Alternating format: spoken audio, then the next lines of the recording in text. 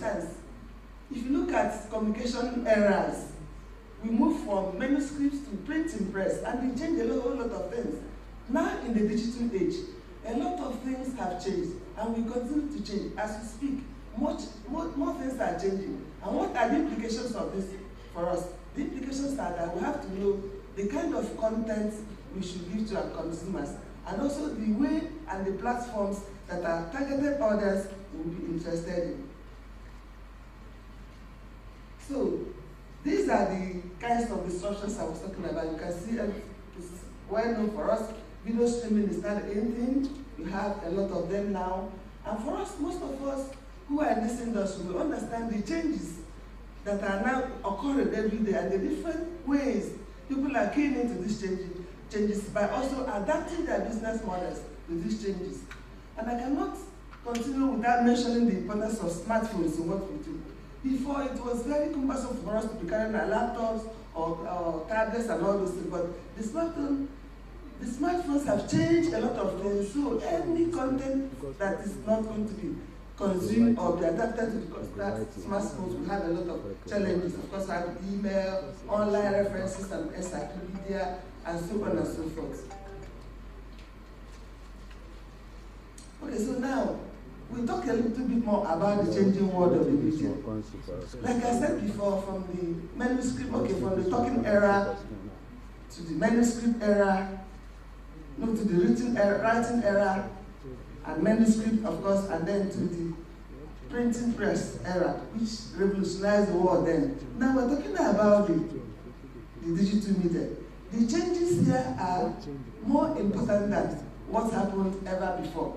For instance, the internet. I'm using the internet as my foundation, as the main area I'm going to focus on this morning. The internet has changed the way we produce, like I said before, the way we consume, and the experience of nearly how we experience and consume every type of media. Today, the very act of consuming media creates an entirely new form of it. You know that.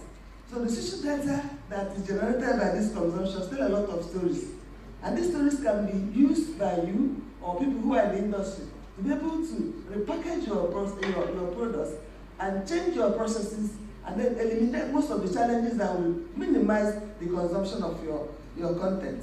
So these numbers generated by the social data, the percentages and the statistics, provide actionable insights concerning our production and marketing strategies, depending on your audiences, of course.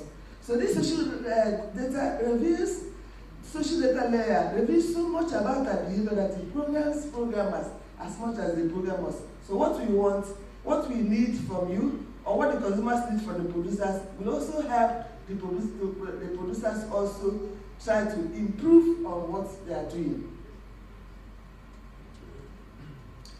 Okay, so now what are the implications? Let's take the social data. How can it improve our marketing? How can it improve the kind of content we are giving to our customers or consumers? So we need to understand that at times, real-time web consumption statistics are all over the internet because of technology and the innovation I talked about. And this will help us to learn how to craft our content to best command an audience. Gone are the days when we take the consumer for granted. If you don't produce what is relevant to them, forget it, because many other people will do that. So there are also technological readouts that give an in-depth analysis of audience behavior and interest and sentiment even as they consume the media. So this should be a clear indication that the audience is interested in what the producers are creating. As you watch the readers, as you have the statistics being provided by the social data, it will help you a lot in the kind of content and how to put yourself in the kind of pedestal that will command respect for you from the industry and from consumers. So there are other implications, of course. Let's use the smartphone as an example. The smartphone and other devices, we are connected to screens and virtually to friends worldwide. But we may forfeit an authentic connection to the real world. Essentially, we become alone together with others. So as we are talking about these digital disruptions, it's important to also understand the effect of this digital disruption on human persons, the ethical implication of these digital disruptions, and how they also change the world we live in. So what are the implications? You can see People are connected to many people, connected to many screens, but how are they really relating to the real world? That's the problem. And I want us to also understand that. So an academy, like I said before, this has been a burning issue for people in the industry and for academics. So in the 60s, a Canadian scholar saw this potential, what we are experiencing now, as far back as 1968 or so, when he decided to give us some of the aspects or some of the things the internet or the new media or the changing world of media can do for us. It can extend the possibilities of man, bring that, no more time, we don't have time, cannot stop us from doing a lot of things. There are so many things we can do with the help of technology, like I said before. Now, it augments us to do a lot of things. Then the medium now is more important than the message, and then the world has become a global village. And what does it mean? It means that for us as marketers, as content producers, we have to also pay attention the kind of contents we produce, and also the implication of this content to the world. Because whatever comes out, whatever happens may affect us one way or the other. So in other words, in other times or in the past, it's important for us to put out the media to know what to do, but now it's no longer possible. It's with us. It is part of us. It's what we live in. It's rather odd for us not to deal with the media than to stay with the media. So this, in the past, one could turn on the media, put it down, and go offline. Now that's becoming the exception, and for many of us, very uncomfortable. Which is also what I tried to say in when I was mentioning the effects of smartphones and other devices on our life, and of course on human dignity. Okay, so now we can also understand other implications of this, like internet-enabled devices and the data we create from the Internet of Things, then the sensor signals. What are the first of all these things? The big data, and so on and so forth. So what are the implications of this? That's why I said this digital disruption can either be good or bad. So what are the implications of this to the human person, and also to the marketing processes, and also to the media content and media consumers we have? Please go ahead. Okay, so now media content consumption. This is another variable we have to also understand. This explains how we read, what we do. Now, with the ever-increasing devices and platforms, we can understand how content consumers get the most value out of the value we create. Okay, so now I will just briefly explain these types of consumption for us to understand, because they have implications for marketing. Focused content consumption, that person is looking at only one platform and using that one platform to also understand what the producer is trying to do. Then multi-input consumption, you can also do a lot of things through different platforms while you're watching. This one is also very familiar to us. Then also we can also look at how we can just try to kill time with, most of us cannot stay alone or just doing nothing. We have to check this or check that, and all these things will also affect the kind of content we produce and how we sell our marketing strategies. Then the time-shifted content and all those things. Okay, so now, let me use this decade as an example. Between 2011 and 2021, we have shifted dramatically the way most of us cannot do without the media, no matter the type of media. That's why, go ahead, in 2022, this is a recent study, said on average, although the study was done in America, and I think it's even more here, on average, people open their smartphones 58 times a day. I think this could be more, but it's debatable all the same. Okay, so now I conclude by stating that digital disruption describes the change that happens when new digital technologies, services, capabilities, and business models affect and change the value of the industry's existing services and goods. So, with these disruptions, which can be good or bad, we have to also take into consideration that we are not really serving yesterday's food today. So if we do, our marketing processes or our targets may also be affected. So our audiences choose how to consume content. They choose. You don't force them to do that. They choose. So for you to succeed, you have to offer the content format that allows them to use their different devices to consume media in the way they choose, and also in the way with the device of their choice. Okay, so now, I also want us to understand that the bottom line, for us to understand the place or the importance of digital disruption, it means that the things are changing. Changing in such a way that we don't even understand most of us don't understand what is happening. Before we even get one, another one will come. So, and this can be good or bad, depending on the way we do. It can be bad for the type of content we produce. It can be bad on the consumers. It can also be bad on the kind of content, and also can be also good. So this is what we have to also understand when we try to factor in these changes in our business processes, in the type of content we produce, and in any other way that will help us to leverage on the changes or the disruptions. Because the word disruption sounds negative, so to say. But then, in this era, it's not negative. It's like opportunity for us to move with the time, because once there's a change in media strategy, it affects the way our lives, because that's what Marshall McLuhan tried to say in 1968. Okay, my recommendations. I borrowed this word, the first one from the European Union Council, on what happens in this day and age, based on what we experience in the industry. So that's okay, you read it later. So disruption should be based on innovations. So that means innovation is a very important, or rather should be a very important aspect of whatever we do. It should also help us to create values. And let's not forget about morals, because whatever we do, if you don't have ethics, if you don't add morals to whatever we do, it's also going to kind of disrupt us in a negative way that will affect the society. And then it will not uplift human dignity, and then we'll be trying to promote planned obsolescence. Because if you look at disruption, it can also help us to, changes must come. Nobody would like to go and use the former cell phones we use. The smartphones are helping us to do a lot of things. But let us use it to achieve human dignity, dignity of labor and all those things, and not just to make money or to plan things and then you use this and discard and some of those things.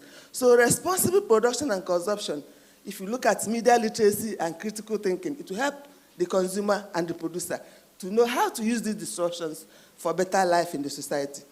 And these are key issues we need to take into consideration in order to navigate the often invasive and obnoxious media environment in Nigeria today.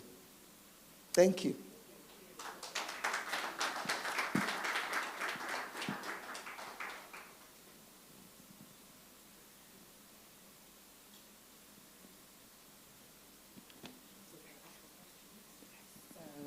Do you want to stand or do you want to sit? All right, thank you so much. Yeah. Edima, you can come forward, that's all right. So she's just going to moderate and ask for questions. Please come forward. Edima will moderate for your questions and any other thing you want to ask. Thank you very much. Do you want to sit? Do you want to sit, ma'am? Thank you.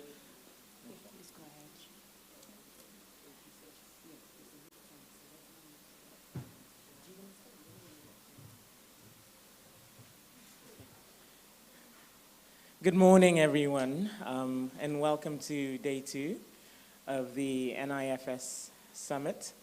Thank you so much for a brilliant presentation. I think one of the things I'd like to ask is, before we throw it open to the rest of the audience, when we talk about digital disruption, how does infrastructure affect that?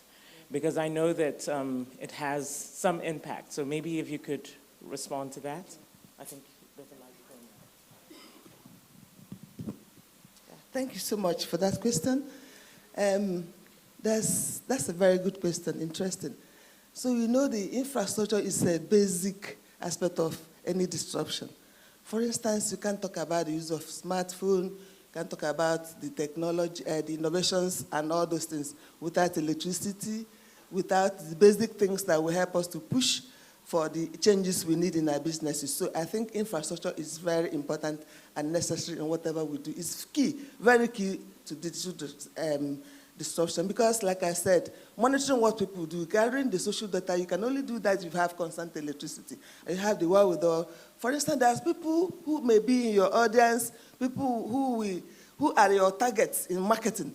if you can't get them, if they are not online, if they can't get electricity or even to get the devices, there's no way what you are going to say will make sense to them. Thank you. I just wanted to ask as well, when we look at the cost of data, because disruption, positive, comes with, looking at the internet infrastructure or the, communication infrastructure that is around. How has that impacted the formats that we now find on, for media? So like I said before, it is very important. If you look at the types of media I enumerated, people have so many reasons to go to the media. So if you don't serve this use very well, that's what some people theorize as uses and gratification theory. I have to use media based on what I need and what I want. So what I want may not be what you want.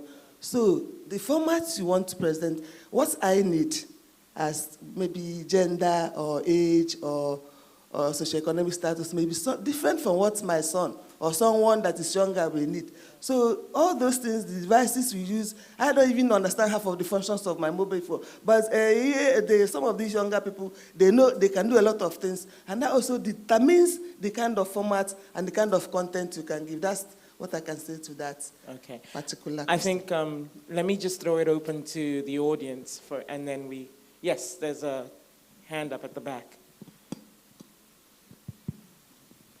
My name is Efefe Wakwa, and I'm from We Entertainment Productions. I get frustrated when, at a point in time, you said that it's somehow impossible to control what we put out there on social media. I know that every one of us here probably have danced to Buga, that is very popular now. We have jumped like Burna Boy. And so when people say we are helpless, we can't control what we put online, I get frustrated. And frustrated in the sense that an actress and producer in Britain, Emma Thompson, said that Nigerian comedy is about going round and round and round. I'm sorry to use the word. Then you do what? Ejaculate. It's very shameful that a very big star could make that kind of comment about Nigerian comedy. But what I want to emphasize is that if we try as much as we can to program our content, to do what? To arrest the kind of laziness, according to our president, that exists amongst young people. We could do coming-to-age content. We could do skill acquisition content. We can dramatize anything to help our young ones grow. So when I hear people say it's somehow impossible, I want to tell everybody who is a producer or content producer that it's very impossible to control what we put online. They say sex sells. I understand sex sells. But then we have to know the fact that when young people watch BB Naija, they emulate what they see.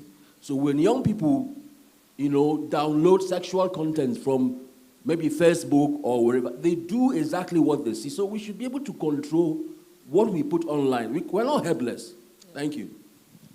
So that's the comment, I suppose, and that's very, very good. I add that this is very good, and then it's also because man is a rational being, we have so many things, we cannot be behaving anyhow or putting it, I agree with you. Then also the regulatory agencies can do a lot, and also our self-regulation can also help us to understand or to consume things that are not going to be very bad to our well-being. Thank you, that's very interesting.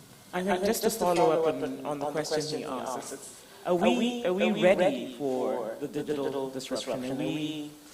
Have we put things in place to take advantage of it?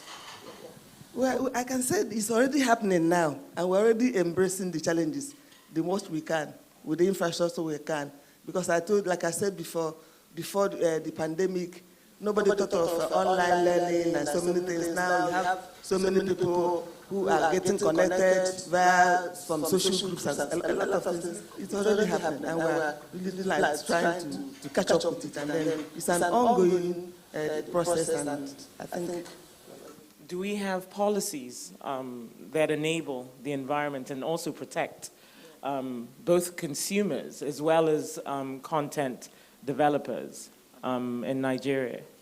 I think there are some contents, some of the NBC, you have NFVBC, and some organizations are also trying to put content. And beyond the content put in by organizations and some regulatory agencies. Self-regulation, to me, is key. Thank you. Do we have any more questions? Yes, we have a question at the back, please. Good morning. My name is Monica. I'm a social media manager, so I really understand what you're saying. And from experience, I know that there are certain contents, let me talk from my own brand, which is Wazobia, that we put out. We're an entertainment channel, but I noticed that when we put out a lot of content about politics, our audience are a lot interested in those. So how do you find the balance? You're an entertainment channel. Do you change, forget your brand essence, just to please your audience fully? How do you find the balance? Thank you so much. Like I said before, we have so many reasons and so many things. And also the media, there are so many functions. Entertainment is one of them. And then there are so many cultural transmissions. So the balance for me is to try and produce the kind of content that will improve or rather dignify the human person and then improve the way our culture, so to say. So we cannot say, okay, because everybody wants this, then let's do that. How does that imply? How can that improve? Or how can that improve the society or the culture we live in to create a better society or to make this life a better place? So I think we have to balance it in such a way that while entertaining people, we do not have to lose sight of other media functions. For instance, surveillance of the environment, and then cultural transmission, education, mobilization, and all those things. So entertainment should not be so narrow as to have it as an excuse to produce so many things that may be harmful for us. Thank you. Any more questions? Any last words, Dr. Okpara? Any last words? I think we should produce responsible content and then try as much as possible to leave the world better than we find it. Thank you so much. Thank you very much. A round of applause for Dr. Okpara. Thank you. Thank you. Thank you so much, Edima, and thank you, Dr. Okpara, for that amazing speech. Dr. Edima is a permanent face here. You see her every time, and each time she comes loaded with information on the content and the need for relevant content. Our next session is just the networking, as we usually do and what we did the last time, is to have time to speak to a couple of people. I'm sure there are faces you've seen already you want to talk to. Can we please use this time to speak to them, get connected while we wait for the next session after that? Thank you. Oh, before I forget, if you're not following us, please follow NIPS on Instagram at NIPS Summit. On Facebook, please follow us at Nigerian International Film Summit. And on LinkedIn, follow us on Nigerian International Film Summit and TV and Film Summit. Thank you very much.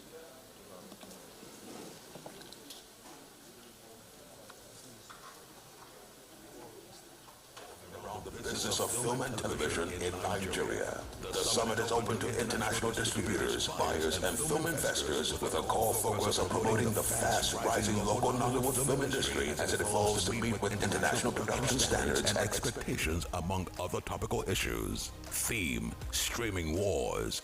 The implication on future of content monetization for film and TV content. Date: 29th of August to the 1st of September in Lagos. 6th to the 7th of November in Los Angeles during the world's biggest film market, the American film market. So join us for 3 days of high-level business conversations, networking events, and as we welcome a delegation of film professionals from the United Kingdom as a country of honor.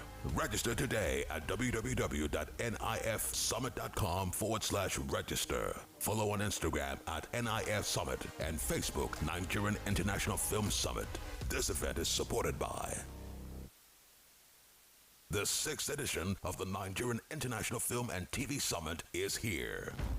The B2B event is essentially a business summit focusing on the business of film and television in Nigeria, with a primary aim to promoting business driven by conversations, meetings, opportunities, and challenges. I came from the exact same streets. I chose to be a better man.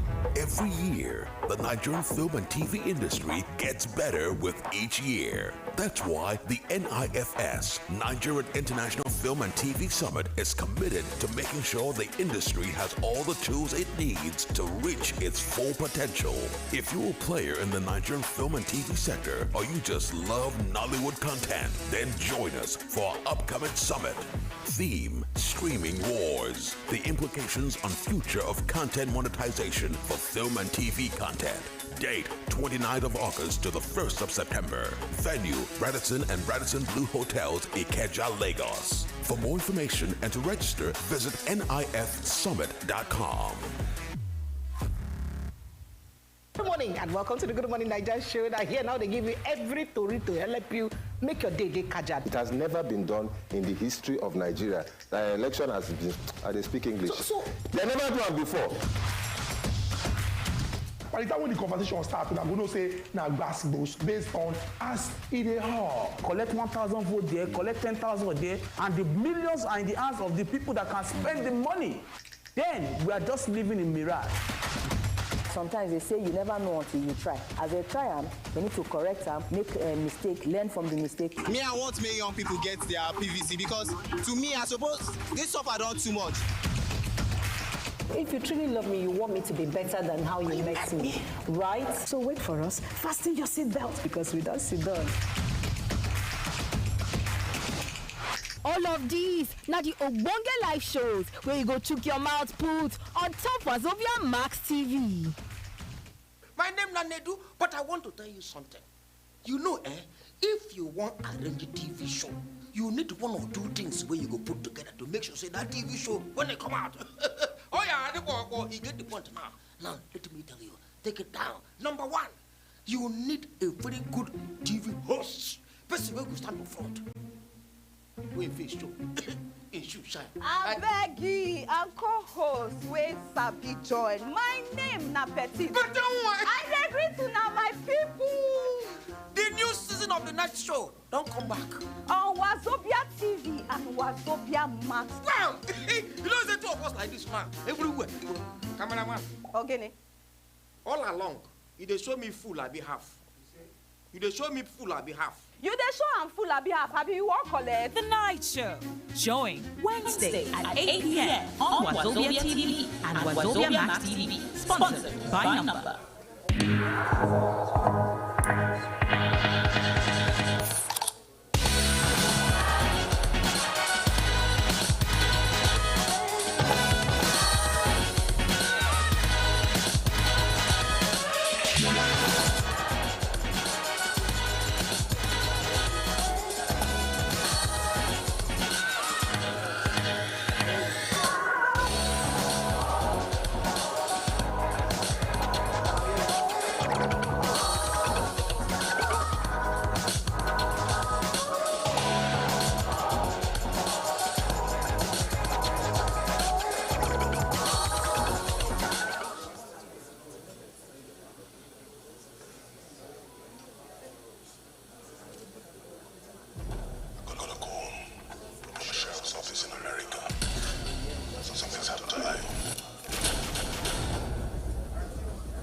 Nigeria, on my way to America to identify his body. He said it was suicide, but where are you guys? I need backup. I'm in London. Just got back from my tournament in Thailand. Come here. Oh yeah, you're alive. My two graphs. Just to circle back. And for better. And for better.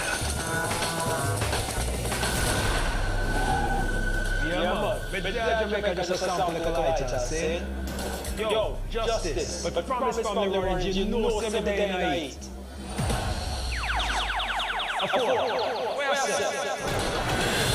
I hear you, Vomit. I happen to have access to a shite photo toy. I'm sorry for your loss, Justice, but something sounds fucked up. Come here. I don't know what we're getting ourselves into, but I do know my brother did not kill himself. This is one life. They realize does matter.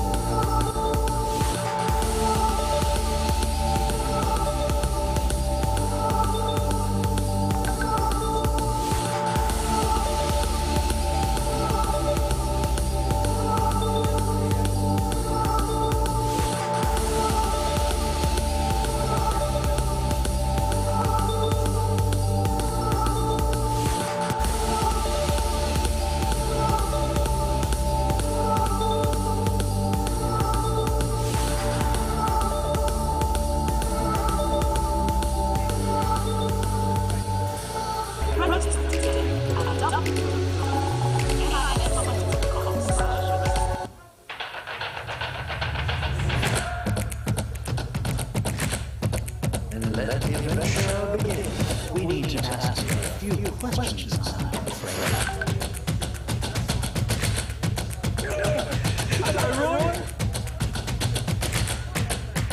I knew this was the creature, but it felt like magic.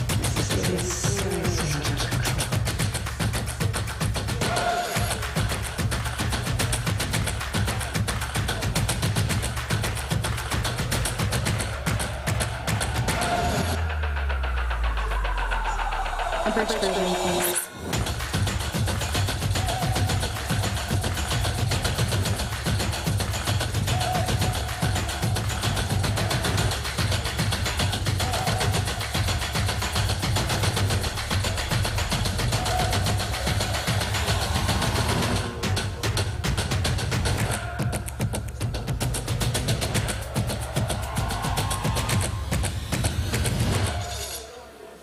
So that's how you win over the crowd.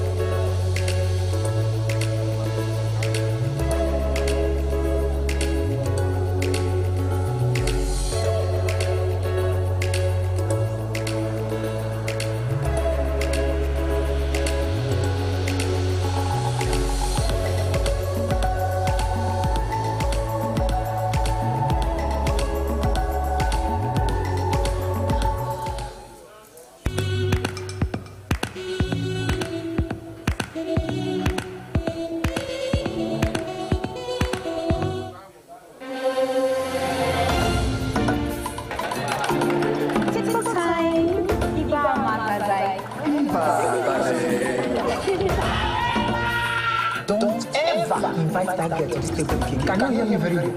I will not approve.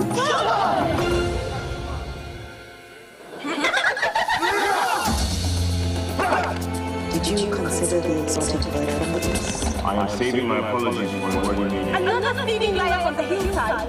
I am so tired of hillside men wreaking havoc on the seaside. Can you please point me in the direction? There shall be held a royal feast. Every maiden in the kingdom be in attendance.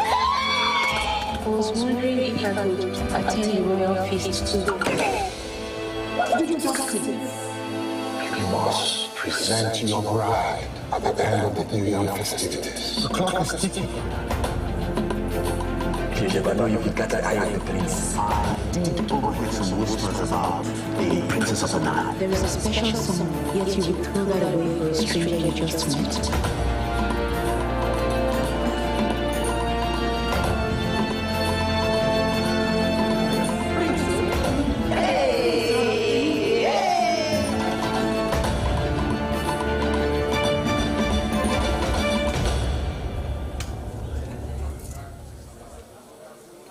The 6th edition of the Nigerian International Film and TV Summit is here. The B2B event is essentially a business summit focusing on the business of film and television in Nigeria, with a primary aim to promoting business driven by conversations, meetings, opportunities, and challenges revolving around the business of film and television in Nigeria. The summit is open to international distributors, buyers, and film investors, with a core focus of promoting the fast-rising local Nollywood film industry as it evolves to meet with international production standards and expectations, among other topical issues.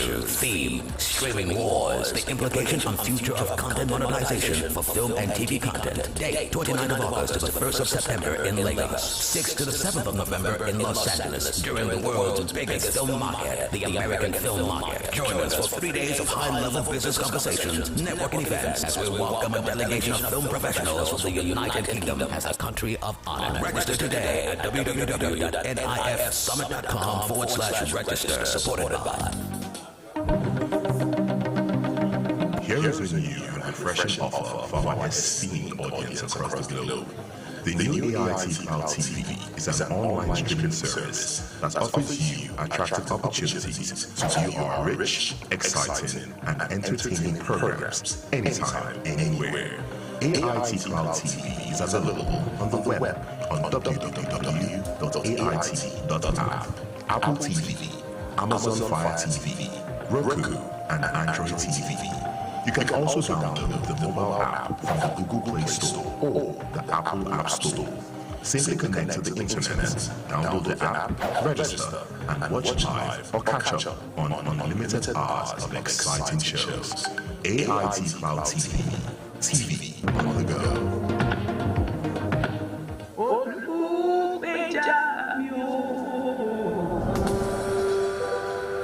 You missed him, Ko?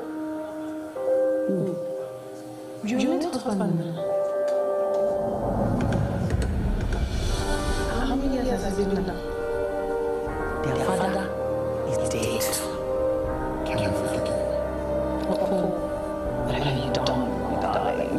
I cannot go back to them and tell them that he has resurrected. He is dead. Vicky, please. Do you know each other? Yes. No.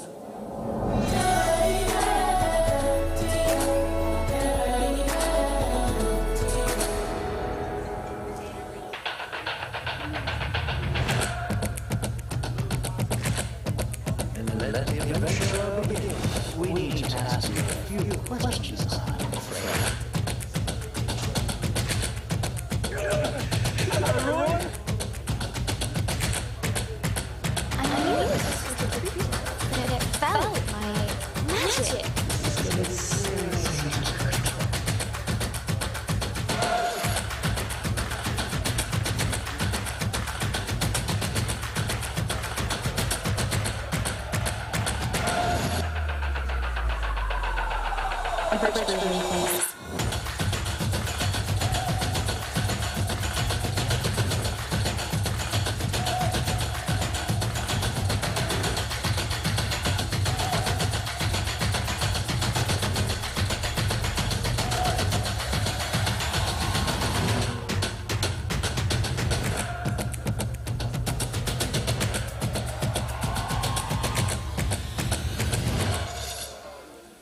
So that's how you win over crowd.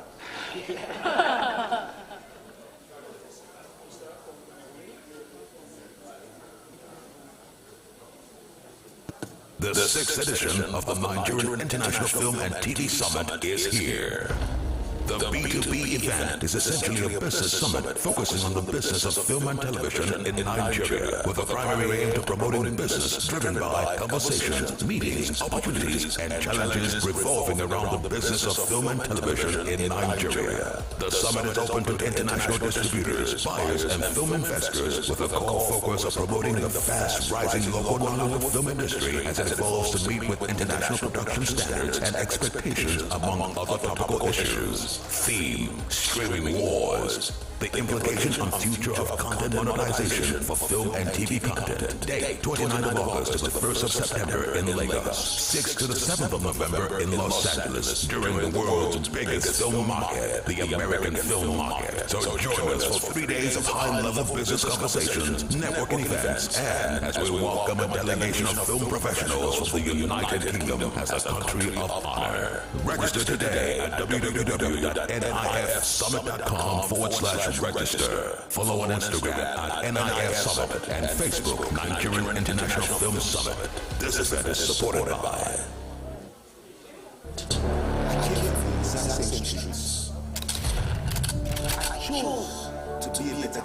Every year, the Nigerian film and TV industry gets better with each year. That's why the NIFS, Nigerian International Film and TV Summit, is committed to making sure the industry has all the tools it needs to reach its full potential. If you're a player in the Nigerian film and TV sector, or you just love Nollywood content, then join us for our upcoming summit. Theme: Streaming Wars. The implications on future of content monetization for film and TV content. Date: 29th of August to the 1st of September. Venue: Radisson and Radisson Blue Hotels, Ikeja, Lagos. For more information and to register, visit nifsummit.com. Good morning and welcome to the Good Morning Nigerian show. I hear now they give you every story to help you make your day kaja. It has never been done in the history of Nigeria. The election has been, I speak English. They never done it before. By the time the conversation starts, I'm going to say, now that's based on as in the law. Collect 1,000 votes there, collect 10,000 there, and the millions are in the hands of the people that are spending the money.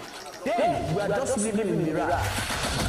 Sometimes they say you never know what you try. As a trial, you need to correct them, make a mistake, learn from the mistake. Driven by conversations, meetings, opportunities, and challenges revolving around the business of film and television in Nigeria. The summit is open to international distributors, buyers, and film investors, with a core focus of promoting the fast-rising local Nollywood film industry as it evolves to meet with international production standards and expectations, among other topical issues. Theme: Streaming Wars. The implication on future of content monetization for film and TV content. Date: 29th of August to the 1st of September in Lagos. 6th to the 7th of November in Los Angeles, during the world's biggest film market, the American film market. Join us for 3 days of high-level business conversations, networking events, as we welcome a delegation of film professionals from the United Kingdom as a country of honor. Register today at www.nifsummit.com/register. Supported by the 6th edition of the Nigerian International Film and TV Summit is here. The B2B event is essentially a business summit focusing on the business of film and television in Nigeria, with a primary aim to promoting business driven by conversations, meetings, opportunities, and challenges revolving around the business of film and television in Nigeria. The summit is open to international distributors, buyers, and film investors, with a core focus of promoting the fast-rising local Nollywood film industry as it evolves to meet with international production standards and expectations, among other topical issues. Theme: Streaming Wars. The implication on future of content monetization for film and TV content. Date: 29th of August to the 1st of September in Lagos. 6th to the 7th of November in Los Angeles, during the world's biggest film market, the American film market. Join us for 3 days of high-level business conversations, networking events, as we welcome a delegation of film professionals from the United Kingdom as a country of honor. Register today at www.nifsummit.com/register. Supported by The 6th edition of the Nigerian International Film and TV Summit is here. The B2B event is essentially a business summit focusing on the business of film and television in Nigeria, with a primary aim to promoting business driven by conversations, meetings, opportunities, and challenges revolving around the business of film and television in Nigeria. The summit is open to international distributors, buyers, and film investors, with a core focus of promoting the fast-rising local Nollywood film industry as it evolves to meet with international production standards and expectations, among other topical issues. Theme: Streaming Wars, the implication on future of content monetization for film and TV content. Date: 29th of August to the 1st of September in Lagos, 6th to the 7th of November in Los Angeles, during the world's biggest film market, the American film market. Join us for 3 days of high-level business conversations, networking events, as we welcome a delegation of film professionals from the United Kingdom as a country of honor. Register today at www.nifsummit.com/register, supported by the 6th edition of the Nigerian International Film and TV Summit is here. The B2B event is essentially a business summit focusing on the business of film and television in Nigeria, with a primary aim to promoting business driven by conversations, meetings, opportunities, and challenges revolving around the business of film and television in Nigeria. The summit is open to international distributors, buyers, and film investors, with a core focus of promoting the fast-rising local Nollywood film industry as it evolves to meet with international production standards and expectations, among other topical issues. Theme: Streaming Wars, the implication on future of content monetization for film and TV content. Date: 29th of August to the 1st of September in Lagos, 6th to the 7th of November in Los Angeles, during the world's biggest film market, the American film market. Join us for 3 days of high-level business conversations, networking events, as we welcome a delegation of film professionals from the United Kingdom as a country of honor. Register today at www.nifsummit.com/register, supported by the 6th edition of the Nigerian International Film and TV Summit is here. The B2B event is essentially a business summit focusing on the business of film and television in Nigeria, with a primary aim to promoting business driven by conversations, meetings, opportunities, and challenges revolving around the business of film and television in Nigeria. The summit is open to international distributors, buyers, and film investors, with a core focus of promoting the fast-rising local Nollywood film industry as it evolves to meet with international production standards and expectations, among other topical issues. Theme: Streaming Wars, the implication on future of content monetization for film and TV content. Date: 29th of August to the 1st of September in Lagos, 6th to the 7th of November in Los Angeles, during the world's biggest film market, the American film market. Join us for 3 days of high-level business conversations, networking events, as we welcome a delegation of film professionals from the United Kingdom as a country of honor. Register today at www.nifsummit.com/register, supported by the 6th edition of the Nigerian International Film and TV Summit is here. The B2B event is essentially a business summit focusing on the business of film and television in Nigeria, with a primary aim to promoting business driven by conversations, meetings, opportunities, and challenges revolving around the business of film and television in Nigeria. The summit is open to international distributors, buyers, and film investors, with a core focus of promoting the fast-rising local Nollywood film industry as it evolves to meet with international production standards and expectations, among other topical issues. Theme: Streaming Wars, the implication on future of content monetization for film and TV content. Date: 29th of August to the 1st of September in Lagos, 6th to the 7th of November in Los Angeles, during the world's biggest film market, the American film market. Join us for 3 days of high-level business conversations, networking events, as we welcome a delegation of film professionals from the United Kingdom as a country of honor. Register today at www.nifsummit.com/register, supported by the 6th edition of the Nigerian International Film and TV Summit is here. The B2B event is essentially a business summit focusing on the business of film and television in Nigeria, with a primary aim to promoting business driven by conversations, meetings, opportunities, and challenges revolving around the business of film and television in Nigeria. The summit is open to international distributors, buyers, and film investors, with a core focus of promoting the fast-rising local Nollywood film industry as it evolves to meet with international production standards and expectations, among other topical issues. Theme: Streaming Wars, the implication on future of content monetization for film and TV content. That'll be our second session for today. The session is on the convergence of TV broadcast and streaming. We'll be looking at the implications of this for the TV business in Nigeria. The speaker is John Momo. He's the chairman of Channels Media Group, who is unavoidably absent and sends his sincere apologies. He'll be represented by Mr. Ladi Akeredolu Ale. He is the Controller News and Current Affairs Channels Television. Can we please welcome him with a very sound round of applause? This session will also be moderated by Ijamauna. Thank you very much. Welcome, sir.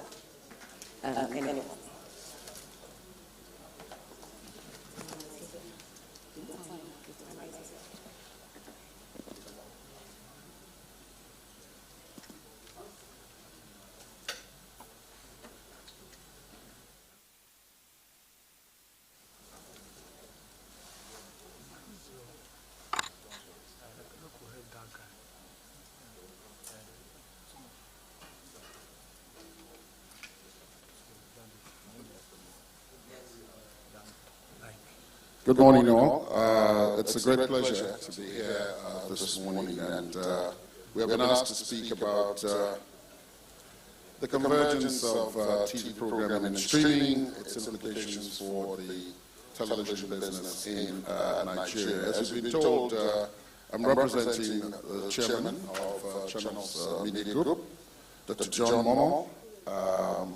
And so I'll be reading you his address, and once I'm done with that, I'll be prepared to answer any questions that arise from there thereafter. It's a great pleasure to be here today for this important occasion. The event provides an opportunity for us to evaluate an emergent issue in broadcast practice. This evaluation is a significant pathway to broadening our understanding of a 21st century phenomenon around the rise of new technologies of communication and the effect these are having on our lives. The technologies have been effective enough to shape our ways, especially in redefining how we work as professionals and how we interact as humans, not just in our immediate community, but also on the global scale. New devices requiring new skills have affected the broadcast sector, leading to improved productivity and efficiency. The related business of streaming has also been effective in conditioning the way we imagine the media and in how we appreciate it. The new value we place on it has also changed, leading to an enhanced standard of media and communication practice and a better standard of living. In coming up with how the convergence of television programs and streaming has affected the television business in Nigeria, we have narrowed the issues down to a specific case in a manner that is helpful for more concise scrutiny of this important subject. I commend this initiative and I congratulate the organizers for being part of stimulating knowledge in this direction. The key issues to underscore here are television programs, streaming, and their implications. Of course, we understand television programs as designated items of broadcast at particular points in time, which could be repeated or that are one-off. They are conceptualized and then go through a course of pre-production, production, and post-production. They focus on a specific or general area of life, depending on the concept, and are supposed to educate, entertain, create awareness, or provide information. Programs can be special, continuous, or episodic. Central to all is that they are enlightening and they are aired on operational channels at different times over time and space. Streaming, on the other hand, is a real-time rendition online of audio and video materials to audiences in manners that can be replayed, stored, and retrieved.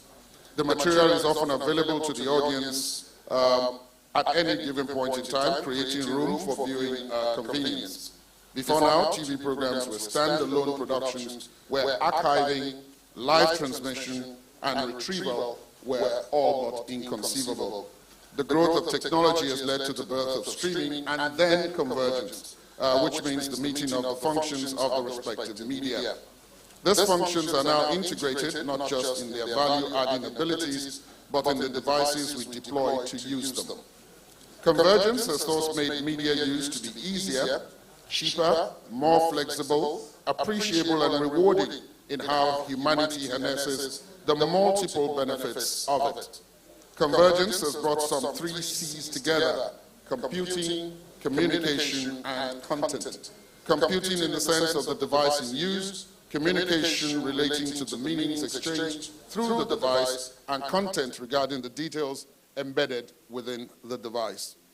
In the Nigerian context, the convergence of TV programs and streaming has not differed from the benefits it has conferred on the global stage in terms of media engagement. One of this is the transformation of services and industry focus, apart from the alteration of workplace practices from the traditional to a modern multifunctional sphere. Added to this is the opportunity for fresh forms of content, leading to the expansion of coverage sectors. The new richness means a robust information dissemination practice and increased material for the audience. When taken together, this implies a better educated and entertained audience in ways that are helpful to increase participation and involvement in the civil and governance process. The byproduct of this should be the growth and development in the ideal sense. With the convergence of TV and streaming, we can also talk about a better ability to segment the audience towards customized messaging. This is an essential process in the development of communication strategies where the destination of messages are categorized based on mapped receptors. With convergence, it becomes easier to create themes for the respective audiences, which are also helpful in the evaluation of feedback and an assessment of the effect of the communication. The implication of this is an increased chance of assessing the opportunities of communication within the context of audiences and against the background of the sent message. Other than this is the fact of greater availability of news, because there are now definite platforms to search for items, generate content, and welcome feedback before the cycle is repeated. As a growing democracy, the convergence of TV and streaming has been helpful, that is, in Nigeria, to include a broad spectrum of the populace, not just consistent with the expectations of democracy, but in line with the yearnings and aspirations of the people for improved appreciation of their citizenship. This is in tandem with the primary essence of disseminating information as an important oxygen for good governance. Information leads to awareness, and awareness is helpful for social action, which is also useful for development. Our system is still a witness to certain developmental challenges. This is therefore a call for a painstaking effort in all spheres of life. The information and communication sectors, through the specific cases of TV programs and streaming, cannot be underestimated in its ability to provide meaningful order to human relationships in their social, economic, cultural, and political engagements. Regardless, the changes through convergence have brought some negative developments, revolving around increased sedentary lifestyles coming from the improved comfort and convenience of watching programs and items, a wrong feeling of having all that you need, the possibility of being detached from the world because of an obsession with information from the ease of accessing them, and the likelihood of higher costs from regularly watching programs on those devices. The benefits seem, however, more overwhelming than the disadvantages, as this is a hallmark of the new times that we are in, and which can only be moderated by personal discipline and institutional regulations in cases of misinformation and disinformation. The task before us as technologies develop is to have new ways of coping with emerging challenges. We can do no less in the interest of a better society. I'm confident that we will not rest on our oars. I thank you for your kind attention. God bless you all. Thank you so much. Thank you. This speech might be available. Please take a seat. Thank you. Might be available on the website. I'll just confirm that before the end of. Moderator, can you please come forward? That'll be Jamal. Can we please give her a round of applause? Thank you.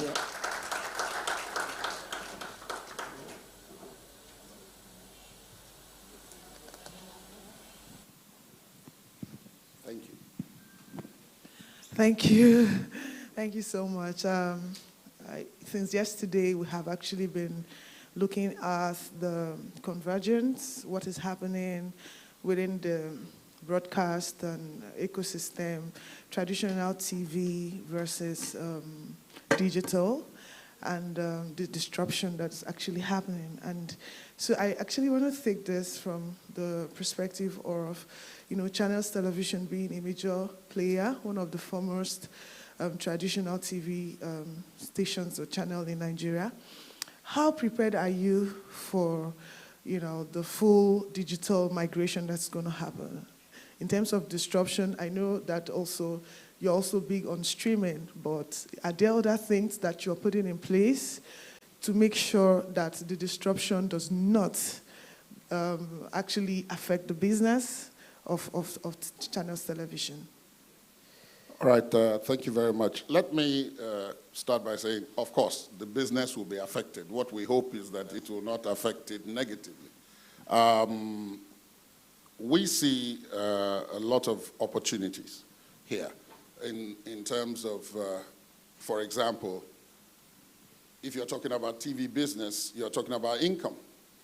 There are multiple income streams in this convergence. Take, for example, what we have started doing and which we're trying to expand, which is the business of podcasting. Now, a lot of people want to see things. There are others who would be satisfied with just hearing them. Mm-hmm. Even with all the convergence that has occurred, if you look at our own environment here, radio is still the most popular medium of communication if you go right across the country. There are some places where if they haven't listened to particular stations, then they haven't gotten the news. So the challenge here is, how do you attract that kind of audience to this platform? And what we've tried to do is, it's still a work in progress, and we're looking at it more consciously because it also involves significant investment, is to create podcasts in indigenous languages, which tend to encapsulate key programs, for example, in health, which today the barrier is that most of the people, in spite of everything we have said and done, ostensibly, are still not able to get the information that is critical for their well-being.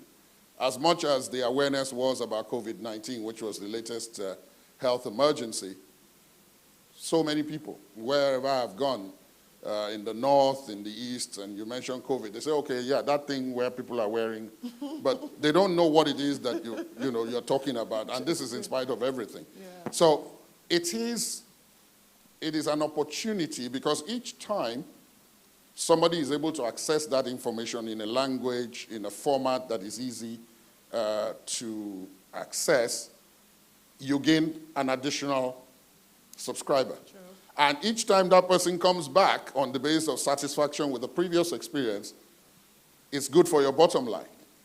It makes you more relevant to their day-to-day lives. And in that respect, you are achieving the objective of educating them, many instances entertaining them. As I was coming in, someone was mentioning that sex sells. Well, it has its own audience.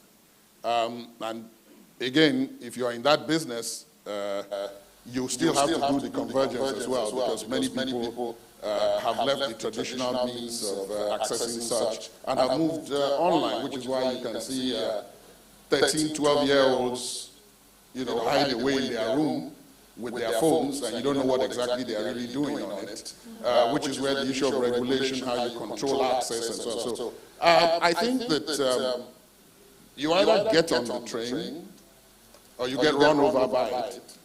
So you can choose which one you want. Thank you so much. What would you consider the future of monetization for traditional TV within this new dispensation of digital that we're going to? Because traditionally it's through advertising, okay? And a lot of advertising budget has actually moved away from traditional television to online platforms, and there's been a huge disruption already for budgets. What is the future of monetization? How will Channels TV, for example, be able to sustain within this period? that we're going to? Well, as I said in the speech, one of the advantages that this disruption has created is that you are able to target specific audiences, which you may not have been able to under the traditional model. Channels used to think of itself as an ABC station, but the vast population is in the DE segment. Okay? So they get to hear about you or about what you're saying and about the information you're putting out in particular ways. And it had always been a challenge to get them not only to engage, but to understand why it is necessary to engage. But with this disruption, you have the opportunity to target them specifically. The information is still the same. It's just that it's the mode of communicating that is different. I'm just giving you the example of the podcast and the indigenous language thing. Now, there are advertisers who don't want to talk to that A or B or C audience. They are looking for the ones in the D and E segment. So anything you are able to convince them about that is designed specifically for those people, and that those people will actually get to watch and see and be interested in and come back over and over again, they will get involved. That, again, is a work in progress, because even in the mind of the advertiser, yes, a lot of the adverts are moved online, but they are still looking for very solid evidence that, yes, on that online, it's not the same people who were watching it traditionally who are also watching it online. They are reaching more people, and they are getting more bang for their buck in terms of the specific product they're trying to sell. How about in terms of data? How do you track the data of people who are following you and watching online? Is this something that you've got some visibility around? Yes. Of course, there's no way of tracking the success or otherwise of any particular content, except to know how many people are on it, how many people are seeing it, how many people are seeing it, and all of that, which is where online is better than traditional. In traditional, you have to rely on third parties who will then feed you back with reports that, okay, during this period, there were X number of people watching during this period, there were Y, and you tweak your programming and the content on that basis. But now you yourself, you don't require any third party. You yourself have many people who do skits in the audience here, those who put out content can tell you. They can monitor in real time how many people at any time are watching, and their feedback, so that you can adjust what it is you put out on the basis of that feedback to attract more people. It's not easy to do, of course. The downside of online is that, at least in this environment in which we operate for now, is that you're going to have to employ more people with particular skill sets, and now they don't come cheap because there are not that many. And then, of course, if you're looking for the really good ones, they're more expensive. So, yesterday I was having a conversation at a meeting, and somebody mentioned digital marketers, that we need digital marketers. And I said, well, we already have some. And they said, yeah, we need more. Because, those with whom we're in the same space are employing more. Okay? And even though you may have a superior product, if people get to see them more, they might buckle under pressure to that. So again, it's still in this environment. Of course, in other environments, you go to South Africa, you go to the UK, and so on. Right. Before I throw the question open to the conversation open to the audience, one more question. How do you think we can manage misinformation? I mean, you are a news platform. So what are the strategies? What are the things that we need to do to make sure, because you just put out something that before you know it, one hour it's gone viral, right? And you mentioned that in your speech, okay, self-discipline around misinformation. What are the things that needs to be done to make sure that from a traditional media perspective, misinformation is being managed? It's a task that even the most developed economies are still struggling with. But in our own system, I think that was why the issue of self-discipline. When something comes to you, whatever the medium, no matter how sensational, no matter how alarming it looks, take a deep breath, step back, and look at that piece of information 2-3 times. More often than not, what you find is that if you do that, instead of just immediately seeing it and forwarding it to your group, you may see holes. It may link you to something you remember that somebody else said about the same subject, which is at variance with what you are now reading. And you can always cross-check. Somebody says to you now, oh, Third Mainland Bridge is closed. You've got Google Maps. So before you start forwarding it to everybody you know that Third Mainland Bridge is closed, why not check Google Maps? Just run and check. Just want to check. I mean, and if there's no evidence that anything is happening, then that's your first pause. Call somebody who works on the island. Say, I understand the bridge is closed. How did you get to work today? You say, which bridge? The bridge is open. I went. That's your second check. Yeah. The third check is you go and check other websites. The information is not there. Twitter, for example. Yeah, the information is not there. Only these people have it. Then you begin to think twice. Of course, all of this is before you begin to forward. It's not after you forwarded it. Because if you forwarded it, then, I mean, there's no point in checking anymore. So I think, on a formal level, because again, we must be clear about something. There's a difference between disinformation and misinformation. Misinformation is, let's say, an honest mistake. You got a figure wrong. It's 3 million, but by dint of your finger, you type 30. That's an honest mistake. But disinformation is deliberate. It's if you are of a particular type, they send you information that suits that your type. So that the chances of you cross-checking before you believe are very slim, because you have already used algorithms to check that you are this type of person. And that therefore, if you see this, your first reaction is not to suspend judgment. Your first So you must, of course, even if you say, yes, I said so, after saying I said so, say, but let me check. That's about it. At the regulatory level, as I said, internationally they're trying to deal with it because there is a thin line between your right to free speech, which, people talk about, and the right of society not to descend into chaos as a result of your free speech. So that is something everybody is still struggling with and is made more difficult.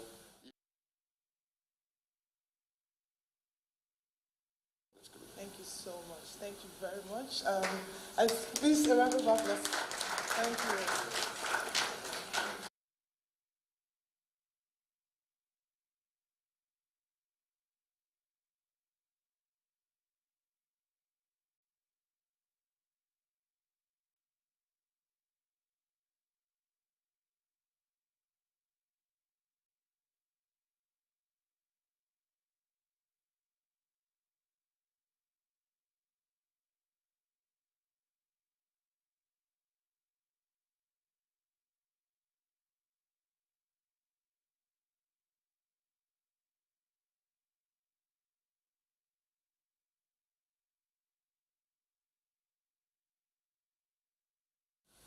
Well, the first thing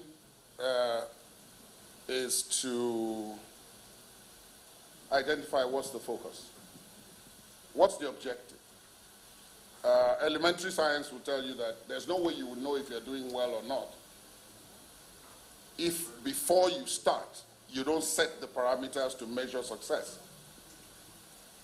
So in the same vein, if you are trying to mobilize young people to take over and drive change and so on, what would be the parameters that would make that successful? what would have to happen for you to consider that mobilization a success.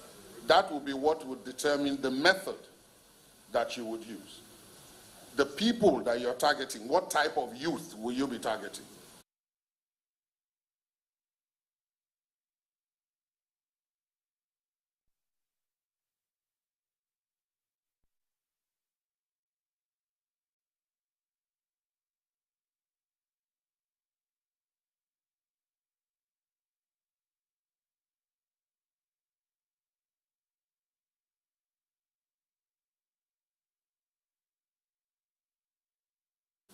You lose control of the process.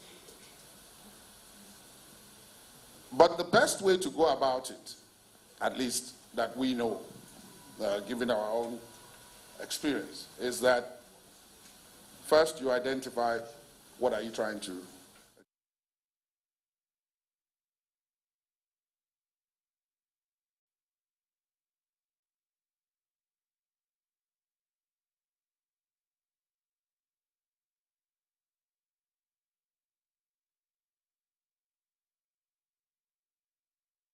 Depending on what it is you want to achieve, it's not automatic that all youth are online.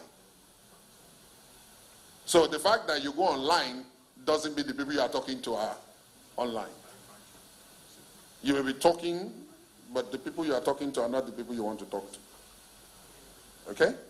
And as we have found out in more recent history, when those people are not those you wanted to talk to, they receive the message, they then take your message and turn it upside down, and then head in a different direction. So while you are sitting at home expecting feedback, they've headed off. In our own system here, I think, again, discipline is very important. Right now, we are acting in the way that people who have just started doing something are acting, which is that everybody goes into it. When you say mobilization,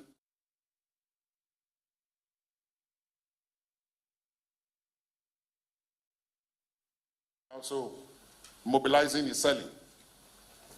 You know, even those who don't know how to maneuver the system, they call themselves mobilizers, because that may be a way to access some resources. I don't know if I have answered your question. Thank you. Thank you for that answer. I think I can just take one more question.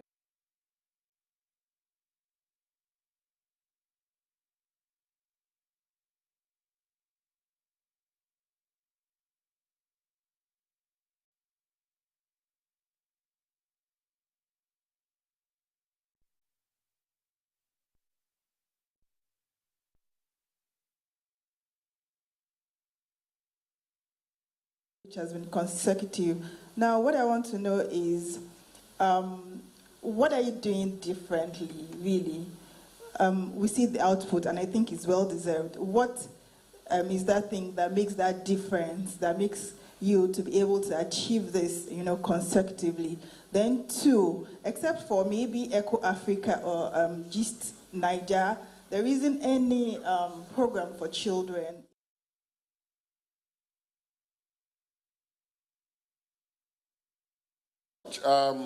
What are we doing differently?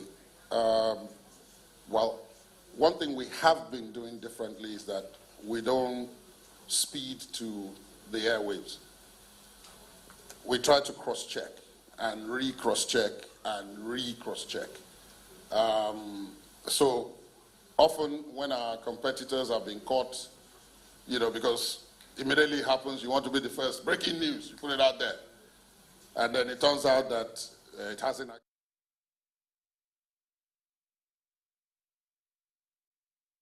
To cross-check. So sometimes, if you notice, we're a bit slower. But then that has its own advantage in that people will say, have you seen it on? If you've seen it on channels, then the chances are higher that it's correct. That is something you earn. It's not something that happens overnight. It's something you earn. The other thing is that standards are standards. From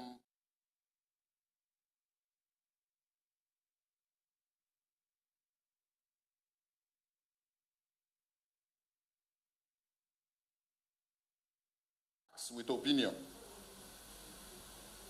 Okay?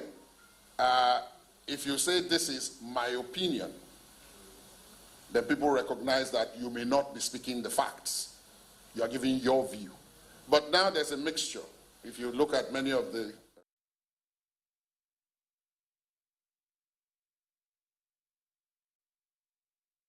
facts as their opinion. The other point, of course, is that as things have gone on, as technology has evolved and all of that, we have tried to keep up with it. We have a very big presence online. I just talked about podcasting. We have all our programs online, almost immediately. Cross-check, we give context, we do all of that. And that in itself is a deliberate policy. It's not something that happens just on the cuff or by coincidence. It's a deliberate policy. Very many of these others are not able to, because the last thing I want to point out on that is that it costs a great deal of money. The one thing that most people do not easily recognize is that content is costly. It's costly to get. Waving your fingers, as people see, I see on TikTok and all of that. That doesn't cost much. It's easy to generate. But if you're talking about serious, maybe not even so serious, but information that is attractive across a broad spectrum,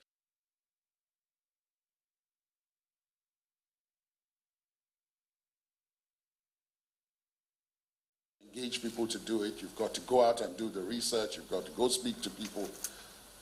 There's always a temptation that because you're always looking at the bottom line, you want to cut out as much of the cost as possible in order to enhance your bottom line, and that's where the problem is. So that, I believe, we have tried to do.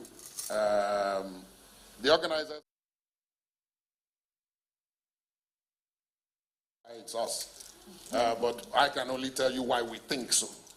And that's what I've done. And as to the question of children, you ask yourself the question,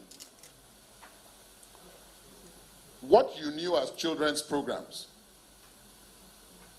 which child of now is interested in them?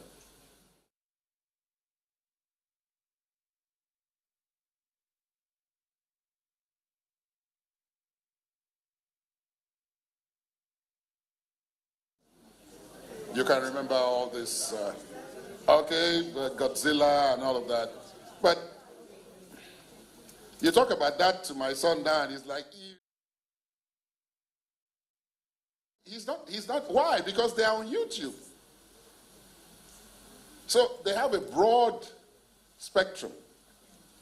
And like other content, children's programming is difficult to produce. It's expensive to produce. You need animators, if you're going to produce local ones, that is. And under the broadcast code, there are certain regulations. You can't just take the children's program from Peru and start broadcasting here. You know, you just enter a shop in London, buy it, and come out. We used to do that back then when the rules were a lot more lax. But now they're a lot more stringent.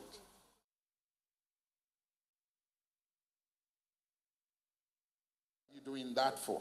We had children's programming. We had a children's segment on our own and then mandated by law. But that was years. Which organization now has children's programming segment? Even the children are denying that they are children. So what would you? So that's it. Thank you. That, of course, we've come to the end of this. Essentially, Channels is a thematic channel, right? It's a thematic news channel. And he already explained that the target demographics are the ABC, but now with digital, they're trying to target the people at the bottom of the pyramid. But I think, essentially, it's a news channel. Program. I mean, that's not what they do. It's not. It's a news. Is it okay to add a general entertainment, news and general entertainment? So I think that could also be the reason. Anyway, thank you so much. It's been nice. Please, can we give them?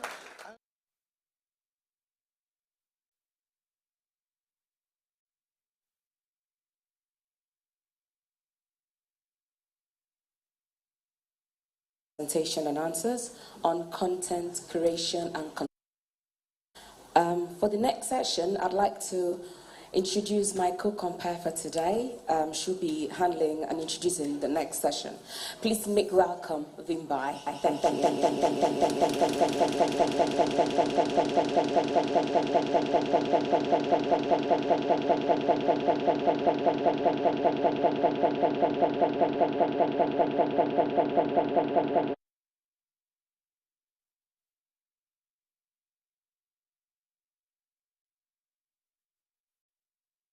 So much. What an informative and educative session. I took so much away from that, as I'm sure you did as well. But we're going to keep things moving because we are slightly behind our schedule. And the next conversation is another big conversation that's been happening in our industry. I thought it was very interesting that Mr. Ladi referred to the fact that radio is still the biggest media platform across Nigeria. However, the streaming wars are on, and everybody is fighting for those eyeballs. And one new player in the market is convincing everybody to japa over to where they are. So today we're going to be hearing on the streaming wars, the implications on the future of content monetization on film and TV content. And we have the great pleasure of having Ayana Lonayen, who is the Director of Content Acquisition and the Head of Worldwide Major Studio Licensing Strategy for Amazon's Prime Video Streaming Subscription on Demand, that's SVOD video service. Now, Ayana leads a content program management team, which is responsible for facilitating the internal execution and ingest of all of the Prime Video's worldwide SVOD licensing agreements with internal stakeholders, teams, and systems. Ayana is also responsible for managing the dedicated team of content acquisition executives who produced and US Hollywood content. Without a doubt, one of the busiest women in Nigeria at the moment, as all producers, content creators clamor to get onto this the platform that has just joined our market. So Ayana Lonayen, it's a pleasure to invite you over.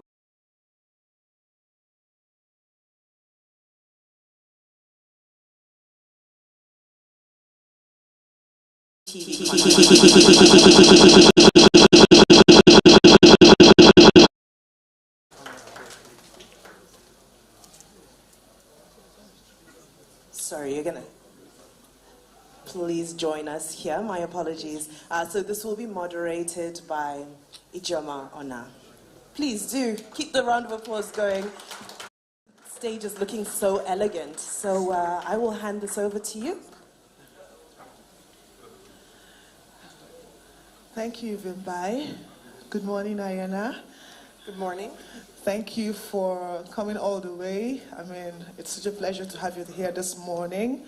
And so this is going to be a hosted keynote. But we're going to have it as a hosted keynote session. So have a couple of questions that going to be put across to her, and she's going to be enlightening us and speaking to us across this different questions. And I'm just going to start. First of all, you're going to tell us about the business of Prime Video in Nigeria and why Prime Video suddenly, you launched in 2016 in Nigeria, but like Prime Video is literally in our faces. So what has changed? Why the sudden, buzz around Prime Video in Nigeria? I think we can start there if you can give us a perspective of what Thank you for inviting me, and on behalf of Amazon Prime.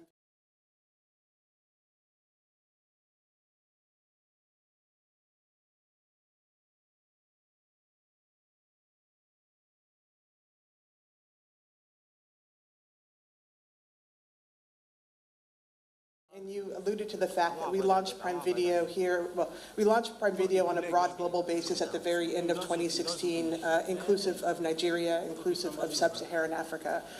But Prime Video is Amazon's global streaming subscription video on demand service. We operate Prime Video in over 240 countries around the world. We make our service available to over 200 million Prime Video members and subscribers around the world. And, per your comments, we launched initially 2016. And even when we embarked on that launch, we did so knowing that there would be a point in time in the not so distant future where we would build upon that initial investment. We would lean in, we would deepen and enrich the content offering that we made available here in Nigeria as well as across sub-Saharan Africa from a content standpoint, from a marketing standpoint. So we're super excited. I mean, I think as evidenced by some of the recent marketing campaigns that we've just embarked on a couple of weeks ago, some of the recent local content licensing and/or commissioning and/or original agreements that we've reached into, that we announced recently. We're very excited to be here, very excited to build upon that foundation from 2016. And our goal, as we say, is to be the most local of global services. Our ambition is to delight our customers, and we use that word very deliberately within Amazon. We want to delight across sub-Saharan Africa, across the world.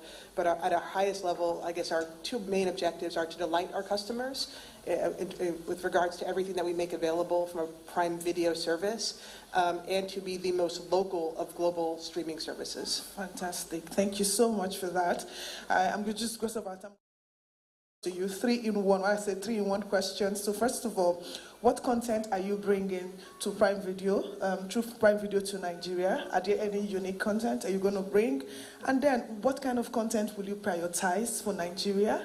And then what will be the ratio of local to global content?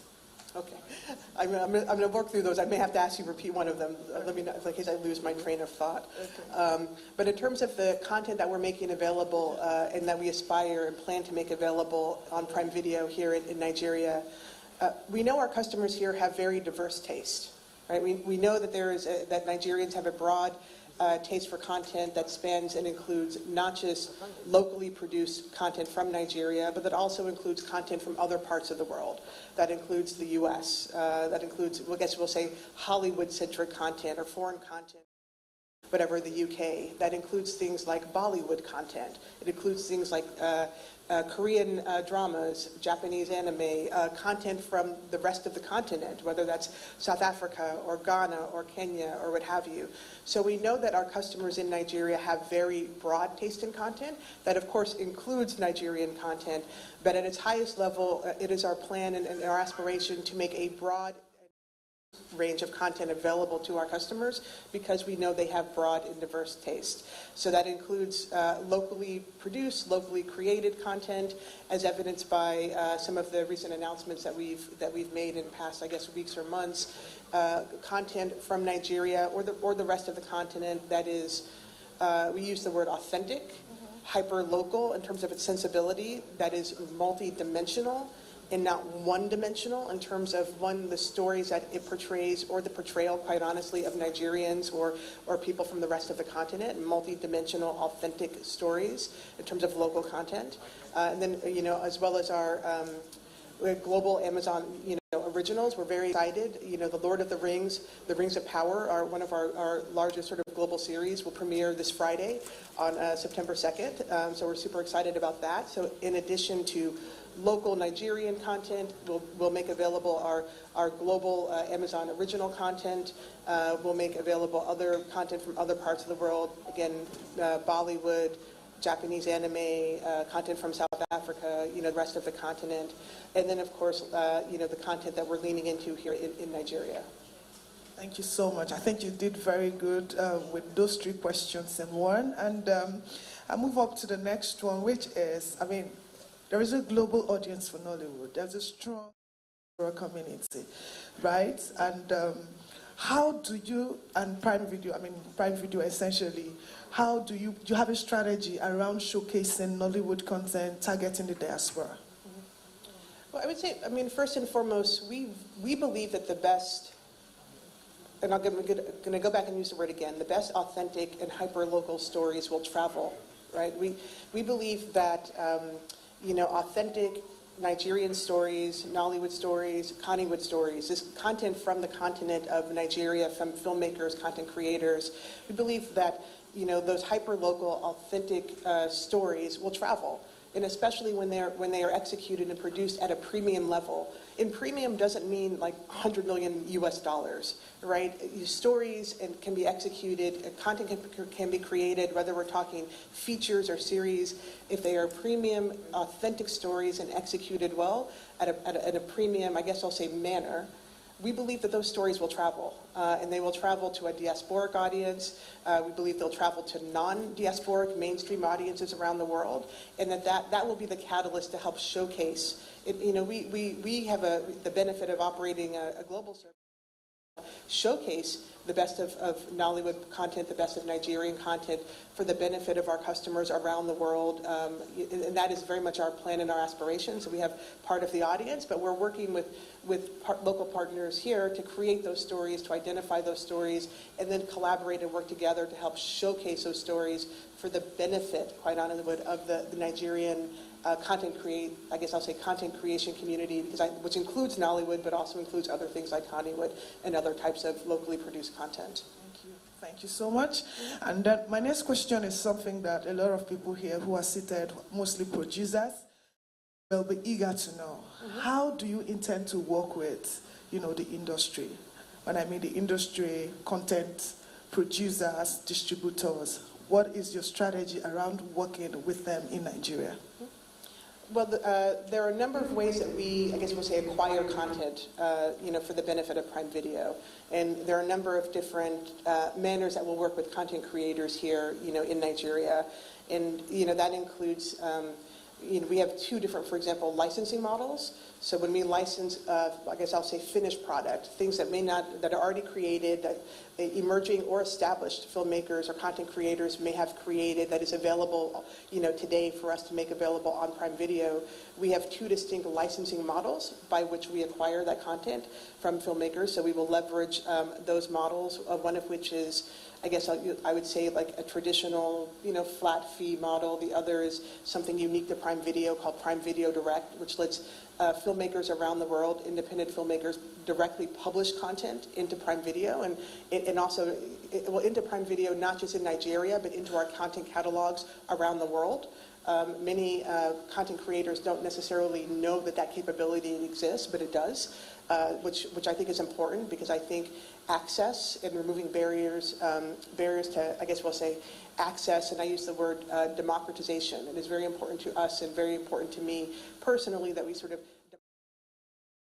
to streaming services, whether that is mine or other services that other companies may operate. So at its highest level, we license content that is already created and available for license. We do that on an exclusive or non-exclusive basis. We can make that available in Nigeria, across sub-Saharan Africa, on a broad basis, worldwide basis. That's all just sort of subject to the respective conversation with that IP owner and that filmmaker. So that's one way that we will work with emerging filmmakers and established filmmakers. Then there are other things that we do in the middle, whether that's co-productions, we say co-commissions, or as evidenced by our recent NEMSIA announcement, the content that we and may commission as part of those efforts. And again, those can happen with emerging filmmakers or established filmmakers. And then on the other, maybe the far end of the spectrum is original content that we may develop as part of Amazon Studios, as evidenced by the recent LOL Niger announcement from about 2 weeks ago. Other content that we may acquire, brand as an original, a la Gangs of Lagos, which we're super excited about. So there's a spectrum of ways that we work with emerging filmmakers and established filmmakers, and I think that is a good thing because there's no one size fits all. There's no one size that we apply. We whether we're licensing it, commissioning it, creating it as an original, we evaluate every project on its own merits on a one-by-one basis. We don't apply a uniform template to any piece of content that we acquire, again, whether that is with emerging filmmakers or established filmmakers. Fantastic. I think there's something we need to highlight. This is the Prime Video Direct. I'm not sure a lot of people in this audience understand or know that there is a platform by Prime Video where you can actually publish your own content yourself and take control of what you put out there. So it's more like providing content creators and producers a platform where they can actually earn money. Maybe you want to talk more about the monetization of Prime Video Direct. I think it's something that we really need to highlight for everyone here to know. Yeah, no, Prime Video Direct is, I guess I'll call it a capability. It's a way it's a way that we license content on behalf of Amazon. Again, we have a couple of different sort of monetization models, but Prime Video Direct at its highest level lets IP owners, and again, those IP owners could be independent filmmakers, they could be major studios, it could be any sort of, I guess, content partner to Amazon. It lets content partners publish content directly into our blogs on either an SVOD basis, so a streaming basis, or in countries where we have our transactional store, which is, you can rent or buy content. So we do not operate our transactional store as part of Prime Video here in Nigeria or in Sub-Saharan Africa today, but we do operate our Prime Video transactional store in the United States, in the United Kingdom, in Germany, Japan, a number of territories and countries and regions around the world. So, an IP owner, and again, they have to be the IP owner, and for the respective movie or series, that allows the IP owner to effectively, there's an online portal, or if you Google Prime Video Direct, this is all available, sort of online, create an account, and via that account, submit content for publish on an SVOD basis in a requisite territory or on a transactional basis. And, that has to meet certain, I'm going to say basic quality assurances. It has to be sort of policy compliant, et cetera. It can't be inappropriate content. But, beyond those two sort of high-level criteria, let's content owners make their content available in our catalogs, for the benefit of our customers. It's not tagged any differently. It's not treated any differently with regards to our algorithms. It's just content is published into Prime Video, and our customers find the content. If it delights them, they watch it, and the IP owner is compensated based on the level of engagement that our customers have with that respective piece of content. So I always say it's one of Prime Video's best kept secrets, because many people may not know it exists, quite honestly, because if you're from Prime Video, you wouldn't know it exists, because our customers don't know how, an underlying IP owner is being compensated for a piece of content that's not really relevant to their viewing experience on our service. But it's a wonderful capability that is unique to Prime Video, and I certainly encourage everyone to explore and understand that if it's something of interest. Fantastic. I think definitely something of interest, as long as money to be made. So it's a question of, people understanding that there is such platform that can actually help their content even travel further, right? Help their content to be discovered. And at the end of the day, I believe the model should be a share revenue model on Amazon Direct. So at its highest level, partners for an SVOD, for content they publish into our SVOD, our SVOD catalogs, they're compensated based on the amount of engagement that our customers have, view and watch that content. And then for our transactional basis, rent or buy, there's a rev share component to that, but not on an SVOD basis. Great. Okay, moving up to our next question, and that is, what opportunities do you see for the Nollywood film and TV industry in the future? Mm-hmm. And how would you also, what does this investment that Amazon Prime Video is making in Nigeria, what does it mean for the industry in Nigeria? Yeah, I'm very excited. I see nothing but opportunity when I think about, the Nollywood sort of content creation, community. I see opportunity, and this is not in any stack rank order, as we would say at Amazon.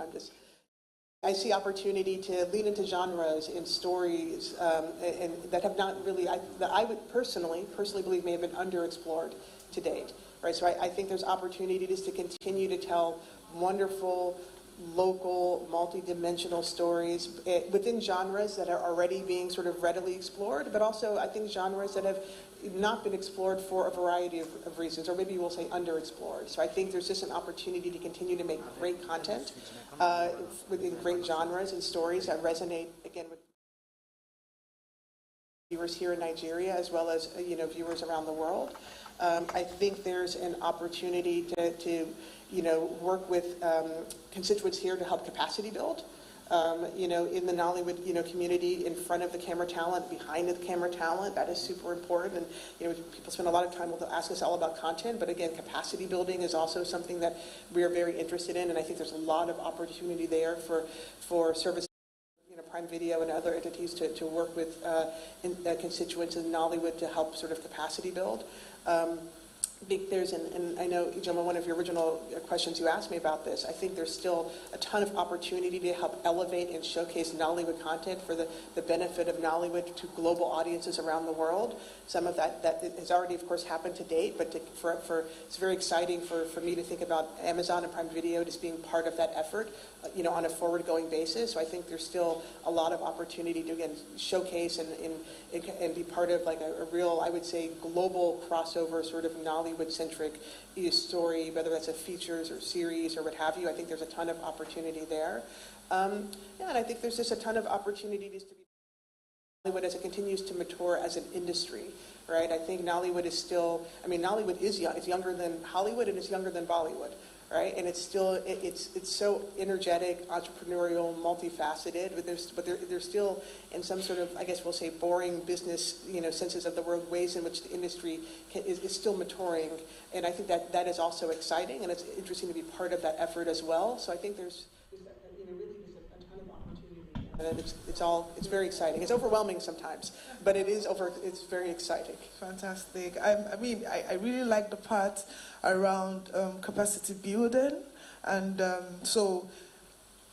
when you talk about capacity building, investing in training local producers, maybe do you have some expectations around quality, because you also talked about quality control and stuff like that, because every content that goes on Prime Video must go through quality control. So in terms of capacity building, what approach are you looking at? Because, for example, there are a couple of producers here who are going to be pitching to you in a very short time, right? And what would you actually expect from them?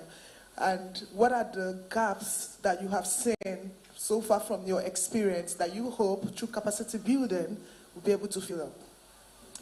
So we are definitely very committed. Everyone in this room, I believe, I don't know everyone in this room, but we're all interested in the same, I think, or I hope, the same sort of outcome and sort of mid or long-term objective, which is, to help not just elevate Nollywood, but capacity build. And when I use the word capacity build, I mean really, in my mind, that's sort of a proxy for helping to cultivate like the next, or even the current, or established, quite honestly, generation of filmmakers and content creators and talent, and again, in front of the camera, behind the camera, talent here in Nigeria.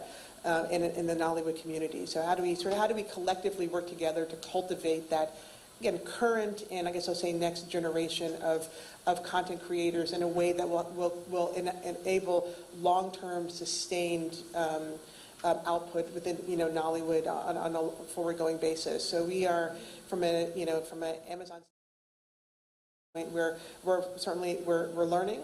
We're listening. We're having conversations with different constituents, across the Nollywood, community within Nigeria to help inform and help us understand and determine, like, what do we think will be the most effective waves and I guess we'll say mechanisms and ways to do that on a programmatic basis.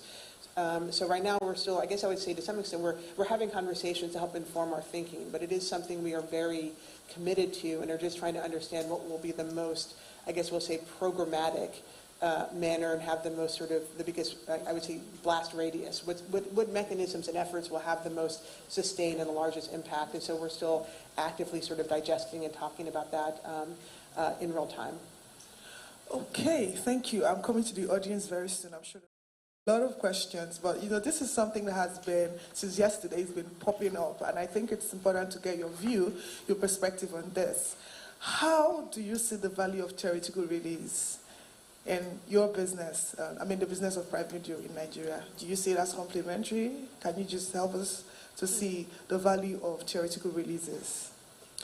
Oh, absolutely. We are supportive of the theatrical release of content, and I think and hope that's evidenced, some of the some of the agreements that we've, relationships, I guess I would say, that we've entered into that have been sort of publicly announced. We have theatrical output agreements with Anthill Studios, Inkblot Studios. By nature, I mean, these are agreements whereby, wonderful, movies that those respective studios produce, such as, King of Thieves, etc., will avail on an exclusive basis on Prime Video, but after their theatrical, exhibition, after they have left theaters, etc. So we view that as very much complementary.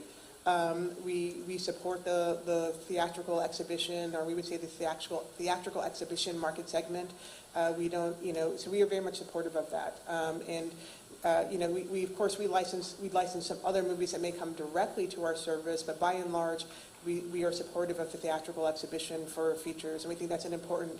We think that's important, quite honestly, for customers. We think that's important for filmmakers, and we don't view that as I guess a competitive threat at all. It's very integral, and we think it's a positive thing.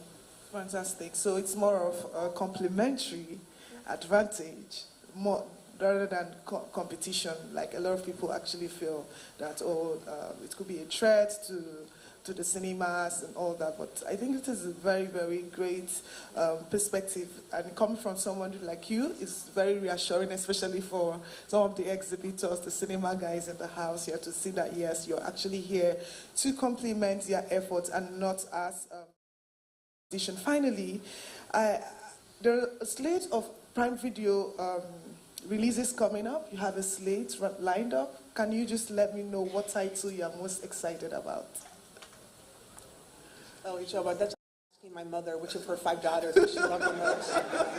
She's never going to give you a straight answer, even though I'm convinced she loves my older sister more than me. I'm convinced of it. No, I love.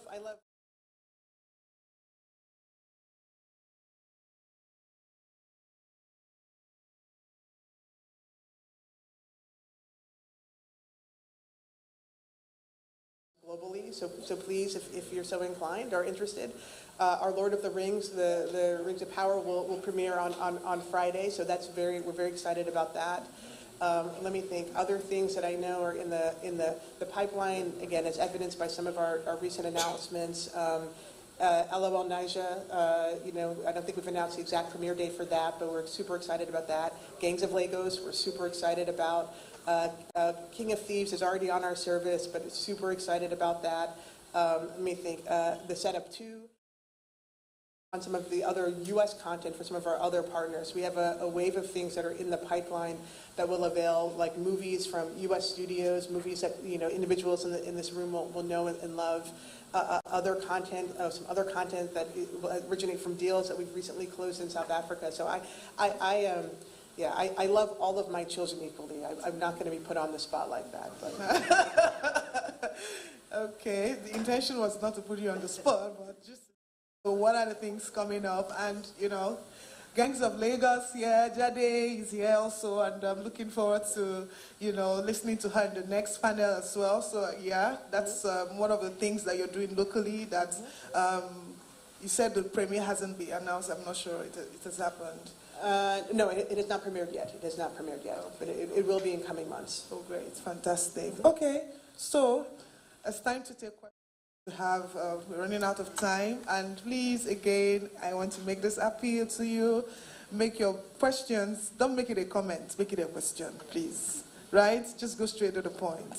Okay? So let's start from the back, because the mic is at the back there. There's someone at the back there. Yeah. Hi, Anon. Thank you for the kind words. So my question is in terms of P&A spend for local content, particularly. So I just wanted to find out if you have a plan. So when you acquire the local originals, if you have a plan for P&A spend in foreign markets, aka like London, New York, LA, Joburg, Australia, etc. It's a great question. So I'll put it this way, when we For original content in general, for global content, though, most of our originals are launched on a global basis, independent of where they originate. You know, I guess the short answer to your question is we develop a marketing plan internally for each respective title that is unique to that respective title. Whether we're talking, again, the Lord of the Rings or, you know, the Gangs of Lagos or what have you, or Jungle, one of our, you know, recent, we'll say UK originals, etc. So we develop in concert with our marketing plans, and we have a number of different, I guess we'll say, regionally specific and country-specific marketing teams, as well as a global studio team within the auspices of our studio. So without, again, getting into the minutia of like our organizational structure, we would develop an in-house marketing plan for the respective title, the feature or series. We would work across the marketing teams, be they our Amazon Studios marketing team or country-specific marketing teams, because we have country-specific marketing teams as well, and come up with a marketing plan for that respective title, again, just based on the unique characteristics of it. And then we would execute against that via a number of different tactics, whether those are out of home, you know, above the line, online, etc. So we effectively create a marketing plan for the respective title and execute tactically based on the uniqueness of the title. But we certainly put our weight and support of our marketing teams behind everything that we do market, but every plan we create is tailored to the respective title or series. I see. So more like bespoke marketing on a title-by-title basis? Yes, because again, there's no one-size-fits-all. And that may sound like kind of like I'm trying to give a coy answer, but it's not. I'm not. I mean, we look at every title. We look at you know, how we think it will travel, what territories we think it will do well in. We look at, quite honestly, the programming needs of our service in that respective territory, and we create a tailored marketing plan, for the respective title. There's not like a template that we apply for every piece of original content that we have. Fantastic. Thank you. Next question. Thank you. To Nigeria, congratulations. I have a couple of questions. Before my film was licensed on Amazon Prime, it's there now. I had considered the Prime Video Direct Sorry, option. can you tell us your name? Oh, my name is Ladru. I'm producer for a film called Loving Amanda on your platform. But before we got licensed on the platform, we had considered the Prime Video Direct, which I think is the TVOD option, if I'm correct. Yeah, it has a transactional element to it. Yes, but we had considered the one where people pay to watch your film, even though the platform. The reasons why we didn't go through with that was because the data protection option for that particular option, correct me if I'm wrong or if it's been updated, is not very strong. So before I tried putting on the film, I paid for another film, rented another film, and it was quite easy to screen record that. And if your film is licensed and is pirated, for example, because the company has already paid you as a filmmaker, it doesn't really matter as much to you as if you're only getting money based on people paying per time. So I'm wondering if there are conversations about better digital protection for not fully licensed films, but for films where filmmakers try to democratize the process and just say, okay, when you pay me, then I'll get my money. I don't know if you get the question. If there are conversations internally going on about how to protect data rights. I know that copyright's a major issue all over the world. My second question is, for example, sorry, back to my film again. It ranked top 3 while it was on Amazon Prime. The reason why I know that is because it's my film and my friends were watching it and they saw it. But when you start using the platform, users don't really get to see top 10 or top 3 in your nation like another competitor whose name I won't mention. But I just thought it would be good to kind of develop user-friendliness in a way that people can at least see that. Because what you can see it when you're watching a film and it says it's number 7 or it's number 10. But when you start using the platform, because I use it a lot, when you start using the platform, it's not very clear what films are trending in your nation or in the world at the time. So I thought those are things that can be improved upon. Thank you. Thank you, and thank you for the questions. And I think she's just trying to understand the DRM, you know. Yeah, so because I don't know if I fully understand the first question, but I will say we have some very stringent. I mean, again, we operate on a global basis, so we have a very, very stringent digital rights management We have, content, protection security teams at Amazon. So maybe at some point, maybe we can connect one-on-one. I will say, I don't know that. Well, I won't get into the specifics of that situation because I don't know it, but I will say we absolutely, again, we work with partners around the world, independent filmmakers to the largest studios that you can name, off the top of your head that operate on a global basis. So we certainly have no incentive, quite honestly, to not have a secure mechanisms that support Prime Video, and we have, we have secure, very stringent, DRM, security mechanisms, et cetera. So I would be surprised if those had been sort of compromised in any way, but I can say first and foremost, just without going into specifics, we take content protection, DRM, again, that stands for Digital Rights Management, the security and the integrity from a content protection standpoint of our service very, very seriously. So I guess that's at least my knee-jerk response to the first question, although I'm not sure I fully understood it. The second question, it's an interesting one. We have a number of different algorithms, quite honestly, that surface content to our customers based on what we think they want to watch, right? And, I know other services, may have like the top what have you. We have our own, we call it merchandising. We have our own different way of merchandising content on our service via our carousels, et cetera, for the benefit of our customers. But by and large, this may be a very kind of Amazon-centric way of thinking. We want, our customers to tell us what they want to watch, even down to the individual basis. So we have algorithms that surface content to our customers on an individual basis based on their, I guess we'll say, their viewing habits.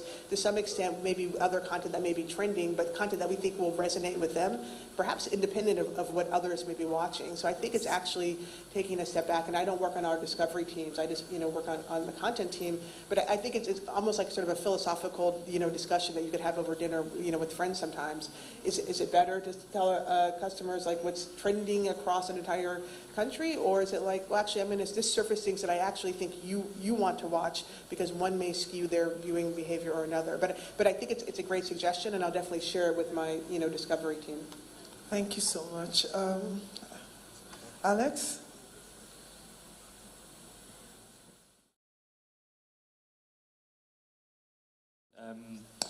I wanted to ask, you mentioned that there were specific genres that you felt were maybe have been neglected in the past in Nigeria, and I was curious to hear more about those, and maybe more specifically within that, curious to have a fuller sense of the approach to genre, because I think there's sort of, for example, yesterday we heard about a lot of films that felt like they clearly had done very well in Nigeria, but I didn't know whether they would be films that would travel as well internationally.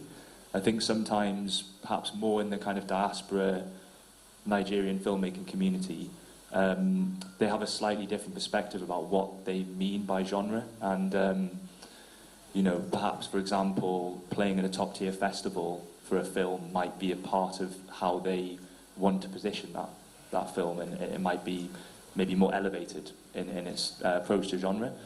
I was curious whether you felt like there was a space for those types of films as well within your notion of genre, of Nigerian genre films. Okay. So let me think. In the first question, I think, I won't use the word neglected. I think genres that I at least personally feel like are underexplored or have an opportunity to, or that I'm excited about, excited to see more of, might be the best way to characterize it. And I was having this conversation over dinner with a filmmaker in past weeks. Again, not in any stack rank order. I would say sci-fi. I would love to see more, sci-fi. I think there's tons of opportunity there. I think things, and this might be, as an American, I'm used to seeing a lot of crime procedurals, gritty police dramas, those type of things. I would love to see more, I guess I would say sort of crime procedurals. I just think there's a ton of opportunity there to tell that in a really interesting, authentic way, again, that reflects, life in Nigeria, but it can be done authentically. It can be really interesting. I would say animation and actually family-centric content for, I know there are different subsets of family-centric, not just sort of, co-viewing, pre-tween, etc. But I think family-centric content is another or a genre, excuse me, that we could see more of. And then there's just a host of things. I mean, I feel like there's a perception that Nollywood creates a lot of comedies and romantic comedies, etc. And there's absolutely a place for that. There's nothing wrong with that. But there are other things, whether it's more action-adventure movies, just mysteries, thrillers, suspense movies. And again, these are very broad genres. You could take any of these down any particular path, but I just think there's a opportunity to lean further into those types of genres from a storytelling standpoint, not to the detriment of any others that are already sort of readily exposed. But I just think there's opportunity there. That's just, again, a little bit more of a personal perspective, et cetera. And then I think the second half of your question was, is there a place for more maybe award fair, I don't know if the word is prestigious genres? Was that, I think, the question? Yeah. But I guess the short answer is, like, absolutely, there's a place for those as well. Like, I don't think those types of projects or movies are made at the expense of something that is, quote, commercially viable. They all occupy the sort of the same space. So we supportive of having content partners explore, the sort of the festival circuit, et cetera. Again, I don't think these two things are sort of cannibalistic, and so yeah, we're interested in exploring, I guess, that sort of subgenre as well, and there's a place for that. Thank you so much. I think to bring home this genre conversation, there are certain genres that are not, that are being underexploited. For example, kids content. I don't know if Prime Video will be investing in commissioning producers here who are, into kids content, because we, like he said, like Ladi said during his keynote, it's almost becoming extinct. Our children are not being fed with the kind of content that they can actually resonate with locally, right? So, and then also still on genre, local language content. Is there also something that you would want to consider content in Hausa, in Yoruba, in Igbo, right? Is there a reception on Prime Video for local content? And finally, animation. So we have a strong group of animation community. They are called Animation Nigeria, okay? And they are being supported by the French Embassy across different things they are doing. They're doing fantastic. They're doing a lot. I believe that there's not so much attention being paid on the animation industry in Nigeria. And I also want to know if, because you mentioned that, thank you. They're the ones clapping. Yeah, because they feel they are so underrepresented, and there's not so much attention on them. So, and you actually mentioned animation right now. So I'm just kind of trying to mirror children's content, local content, animation. I think that would be your final words as we wrap up this session. Yeah, well, I'm going to bifurcate, because you actually hit three things, and I want to go back to the middle one because it's important, which is that, creating content in indigenous language. And are we supportive of that? And the answer is absolutely yes. I mean, the originals that we announced a couple of weeks ago, neither of those projects were produced in English. I mean, we support, quite honestly, it goes back to being like authentic, local, hyper-local, and just how should that story be told? Like, what is the way that's going to make that story authentic? And that does not mean it has to be produced in English. And quite honestly, it does not mean that it has to be produced in English to travel globally or to a broad audience.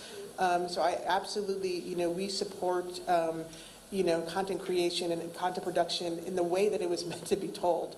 And if that means a blend of indigenous languages, that means English, fantastic. If that means English and Pidgin, fantastic. If that means all of Yoruba, fantastic. Whatever is unique and makes that particular story authentic, to the content creator and in turn to our customers, and how we feel like it is meant to be told, that is what we support. There's no template that we sort of follow. So that, I wanted to hit that sort of specifically, and now sort of back to, I'm going to separate sort of kids-centric content from animation, because as you know, animation can be for adults, it can be for little people, and sometimes they hear the word animation and they think you mean like for little people, sort of preschool age individuals. So In terms of animation and animated projects, whether we license those or mainly leaning into those in any form of structure, yes, those are interesting to us. Again, we make those decisions on a case-by-case basis. We are not, at least for adult-centric content, quite honestly, we don't have a mandate to prioritize or not prioritize animated content. We literally just look at the merits of each project that is presented to us. And so I would say for adult-centric content, whether it is live action or something that is animated, just bring it to us and we'll make a case-by-case sort of decision there, independent of the format, I guess I would say, of production.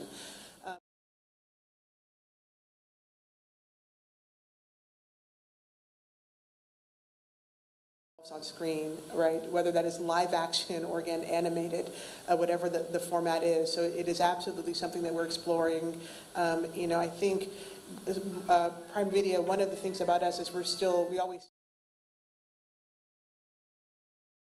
it's like it's day one, it's like a startup mentality, and in many respects it is still day one for what we're doing here in Nigeria and around the continent. And we're staffing in real time, we're building our teams in real time. Our teams are very, very small, so I think you'll see us in coming months lean a little bit more aggressively into some areas, quite honestly by virtue of staffing our team and just having more people on our team to help execute against our plans, and which we're doing in real time. So we're excited for the months to come, but we will explore all of these things in coming months once we quite honestly just have a larger team of people on hand to help us do so. Ladies and gentlemen, please can we put our hands together for Ayana? Thank you very much. It's been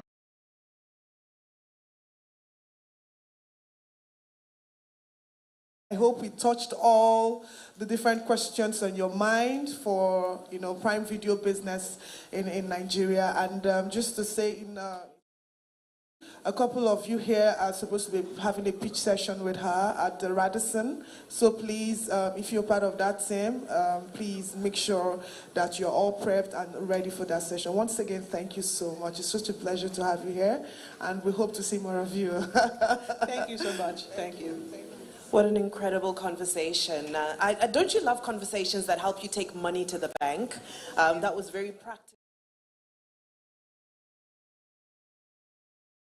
Seeing all the fantastic things that Amazon Prime will be doing in the Nigerian market, and of course all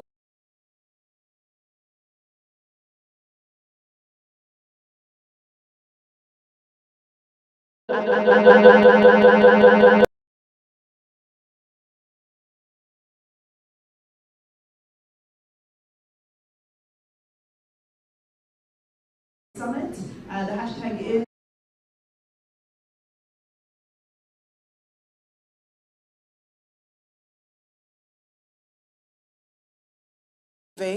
the conversation does continue concerning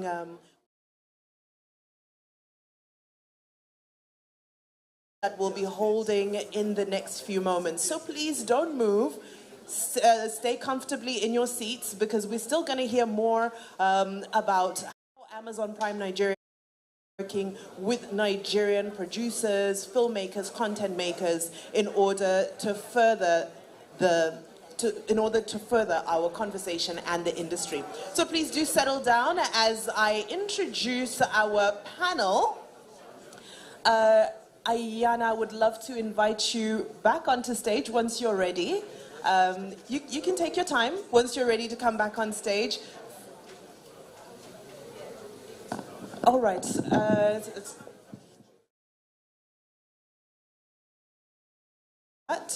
Remember, I did give you our social media handles, so make sure you engage with us and let us know what exactly is tickling your fancy with regards to the conversations we've been having today.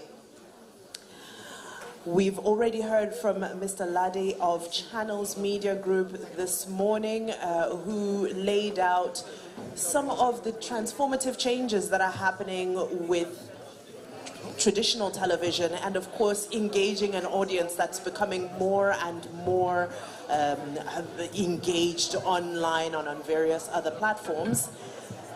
And then, of course, we've also heard from Aliana Lonein of Amazon Prime Video.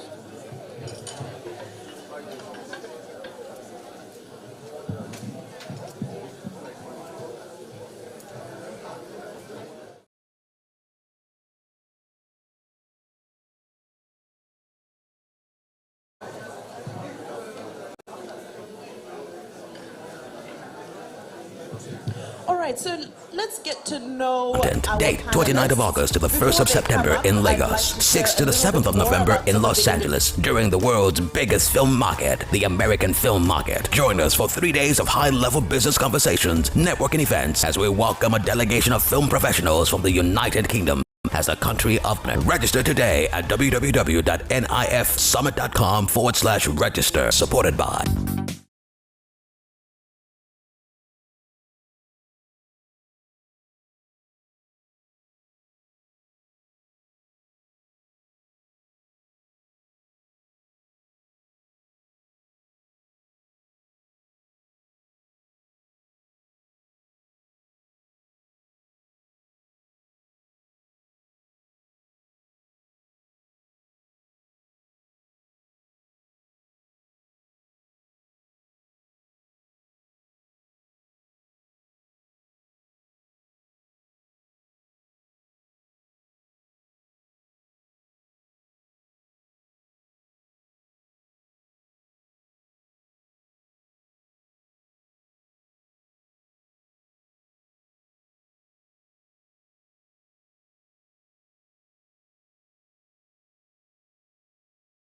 yet another industry heavyweight, Obiasika, who is the CEO of Cabal Entertainment. Now, Obiasika is a serial entrepreneur and creative industries leader. Like I said, this panel needs little to no introduction. Now, he's been a board member and advisor across several sectors of globally, and of course he continues to be a major leader transforming the creative and the digital economy. Obiasika, please, you're welcome to make your way onto the stage. This is going to be a really good conversation. I simply can't wait for it. Right. And also joining this conversation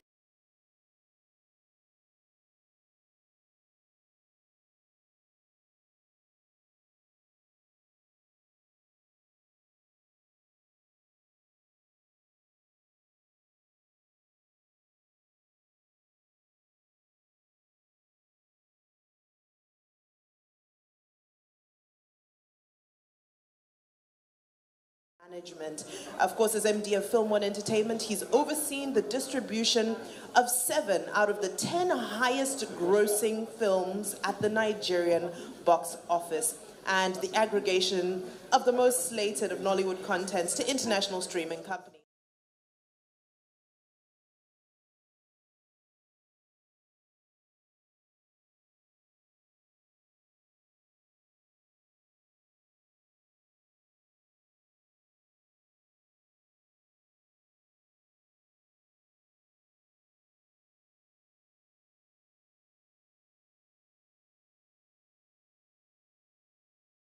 So I will take it.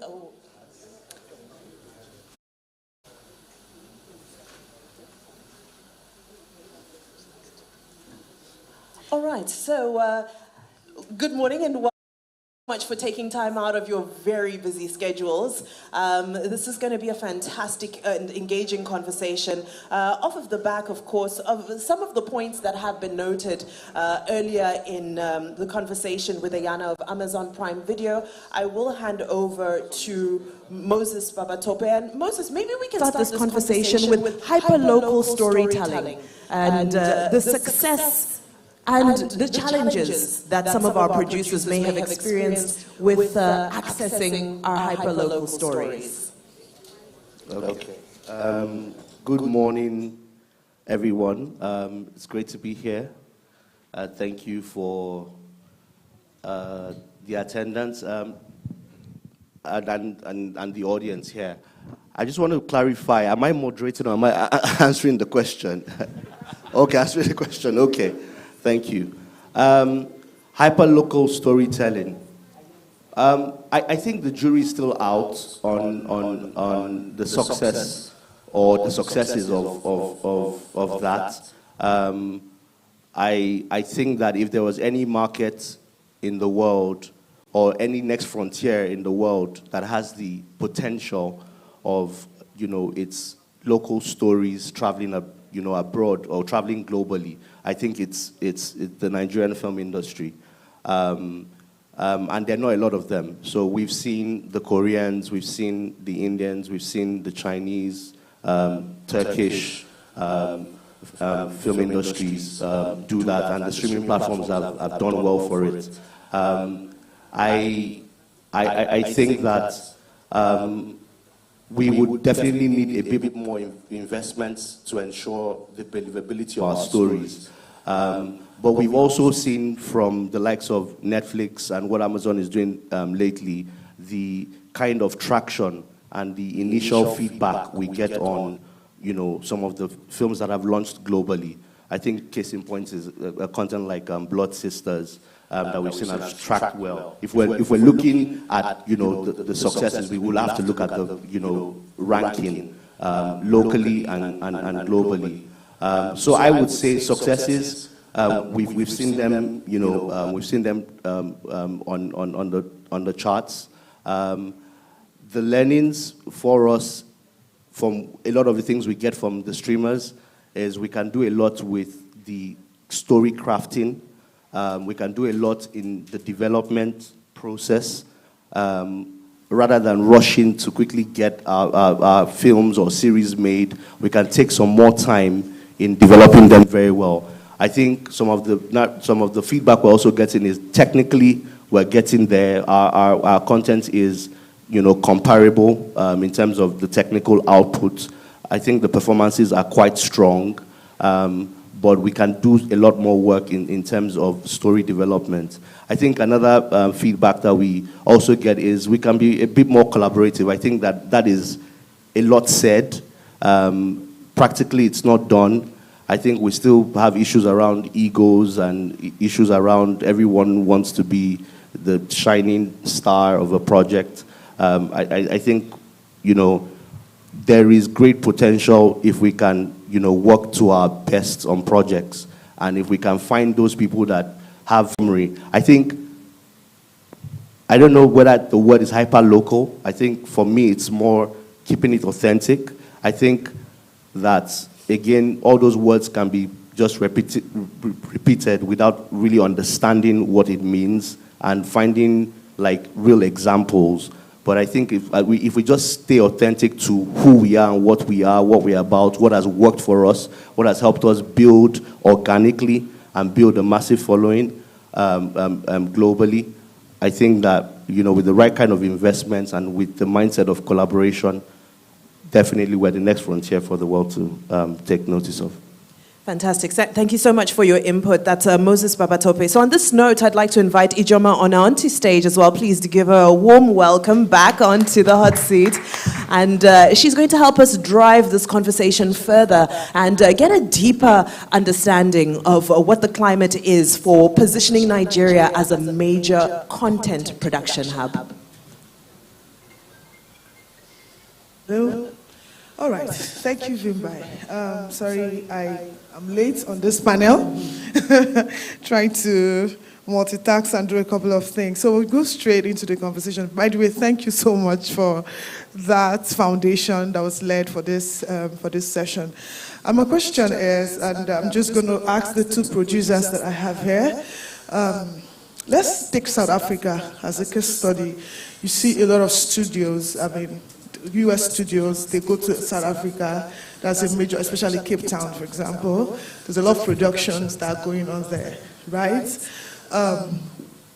We are not seeing those kind of things happening in Nigeria.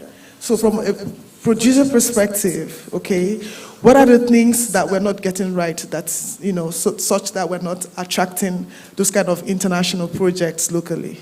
Because we're talking about, how do we go global with our local stories? Okay. Obi said he's also a producer, so yes, please, your perspective will also,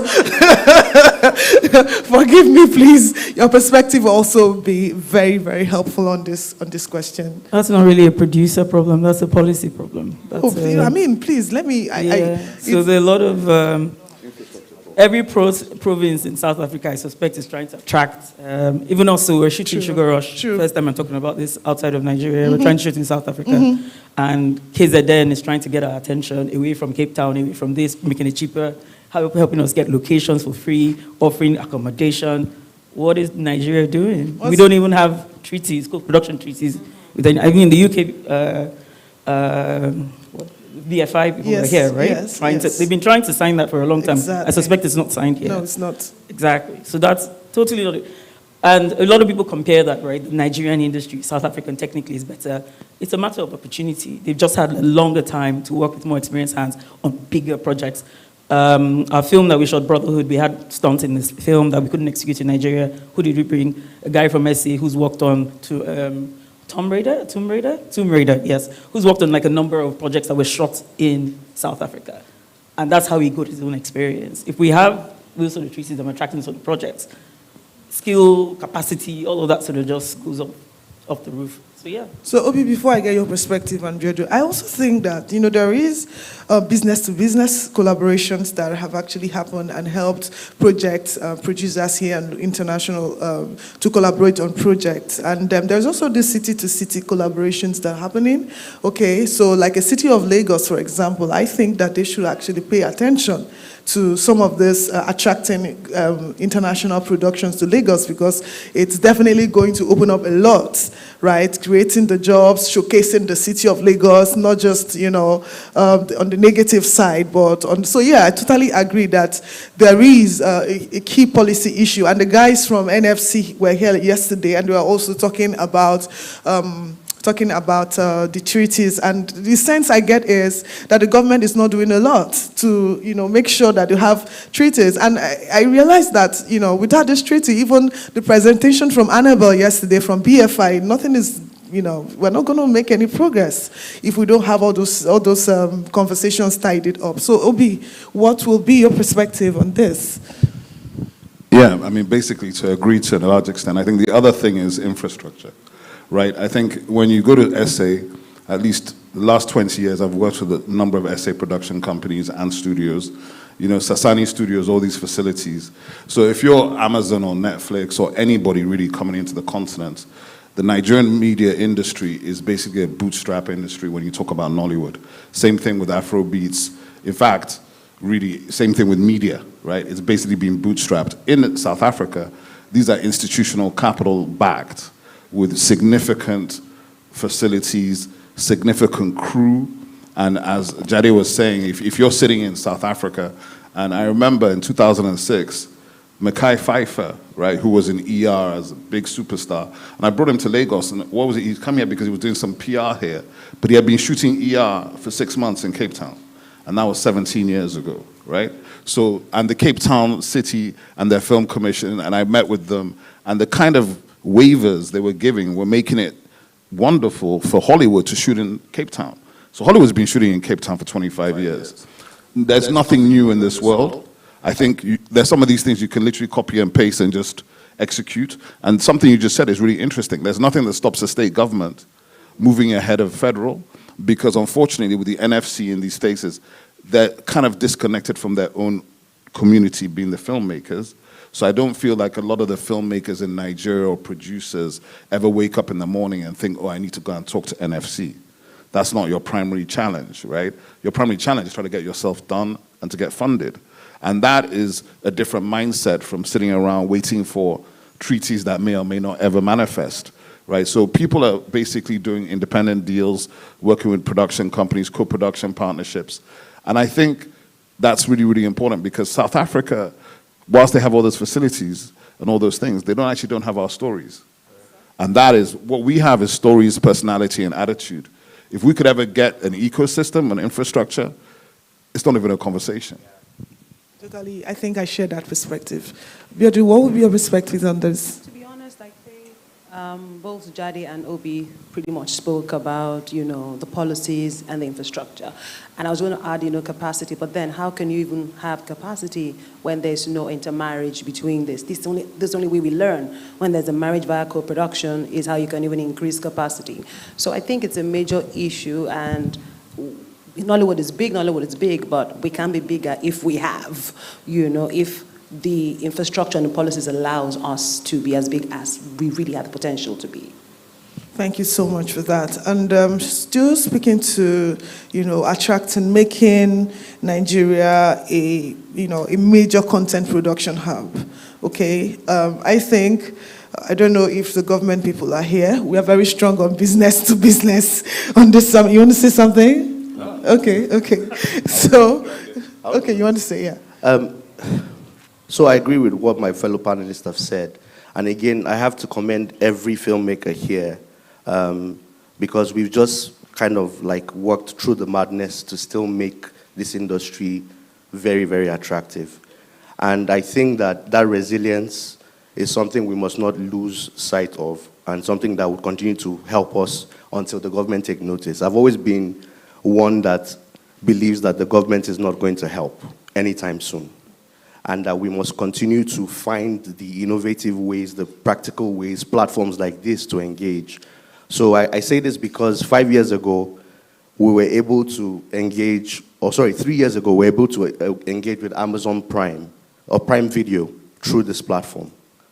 So we're going to have to find ways. We've been talking about the government, being involved for the last 10 years. It's not quite happened, right? And with their best intent, we're going to, and look, the fact also remains that there is a cap for our growth if the government doesn't, get involved. Exactly. That's the fact. That's true. Exactly. But I still think in between that cap and where we are, there is still enormous potential. And we have to find, practical ways. We raised almost, $350,000 from a South African company for a film fund in the beginning of 2020. So it's very possible. It's part of $1 million fund that we raised for Film Fund. And I wanted to give this not for, bragging purposes, but to say there are practical examples where you can engage, with like minds across the continent.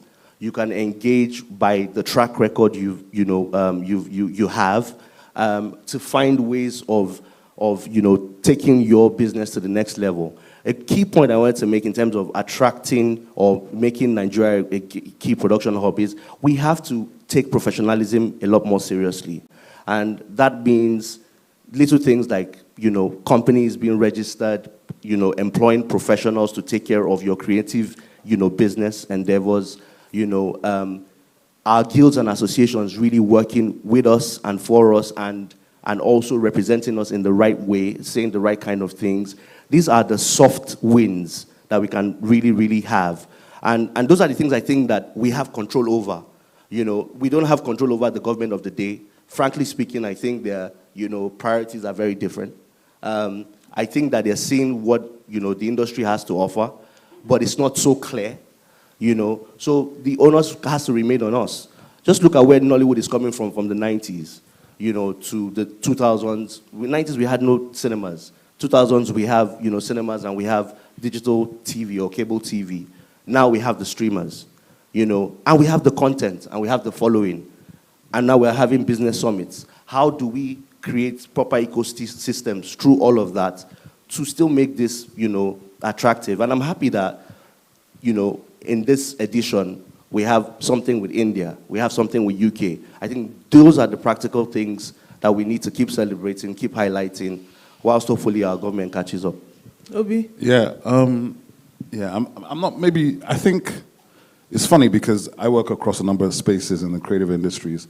So if I'm looking at it from the Afrobeats music side, I will tell you that the government has done 10,000 times more for Nollywood. It hasn't even done a dime in music. So the 50 billion creative industry fund, all these things are really Nollywood driven, right? So Nollywood has actually gotten support.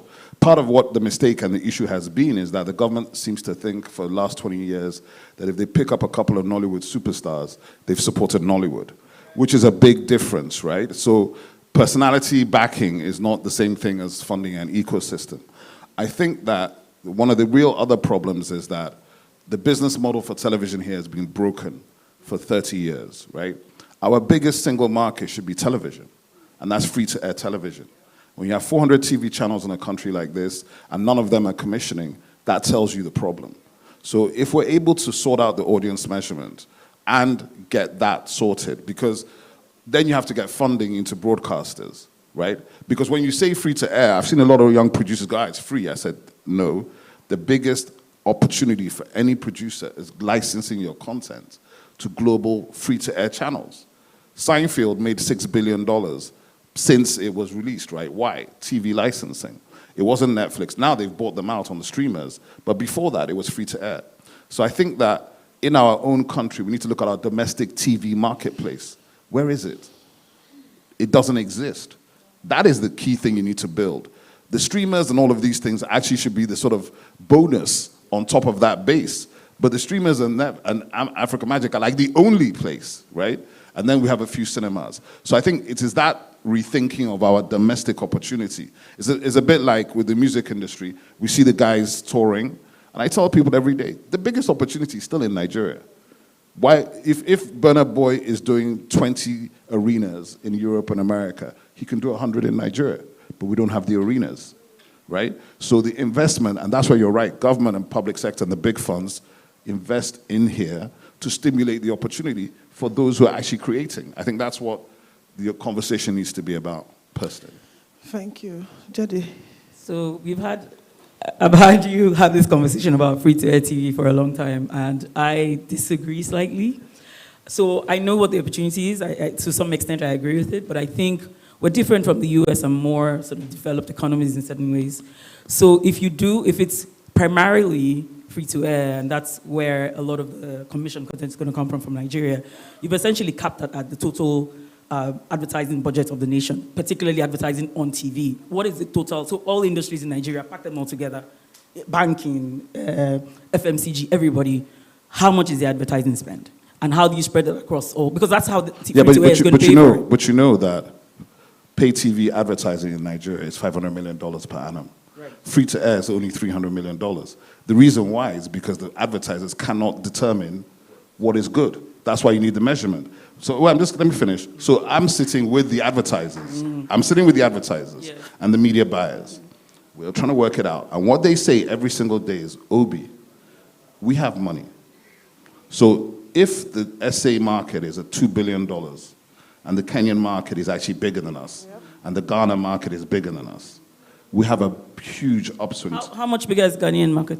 You don't even want to know it. I can't remember, but it's embarrassing, personally. Because the point is that the upside. So if Nigeria gets to $2 billion free-to-air spend by 2027, 2030, I think there's enough there for you. That's what I'm saying. I don't necessarily disagree, but what I would say is I think that's also not a great model. If you're a content producer, I don't think that's a great model for you. And this is why. Okay. So what I think is that you have 200 million people potentially. Let's even say it's 50 million people that can potentially pay for your content. I would rather find ways to monetize that 50 million people. So what's the infrastructure for that? It's not brick and mortar. There was a time when, and this is a question we were having, there was a time where the decoders that they were going to give, the government was going to find a way for people to pay 15 naira per film. So if the blockbuster film across the nation pay 15 naira, 100 million people, 50 million people pay 50 million naira, that instantly changes my life. And I'm not begging some TV station to commission me. That, for me, is more empowering than advertising spend. Yeah, I think also, but I agree with you to an extent, but I think it's also, we're all affected by culture. So the culture of this environment where producers have felt they need to go and beg, and broadcasters are acting like they're doing you a favor, is the actual problem, right? It's part of the problem, because when broadcasters understand that their only job is actually to commission, right? Because it's programming drives everything, except here, where it's media sales, right? If you were focused on programming, like nobody now can tell me the #1 TV show in Nigeria. You can't tell me, right? You can't even tell me when it's on. And I'm not talking about Big Brother, that's a reality show. What is the #1 TV show in our country? That is the problem. Thank you.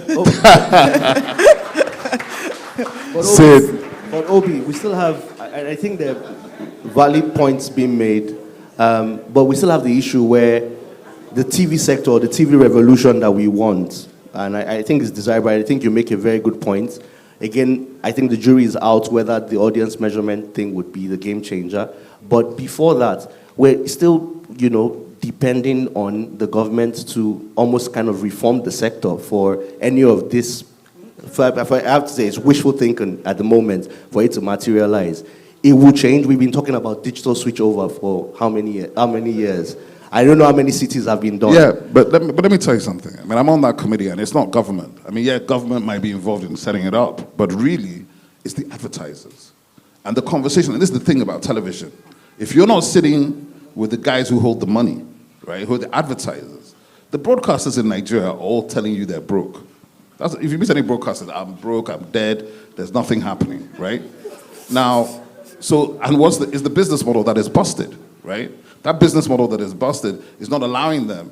And that's why they're finally having to wake up to content, because you can't just sit there anymore and say, just like she said, if any one of us could actually just put out our content on WhatsApp and everybody watch it, we're done. We don't need TV. Exactly.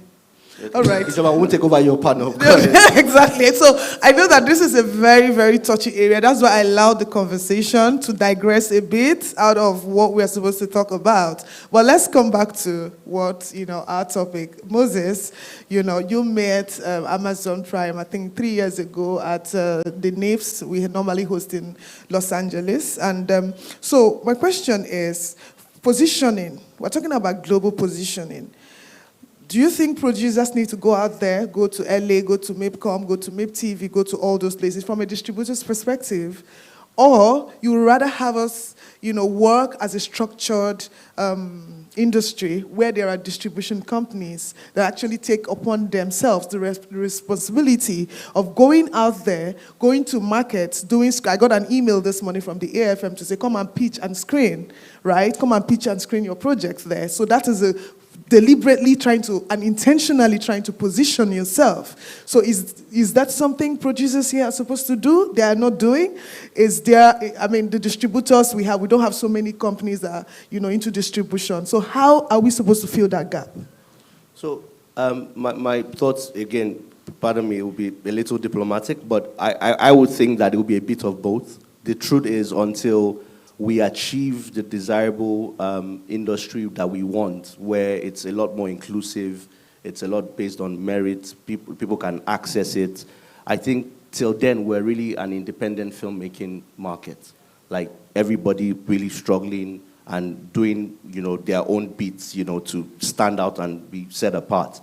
If you have the means, if you have what it takes and you're passionate about the industry, I would encourage you to definitely go out to the markets. I would definitely encourage you to go out to, summits like this. I've given practical examples where we were taking a leap of faith, and at the time we were investing, and there were about, a number of us that went out there. It was a lot of investment. We're not sure where the return was, but it ended up being a relationship that then materialized to us aggregating up to 100 films in the first go. And we also understand that not everybody would have that opportunity. That's very, very understandable. And for us, the intentionality has been, how do we continue to structure a business that international partners can immediately identify as the kind of people they want to work with? I think something that we do not often talk about in terms of, making ourselves attractive enough to be partnered with or to be invested in, is there is an integrity issue generally in the industry, and we do not talk about it enough. There is integrity deficit massively, and I think, that issue, we need to have, discussions, we need to have, summits about it. We need to, again, work with the associations and the guilds on how, even if you're so passionate about the industry, there should be some certain standards, certain criteria, that has to be followed. Because we find that this keeps kind of holding us back. Because, one or two wrong persons in the room, handed out, a chance, and they mess it up, it affects the reputation for the entire industry. So that's why I said I'm diplomatic a little bit about, getting out there to the markets. I think those that have, proven themselves and those that have the right structures, by all means do. And by the time you start talking, and what is great is the era we're in, Nigeria is attractive creatively across a number of sectors, whether it's music, film, fashion. So you don't have to even say much. When you've said 2 or 3 lines with a great, concept, people want to have the next conversation, with you. So, like I said, I definitely companies, individuals with means, well, please let's get our integrity thing, sorted. But this forums and internationally and locally are very important. Thank you so much. Jade, thank you for looking at me because I'm coming to you.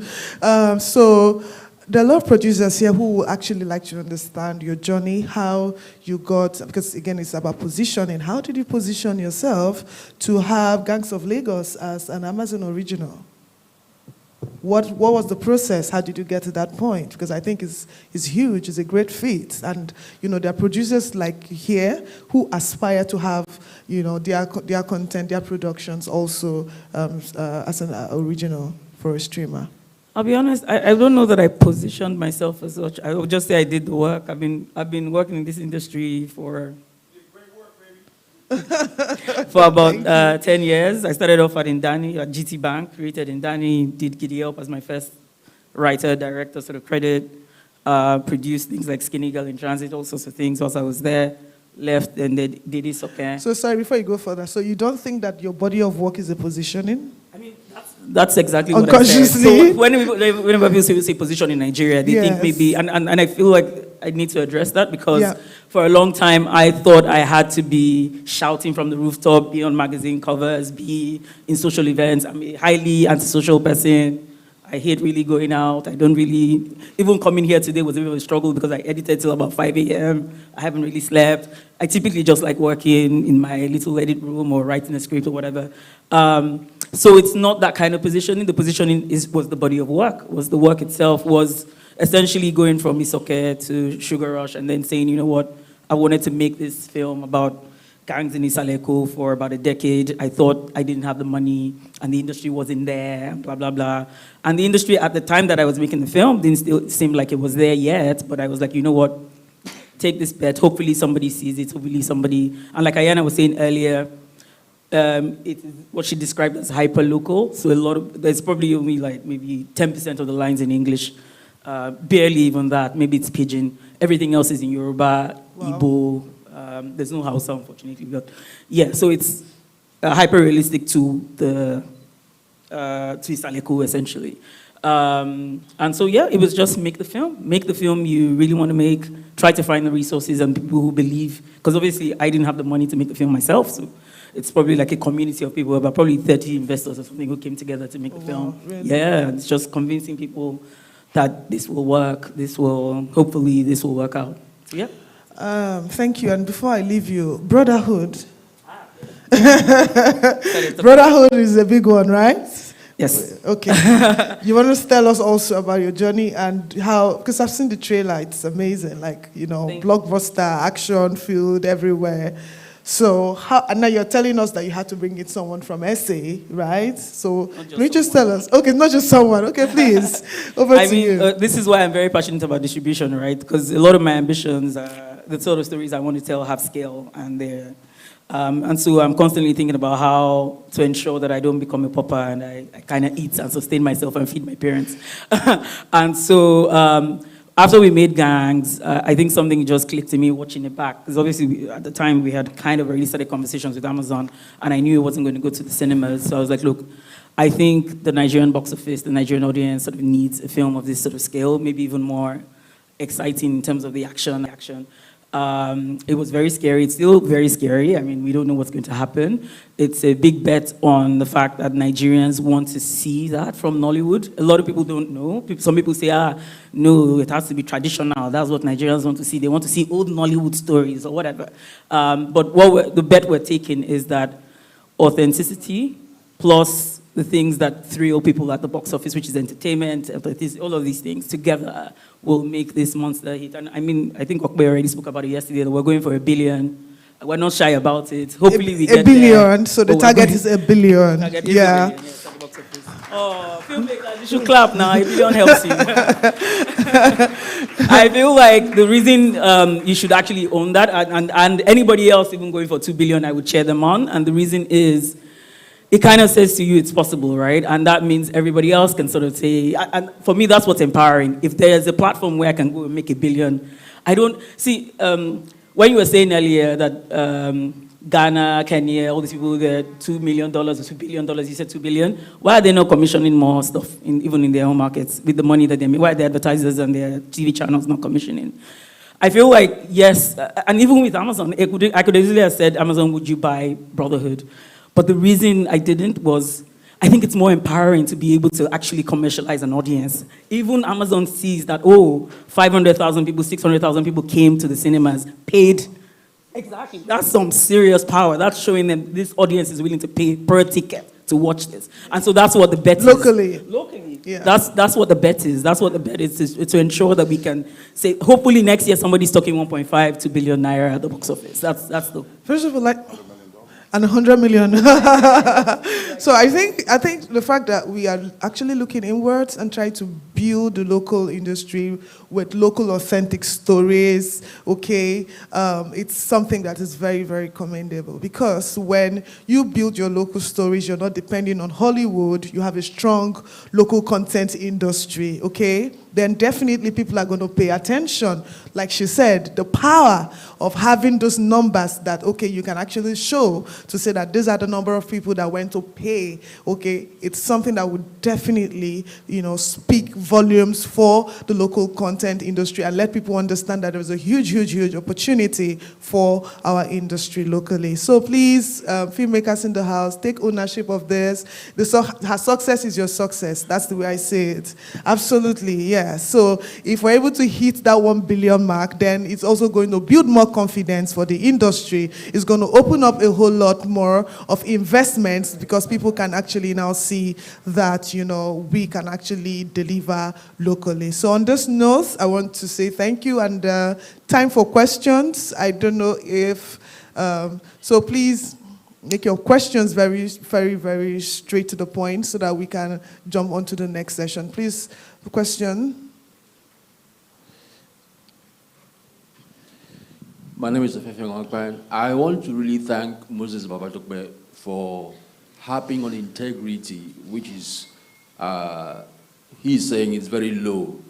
And so my question to you is, what is preventing you from being a vanguard to drive integrity? Thank you.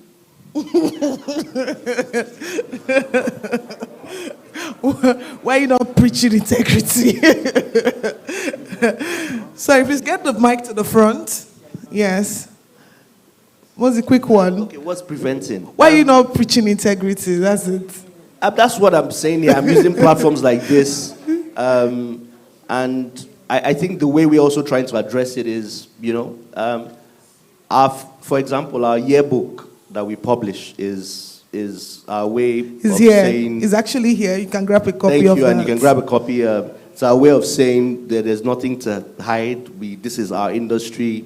Please, join us in investing. These are the perspectives, And please, let me kind of draw down on the reason why brotherhood success means a lot to all of us. Look, we've had, pay TV platforms here for years. Nobody knows the numbers. With cinemas have been 15, 16 years. The last 6 years or 7 years of those box office numbers being measured by a global platform that accounts for 90 to 95% of the world's box office changed the game. Literally. Literally, people saw those numbers. You're churning, you're doing, $16, $17 million from less than 200 screens. Just do the extrapolation if you had enough screens. And that's it. And that you're doing that in one territory out of 54 in Africa, one out of 200 and something countries, and you have a major diaspora.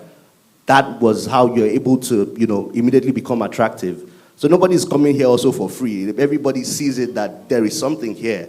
And not a lot of territories around the world have, cinema industries that have a growth prospect.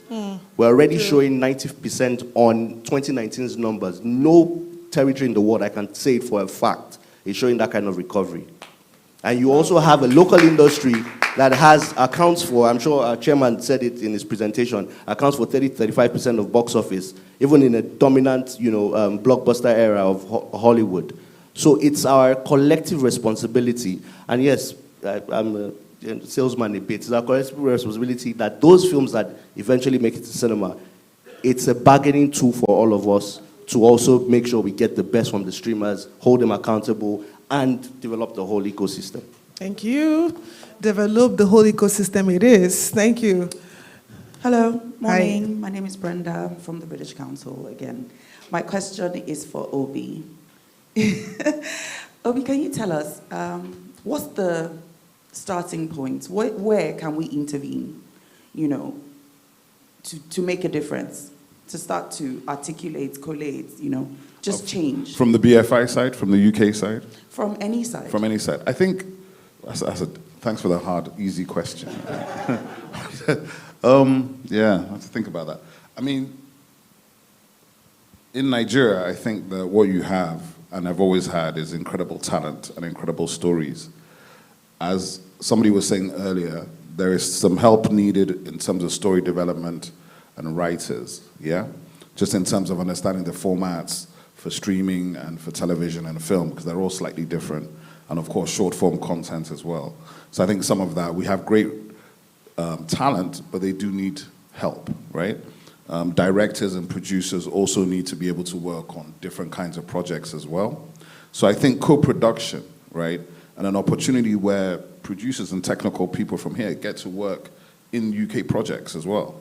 Those are the kind of things that are quick things that can get things going, right? Training, of course, and all that sort of things are also important. But I actually think the single most important thing that the Nigerian film and television industry possibly needs, apart from the audience measurement reform to sort out domestic television, it would be great to have a production lot in Lagos, right? Which actually had maybe 10, 20 TV stations embedded there, 10, 20 production companies where they can work, where Amazon can work, where Netflix can work, where BBC can work, where Sky can work, plug and play, and don't have to look for 10 million different locations. So I think a production lot is a really key driver to take this whole industry to a bigger level. Thank you. So, I'm seeing so many hands up, like, I'm confused now, okay? So, okay, please just make it very straight. Let's start. I think I have just two more at the back, and that's it. Yes. Obi, question is for Obi. All right, I have been... Please, can you tell us your name? My name is Clarence Peters. I'm a filmmaker. I have been building a backlot for 12 years now. And the biggest problem is just being able to sell the idea to people of how important a backlot is. Because all those conversations we're having is good and nice, but if you don't have factory to produce anything, nothing's gonna happen. So essentially, how would you, what would be your advice to people who are trying to raise the funding to actually build backlots?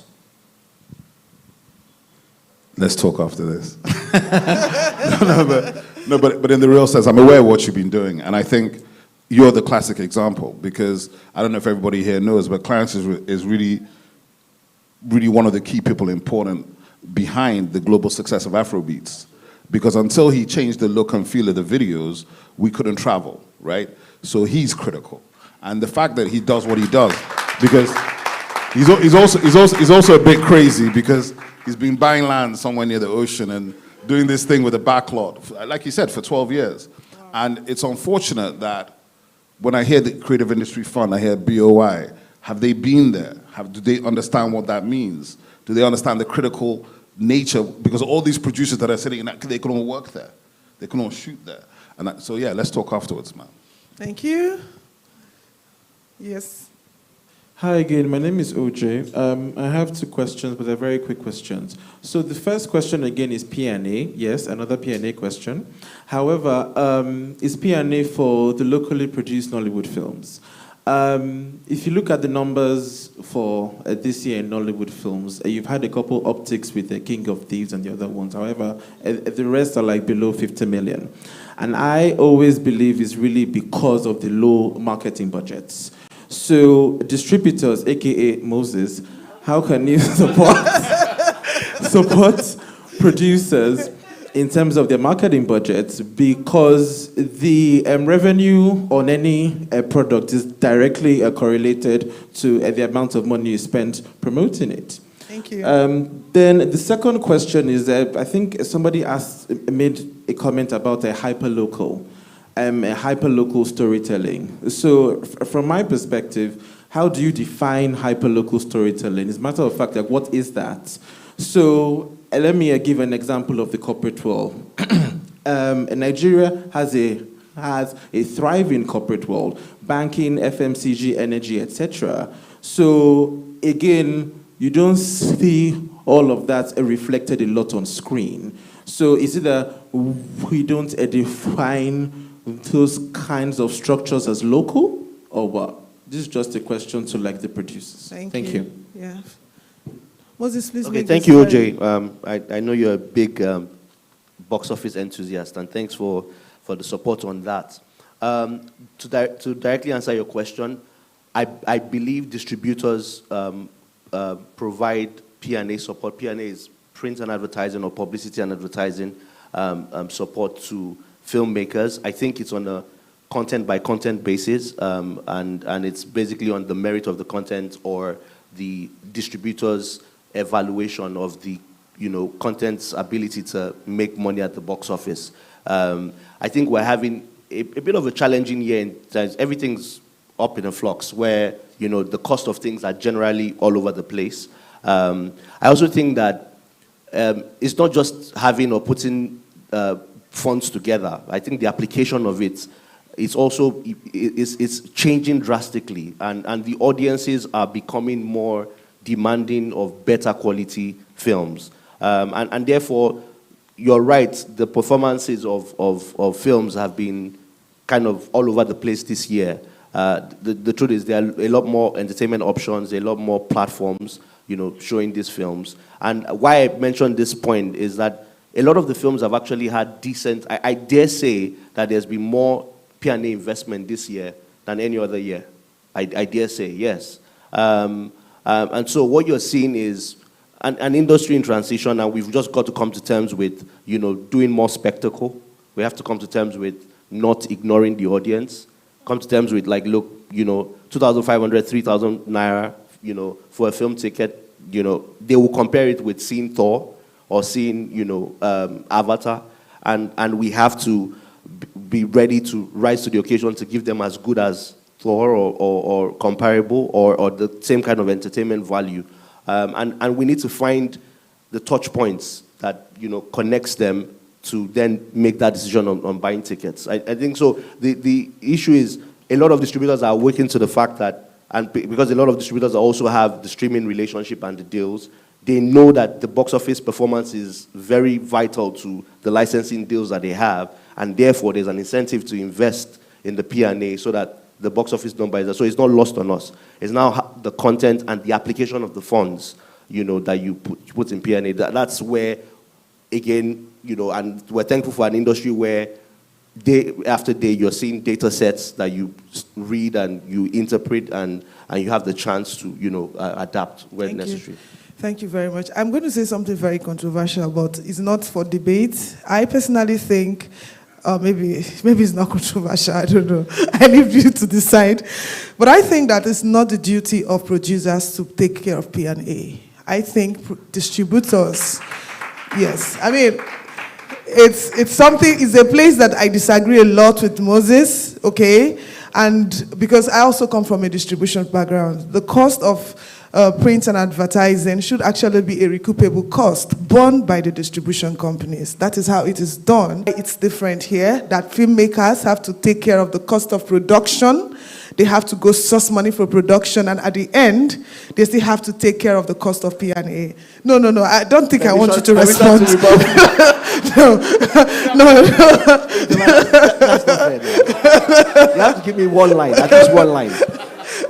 At least one line. I didn't want to get to this point. No, but it's not going to be an argument. It's not going to be an argument. Okay. Look, I accept the point. Okay, thank you. I don't know whether I agree, but I accept it. So I wanted to be sure. I accept the point that that's how it's done in other climes. But other climes have structured, markets, have almost a guaranteed monetization cycle. In Nigeria over the years, I know we've talked about this. Are you saying that you're not ready to take the risk? No, that the producers alone should be at the risk? Let me. I'm trying to paint a picture and set context. I didn't want to get to I this know, place. I know. Set context, but it's very important that the filmmakers also understand, right? And so for years where we've talked about it, the industry was not at a place where distribution companies could also take that risk. Okay, there were just not enough platforms. Now the conversation is being had. Now those investments are being made, but it's also based on terms.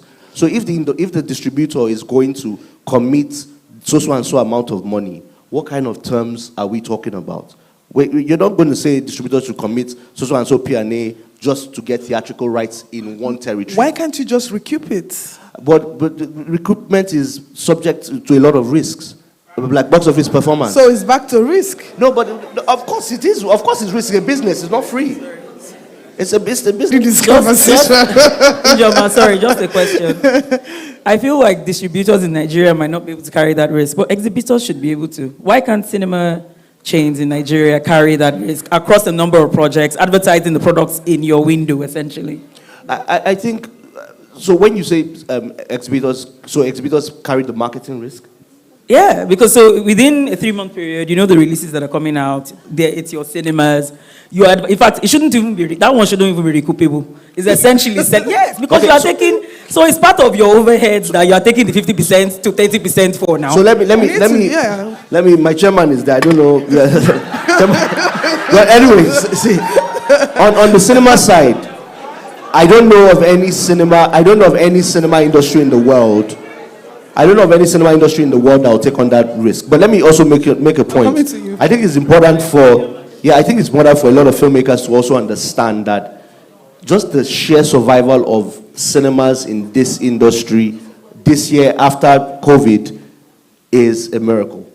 When we talk about the splits and we break it down to you, I dare say that I will be shocked if there are a lot of cinemas that are trading more than 10% profit margin, if at all. And that's including how they mark up their, popcorn and all the other things that are sold.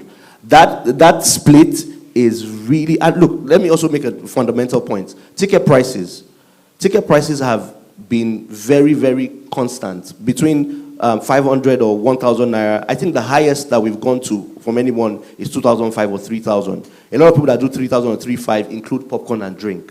The ticket element is not something that you can easily, ramp up and expect people to pay.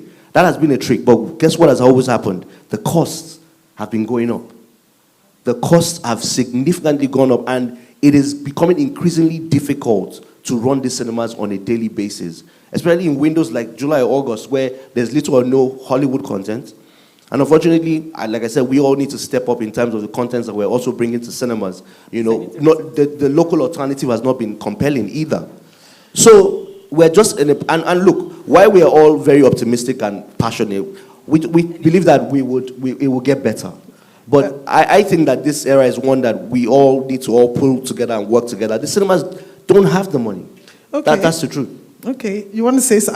Just the final thing. Okay. So I think what might need to happen. Let's have the debate. I think you might have to have a producer, exhibitor, distributor session. And I say this because, yes, to some extent, a lot of filmmakers don't seem to give a crap whether or not cinemas are surviving or not. And to be fair, I feel like we need to understand a bit more just how complex their business is, what their overheads are. Sure. However, whenever you people say this, that barely how many people are surviving cinema. How many producers have survived COVID? How many of us during COVID time? We are at home now, we didn't have money.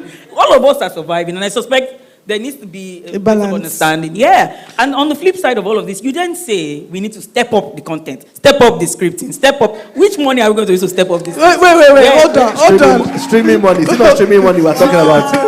Use streaming money now. Hold on, Moses. So I think the balance there is, let's even start, let the distributors even start on a case-by-case basis, demonstrate that you believe in this project and put your money into P&A. Let's start. Jade, please, can you say it on the mic? They already do that, to be fair. They take an interest on it, they recoup. To be fair, they do that on a case-by-case. So they typically need to believe in the commerciality of the project, and so but it's not a blanket thing. So they do that. Okay, thank you. I stand to corroborate that as well, because Film House did that for me when I released earlier this year. Okay, thank you. All right. So the thing is, sorry, the truth is coming out. Okay. So, well, I think we have privileged producers on this platform. Not everybody is this privileged. And we have to make sure it trickles down. That is the only way that we can build a strong ecosystem. I think that's a very... and the reason I'm going to address that is yes. You're going to create privileged and you're going to create victims, and that's not a good thing. No, but that's what's happening. Because how many producers... You are privileged. Please don't answer that question. Brody is not privileged. I'm not privileged. I think it's important to remember that a lot of producers earn what you're calling privilege. Absolutely. Right? Yeah. Not everybody is producing at the same level, Yep. so they're not going to get the same feedback but from then- the cinema. It's not Yeah. possible. I mean, you're not going to go to Hollywood and you can't be Spielberg when you're Billy, right? You have to actually... Okay, but guys, let's say this. Somebody gave a Spielberg an opportunity. There are a lot of emerging people who you need to believe in. You need to give an opportunity. Question is, does it actually exist? Sorry, I don't want to answer for you. Let me answer for you. Dr. Seed, Fiyin Gambo, Kayode Kasum, Dexy. There are a number of people in the what's it called, in the audience that, you know, it was their content. That the spoke content, for them. it was not where they came from, it was the content that spoke. There was a film called Yahoo Plus that people still insult us on. But but it was a forum like this. You know, that sort of, because everybody has, you know, filmmakers, you know, everybody has their own view of what should be accepted and not. But very glad to have taken a gamble on, you know, an Igbo language film that we met. The filmmaker just asked the question and like, send you a screener.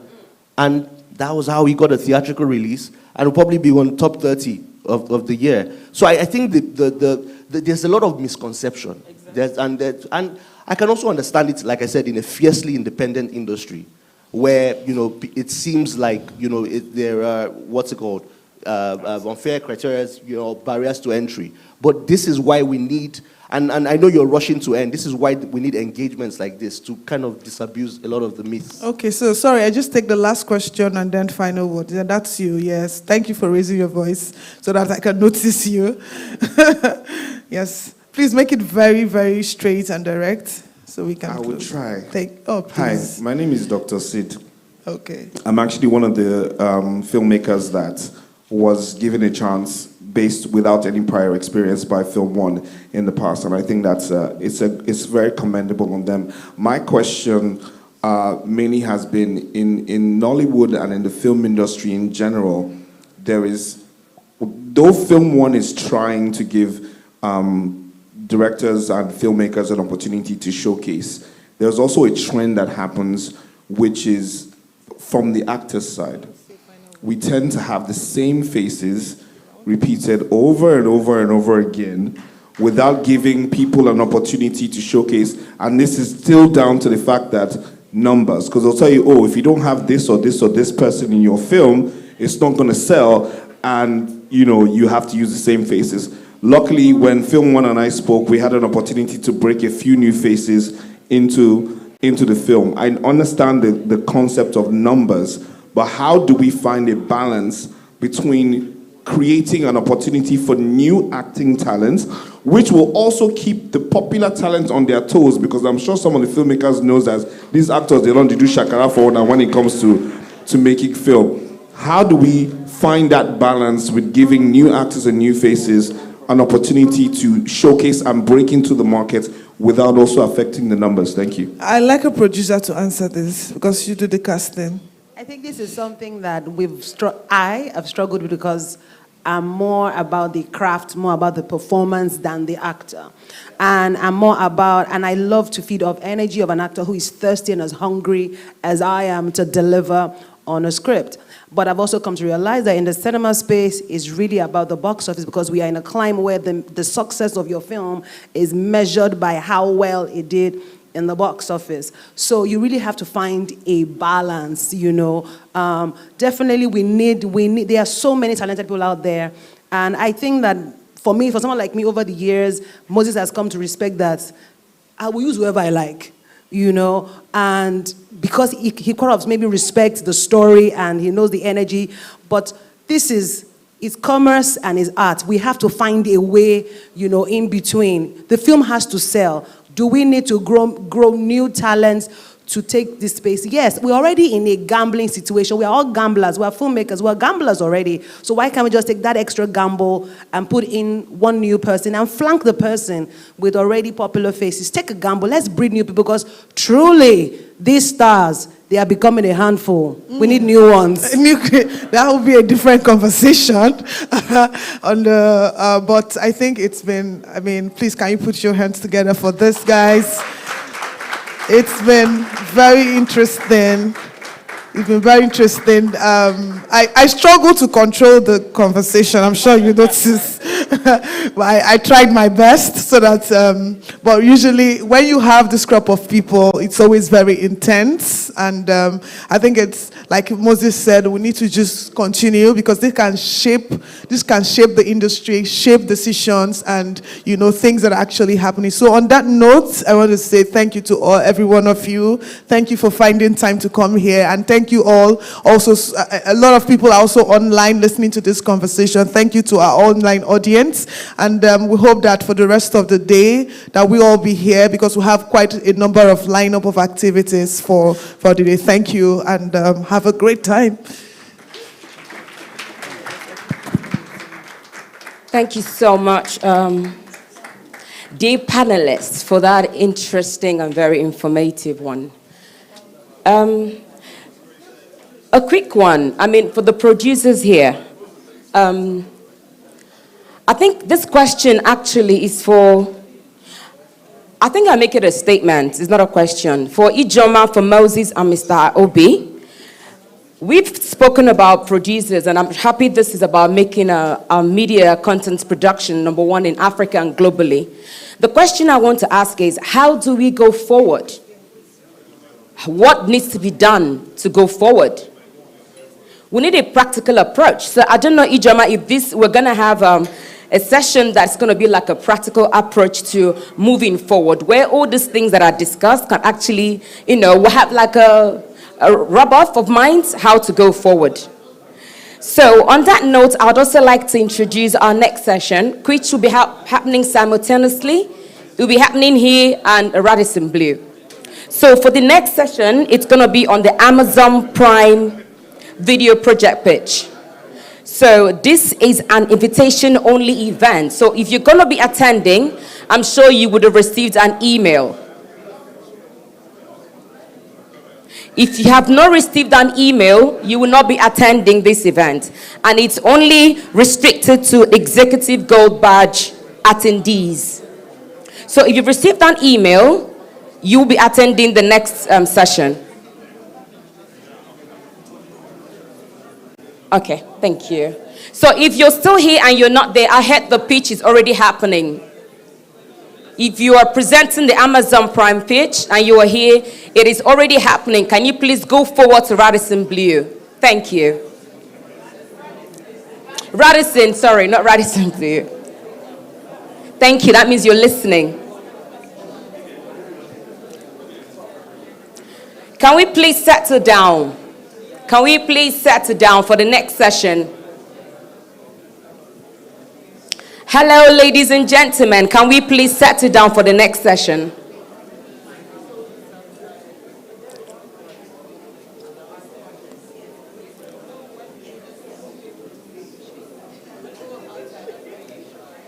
And can you please come forward? Come forward, please. We'll have empty seats. Please come forward. We'll have empty seats in this field.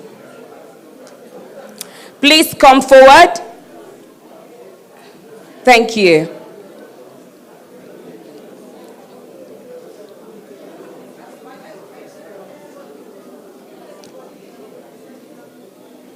How many people? It's going to be, everyone has gone because his speech. Oh my goodness. So can you please, Solomon is here. that's this guy. Akbar. It's not here. Solomon is around. The remaining two, they are here. Are we going to end up doing like yesterday? Because it's 12. We want to swap. We swap. Yeah? That's the floor manager. So please announce it early enough. Let's just swap. It's easier. Okay. So how's it going to happen? Solomon is here? Yeah. Michael is here? How? You see, we're supposed to be doing 12 to 1, eh? Yeah. After this night, your session. Yeah. So our slot originally is 12 to 1. Yeah. So it's easier for us to do the happy hour. Okay. You And want then us to go do back that to way? 2. Yeah, because you Okay. see, we have not yet started. Okay. And we're Robia Academy.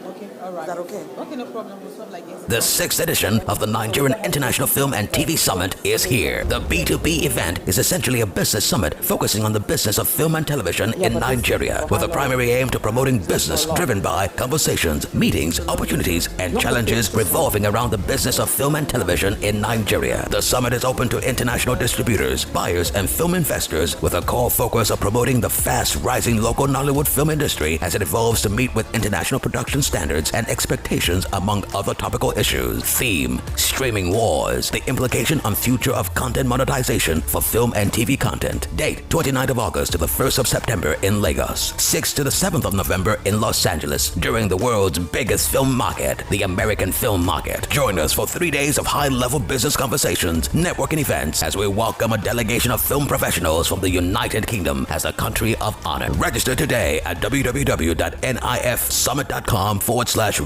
Supported by the 6th edition of the Nigerian International Film and TV Summit is here. The B2B event is essentially a business summit focusing on the business of film and television in Nigeria, with a primary aim to promoting business driven by conversations, meetings, opportunities, and challenges revolving around the business of film and television in Nigeria. The summit is open to international distributors, buyers, and film investors, with a core focus of promoting the fast-rising local Nollywood film industry as it evolves to meet with international production standards and expectations, among other topical issues. Theme: Streaming Wars, the implication on future of content monetization for film and TV content. Date: 29th of August to the 1st of September in Lagos, 6th to the 7th of November in Los Angeles, during the world's biggest film market, the American film market. Join us for 3 days of high-level business conversations, networking events, as we welcome a delegation of film professionals from the United Kingdom as a country of honor. Register today at www.nifsummit.com/register. Supported by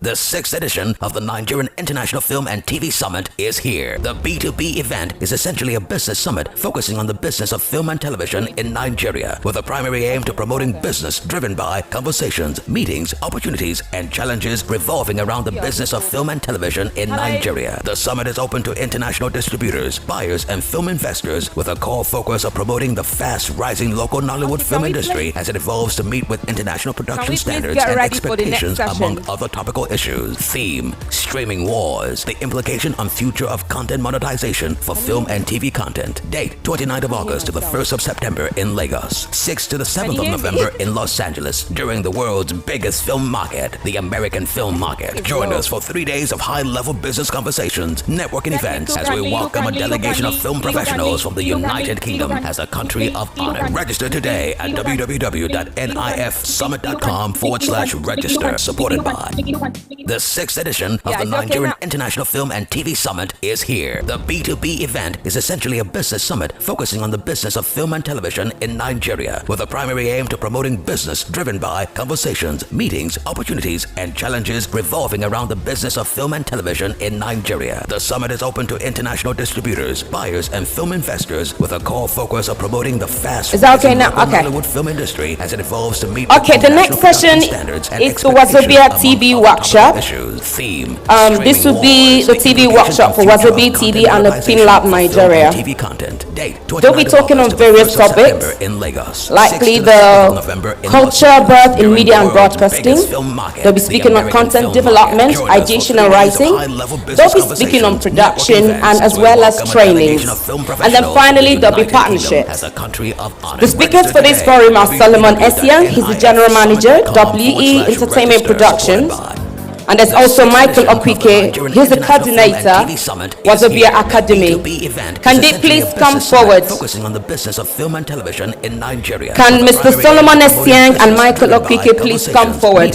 Thank you. And challenges revolving around the business of film and television in Nigeria. The summit is open to international distributors, buyers, and film investors, with a core focus of promoting the fast-rising local Nollywood film industry as it evolves to meet with international production standards and expectations, among other topics. topical issues. Theme, streaming wars. Thank you very the much. implication on future of content monetization for film and TV content. Date, 29th of August to the 1st of September in Lagos. 6th to the 7th of November in Los Angeles during the world's biggest film market, the American Film Market. Join us for 3 days of high-level business conversations, networking events as we welcome a delegation of film professionals from the United Kingdom as a country of honor. Register today at www.nifsummit.com/register. Supported by the 6th edition of the Nigerian International Film and TV Summit is here. The B2B event is essentially a business summit focusing on the business of film and television in Nigeria, with a primary aim to promoting business driven by conversations, meetings, opportunities, and challenges revolving around the business of film and television in Nigeria. The summit is open to international distributors, buyers, and film investors. All right, please, you can start now. Thank you. Rising local Nollywood film industry. Hello, everyone. To meet with international my name is standards Sang and Solomon. I'm the general manager of We Entertainment Productions,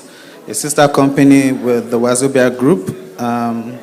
Of course, if you know Wazobia Group, we have a plethora of radio stations, the TV stations across Nigeria. Yeah, today we'll be talking about, beside me I have Mr. Michael Okwike. He's our coordinator for the Film Academy as part of the We Entertainment Production Company. We are supposed to have a third member here, but he had to go in for a pitch. So you have to deal with just the two of us. So do we have a slide?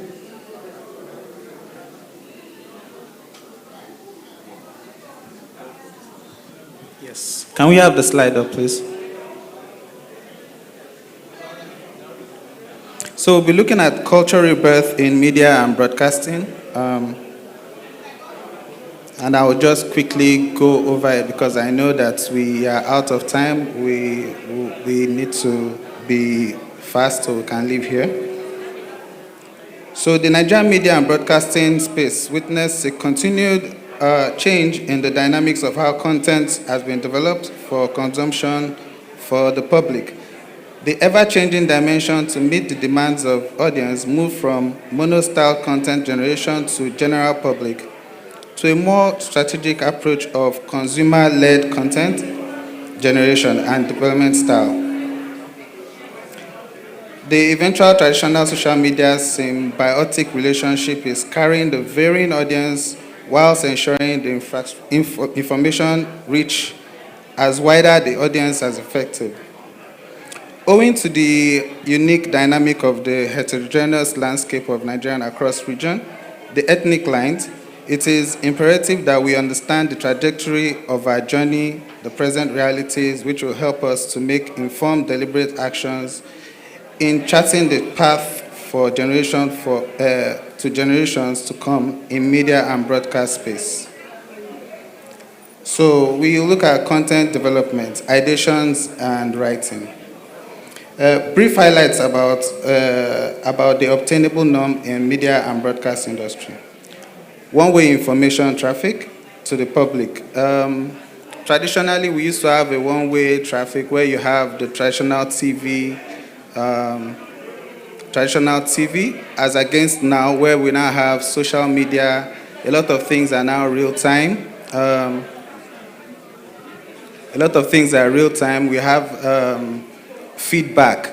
If you are one of those playing in the YouTube space, when you put out content, you get feedback immediately. As against before in TV space, you would put out a content, you have to wait for a period of time for the data to come in. You have to use that data to now know what to do as you keep putting out your content. But now that has changed a little bit because we have other medium where you play in. There's limited opportunity in the visual reporting. The effect of misinformation, like it's been said in the previous panel. Thank you. Like it's been said in the, it's better. Like it's been said in the other panel, there is a lot of misinformation and disinformation. Of course, we know the difference in both of them. We've had situations where people deliberately put out information that they want to use and change the narrative negatively. And we know that in our current space now, we are approaching the election season, and you can see a lot of that happening. Then misinformation, of course, is when somebody would, mistakenly put out something that it's either inaccurate or not exactly what they intended. We have things where you mistype, misspell. So there's a difference between both, and it's always, essential that we could read between the lines when we see informations like that. So we have the lack of professionalism in content development and writing. We are playing a landscape where the way we disseminate information is disenfranchised. We have new technology that is cheaper. We can have a one-man army who is spitting out media to select a bubble of people, and what that does sometimes, if it's done in bad faith, is it to spread misinformation. And but the thing is, before, this would have been very hard because we had the traditional TV and radio where that is the only place you get your information. But as it is, when they are giving out this information, they will always fact check, do a lot of things, get the information from the roots before disseminating it. But now, because everyone has, they have access to different tools in spreading information, and the tools are becoming cheaper, including our cell phones, we have pockets of areas where we get information from. And then we go to YouTube, we have Twitter, we have Instagram, and we have all those blog sites where people go there because of their propensity for drama. So it's easy for them to quickly go there to get information than to go to, the traditional media space. So we've had a lot of that happen. Yeah, and I was talking about the smartphone era. I was talking about smartphones. There's a picture that's been going around that is very interesting, where a man was standing beside a TV, a huge camera, a microphone, just a plethora of stuff. And written there is, all this is now contained in a phone. Now we have a situation where somebody can just pick up his phone, put a bunch of things together, add voice, data, or audio, and in that same minute, they'll put it on YouTube or put it on Twitter, Instagram, and that information goes very fast to a lot of people, and there is real-time feedback, and then there's a lot of information exchange. Now, that has really informed the culture of how we digest information, we spread information. And is one of the reasons we decided to look at ourselves as Wazobia Group as a company and say, okay, with this happening now and the landscape of how things are happening, how do we look at the new way things are happening, and how do we engage it in such a way that, although we are finding our way around it, it's still like we're still groping in the dark to see how do we regulate, how do we get better information, how do we truncate disinformation. It's one of the reasons we at Wazobia Group are trying to do our own part in the whole landscape to see how things happen. And that's where some of my colleagues come in, although we are now 2 rather than 3. And I'll allow Mr. Michael Okike to talk a bit about the Wazobia Academy. All right. Thank you very much, GM, for having me here, and the organizers of NIFS 2022. So with the problems, the challenges that filmmakers face, the broadcasters and content creators, so that is what led to we at Wazobia are trying to help bridge that gap between quality, authenticity, and the reality that we have to deal with. And that's what birthed the Wazobia Academy, where we train creatives. So for Wazobia Academy, we came up with that because we felt that to solve the generality of the problem, we have to at least start somewhere. And we had to look inward because it comprises two major things, the creative part and then the business part. So, but the creative part has to be very, very sound before you can be able to sell what you have created. And that is why Wazobia Academy is utilizing the platform, the opportunity it already has in the industry, in the space, in the media space, to reach out to professionals who will now train people who have these smartphones that he's talking about now. In the smartphone, we have everything in there, your camera, your microphone, and your TV there.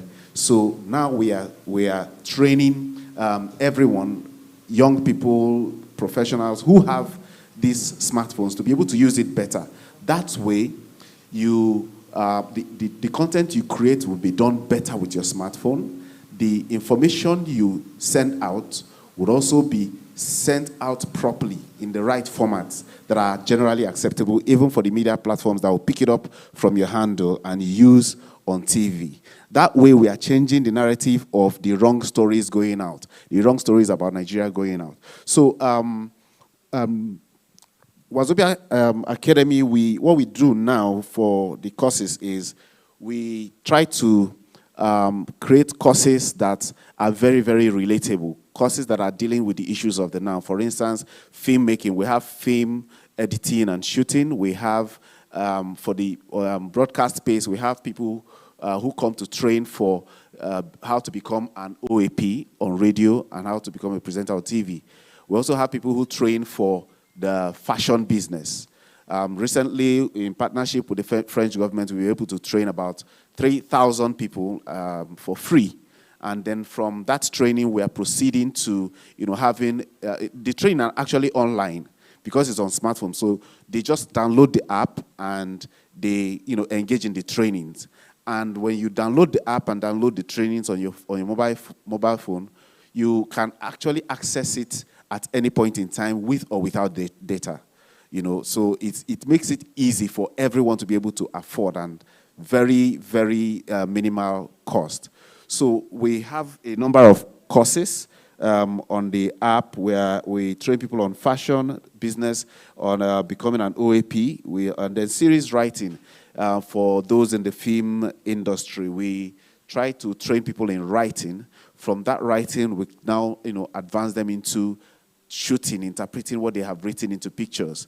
And that brings us to the part where we have the film lab, which my GM is going to be also elaborating on. So this training comes with a certification at the end of the day. So, and sometimes we give the top learners opportunity to intern on our platforms that are spread across Nigeria, depending on their location. So they train, they get first-hand internships to practice what they have learned on the app. And they also have opportunities to ask questions and get relevant answers for whatever area of interest that they have. So the training helps everyone to have that standard practice from an early age, especially for the young people. And then they are able to develop content that will appeal more and more professional to the audience and the business space for the entertainment industry. And then, of course, when we have all of this properly done and the practice, stays for a while, it gets to a point where it becomes the culture. It becomes that rebirth that we are looking at, so that the people who are coming after us would have a better playing field to be able to serve content, create content, and even do the business better than we are doing it as it is today. So that is for the Wazobia Academy, and my GM will pick up from here to tell us more about all of the things we are doing at We Entertainment Productions to change the narrative of content creation and production as well. Okay, thank you very much. Thank you very much. I didn't quite fully introduce myself. Before becoming a GM, I was already a filmmaker. I am still a filmmaker, a film director, cinematographer.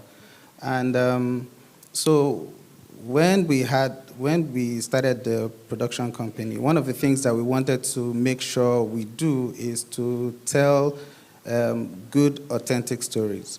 And you know, if you've been following the whole summit, you realize that from different discussions, one of the key things in storytelling, in making productions, is good storytelling.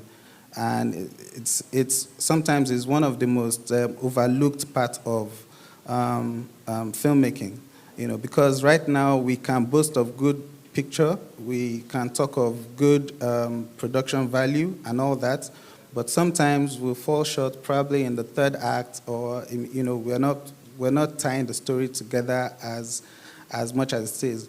Then when we have good storytelling, sometimes it's far in between. It's not like we don't do good storytelling, but it's just because the amount of good storytelling that we see is far in between. Is what gave birth to a part of the company, which is the Film Lab. So the Film Lab is a place where we bring in filmmakers, whether new or they are already in the industry, and we look at what they are trying to work on. We do a little bit of masterclass training, putting things together. We go through their work to see how good the story ties up. Because once they have that figured out and they go out to make the films, then we are very sure of having something as good. Because I'm of the opinion, and I want to believe some of us are in agreement, if you have a bad story, no matter how good you are as a filmmaker or as a director, you would not be able to turn that bad script or the bad story into a good film. But if you're an average director and you have a very good script, you have a very good story, the chances are you're going to make a good film. And hence, the fact that we really wanted to, in our own space, bring filmmakers together, let them know what it means to really spend a lot of time doing development, doing writing, going back to it, asking questions, poking holes into the stories, and then eventually emerge with something they can take out there and put people together to make films with. So, like I said, it's one of the reasons we came up with Film Lab. And if you want to come around and talk to us, we'll always be, I think we'll put out our address. You can come to meet me or meet Mr. Michael, and then, you know, we can have a discussion towards that. I think that's all we have for here. Do you have anything? Yeah. So if you look at the screen, you'll see some of the slides to the equipments, the facilities that we have put in place. And most of these things are new. We are currently in the phase of changing, you know, updating most of the equipment and facility that we have so that it will be able to translate to proper training, up-to-date training for the people that are coming in. And then that is one of the reasons why the French government and a couple of other people are happy to partner with us in training people in, you know, handling, doing some productions, including commercials for TV. Thank you very much for having us. Thank you very much. Can we please give them a hand of applause? So we don't really have time, but we can take very few questions. But before then, I think I'd like to start. First of all, how can people register for this? If they want to register with the Academy, how do they do that? All right, it's very simple. If you go to your smartphone now and you download the app, on the app, you see where it will request for details, for sign up. So you just sign up and you see all the cost details. You see the prices there, and it's very cheap. With in each course, we have different trainings inside, which are sold for Wazobia Academy app. Yes, so Wazobia Academy Wazobia app. Academy. You see Wazobia Academy on your Play Store. Okay. So the courses are the trainings are 7,500 for one training, but you can actually get the entire pack for 30,000, which is even better, and you can always access it anytime you want, for months, for years, as long as you're using it. Okay, so my second question will be, a lot of things have been said about collaborations. So it's one thing for students to come and register with you, which again is practical. So I keep asking about the way forward. So if they've learned all this, are there collaborations with producers for them to actually exhibit and showcase what they've learned? Is there anything like that? Very well, we have. And if you look at the slides, you see some of the productions that we have collaborated with other people to do. Now, we have a Tune Away, and we have a One Lagos Night. These are collaborations. Okay. So we are open to even more collaborations, and I'm sure my GM is handling a particular conversation currently ongoing. I think there are about 3 of them. Yes. 3 of them. Yes. Ongoing now for yes, collaborations. we have. We not only want to collaborate locally, we're also collaborating internationally. Internationally, So okay. there is, for some of you that know Daniel Ohiari, we Yes. are in discussions with a few French financiers to do that co-production. So it's not before web. I was just like any filmmaker who would go look for film to make, but now my trajectory is different. I don't only want to pursue films I might make. I'm trying to bring in a lot of talent and connect them to people like Film One, whoever it is, whoever it is that they are eyeing. Because of the base we have as Wazobia Group, we can talk to a lot of people. You remember, it's still the case of integrity. So we have a base where we can strike off conversations and see where that goes. Generally, it's not even to be part of that process, but just to take it and then let it fly from there. Okay, very importantly, will your graduates, like the people that have come on your academy, have an opportunity to be part of this project? It's very important. Oh, yes. Beyond that, one of the things we did, because we trained a lot of people in those states, okay. And we have a way we monitor the students on the app, for example. Okay. And then the very good ones, the receptive ones, we now do virtual classes where we take it beyond the app. And then sometimes we now bring, not sometimes, we then take from those set of people we have on the virtual class, we bring them into the space. So Okay. they come into the radio stations, they do a lot of stuff. They come to the production side, they go to the TV side, they do a lot of stuff, and then sometimes they can be absorbed. Sometimes we can send them off to somewhere else and say, okay, these guys are this good, and they can Just go. to add, we trained people on series writing last year. Okay. And as at this year, we are working on 2 series written by the By people. them. Yes. Fantastic. So this is just to establish the fact that it goes beyond the whole virtual classes. There's actually an integration where trainees are allowed to showcase their crafts. Thank you so much. But before we sign out officially, any questions? Any questions for the gentleman? Yes, please. Can we get a mic there, please?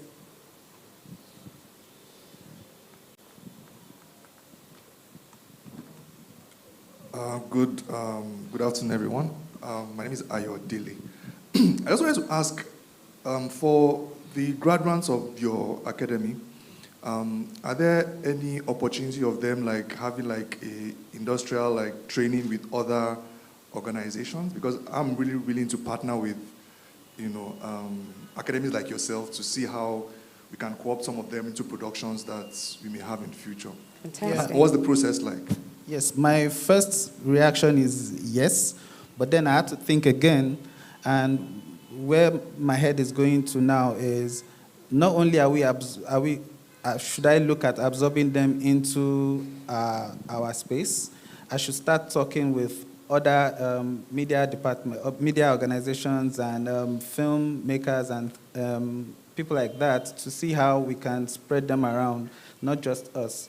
Because even if we send them to, I'm trying to think of one, if we send them to channels, for example, we should still find a way to monitor their progress and see, because we need that data to know if we have a good trajectory.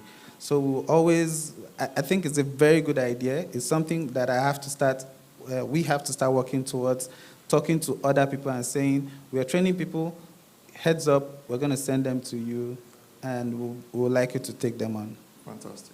Thank you very much. Another question? Okay, a quick one, please. All right, good morning. Emmanuel Eyaba, filmmaker, Abuja. All right, Mr. GM, thank you very much for your laudable initiative. I want to ask, are you having any plans of moving to other parts of the country? Because I'm a filmmaker based in Abuja for more than 10 years, and this is the first time I'm hearing that this kind of initiative exists. I mean, we are actually open to partnerships from our organizations in Abuja and you. What efforts are you making to reach other people, or is it only for Lagosians? Thank you. No. So recently we just came back from Edo State. Like I said, we partnered with Edo State government. We did that. But one of the things we even said at the send-off party there in Edo State was, it's a work in progress, but we don't only want to be in Lagos or Edo State. We want to go around the whole country, but then it's from the success and what we've noticed from what we've done in Edo State is what we are now using as a metric to make it even better. So definitely, of course, there's no place in Nigeria that AIM is not, Wazobia Group is not, so we definitely have to go there. And then we are having those discussions with the French government, LAFAC, to see how we take it across. And our internal meetings had to be, okay, let's look at what we've done so far and see how we can take that across the country. So definitely you see us in Abuja. Like I said, I was in Abuja a few weeks ago, and I had a lot of discussions there. But hopefully we get to see how we spread across the country. All right, thank you very much. Can we please make it very short, because we're really behind schedule. So one more last one, please. Can we get the mic behind? Thank you.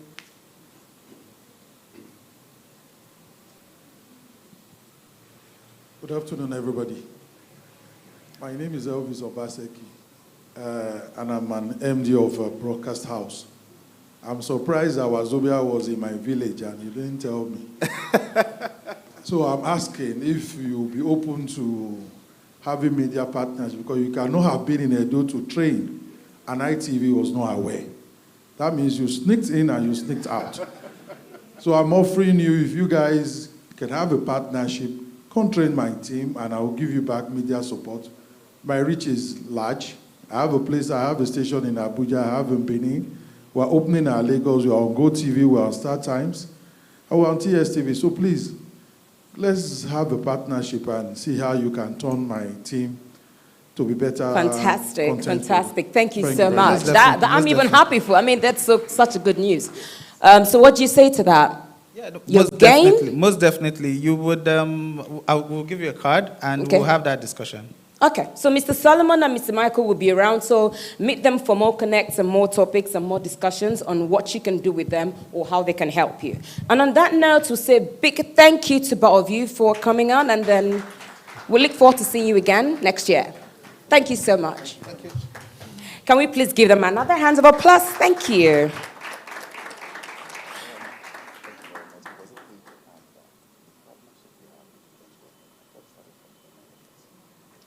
Okay, so I just got an important and a very interesting information. So they got a partnership with the French embassy on this platform. So I don't know when, whether it was last year or the year before, but it happened here. So can we please give them a hand of applause again for that development? Thank you. So we quickly move to the next session. This will be a technical landscape. We're speaking to, well, Havent will be speaking to us. They'll be continuing where they stopped yesterday. I don't know if you remember, they were talking to us about asset management, getting your content beyond the borders of Nigeria, and going international. They will be talking on, asset management and deliverables today. And we'll have Juliet Viver, who is the international director for Haventi Group. Caroline Bidio Caruso, who is also the head Kenya and Nigeria, Haventi Group Africa. There's also Malcolm Mara, who is the technical head. And then this session will be moderated by Juliet. And Yeah, that's it, Karen, she's on the way. So we can start. okay, so we can start with our heart, but don't forget that after this, there's the happy hour, and after this, there's also lunch, and then later on today, there's also a Nollywood Coast to India cocktail. So, but this is restricted to executive batch owners, so please, please, please stay behind to be a part of this. And there will also be the French Embassy and Animation Nigeria networking. So, which is a cocktail and RSVP and a lot of drinking. So please stay behind to be a part of all those things. We'll quickly jump to Haventi and Juliette. I hand over to you officially. Thank you. So as opposed, thank you so much. So the way we would like to make it today is like a Q&A. So I'm going to be the moderator, and I'm going to try to be in your shoes, guys, you, the content creators, co-producers, and distributors, and to ask the question that I may have in mind while I want to reach out the major streamers out there. So, well, Caroline will join. Okay, but I guess the first two questions, it's you're going to ask me. Yes, yes, indeed. And so for each question, we will try to provide you some supports on our slides to give you a bit more details. So assuming that I'm a content producer and I just signed a deal with an SVOD platform, and specifically Netflix, what would I do next? What are the next steps to make sure that I'm actually on course to do the right things? So what you are saying is you are a Nigerian content producer. Correct. You just signed a deal Yes. with Netflix. It's a licensed content. What's going to be the next step? So you go online, and Netflix, they do have a website which is called NPFP, which stands for Netflix Preferred Fulfillment Partner. So the step is you will see all the list of the NPFP registered worldwide. You have to pick one that you would like to work with. Then you will inform Netflix, hey, Netflix, I got my preferred vendor. Let's say it's Ivanti. All right? Then Netflix will send us an email explaining that, hey, you're going to have a new content partner based in Nigeria, so please reach out to them in order to start making all the necessary work in order for us, Netflix, to get their content on our platforms. So what we do afterwards, we have a call, we do what we call a non-boarding call, and we review with you what do you need from us, because Netflix may have requested you to do an English subs, or a French dub, or African subtitles. They will also wanted us to review your assets, in which format is your content, can we use it, and then we will receive all your assets, and we will package it and deliver to Netflix. So meaning that when you license content to Netflix, in order to release your content on Netflix, you need to contact an NPFP. So ideally, once we have reached this agreement, what are the financial implications, and basically what do I need to do to ensure? Okay. Yes, so basically what do I need? Okay, the cost. The cost is always a big stuff. Yes. Because the NPFP are a must. The way Netflix, the ecosystem Netflix, and even Amazon is the same, and Disney is also the same. All of these guys, they have set up a network of preferred vendors, technical partners out there.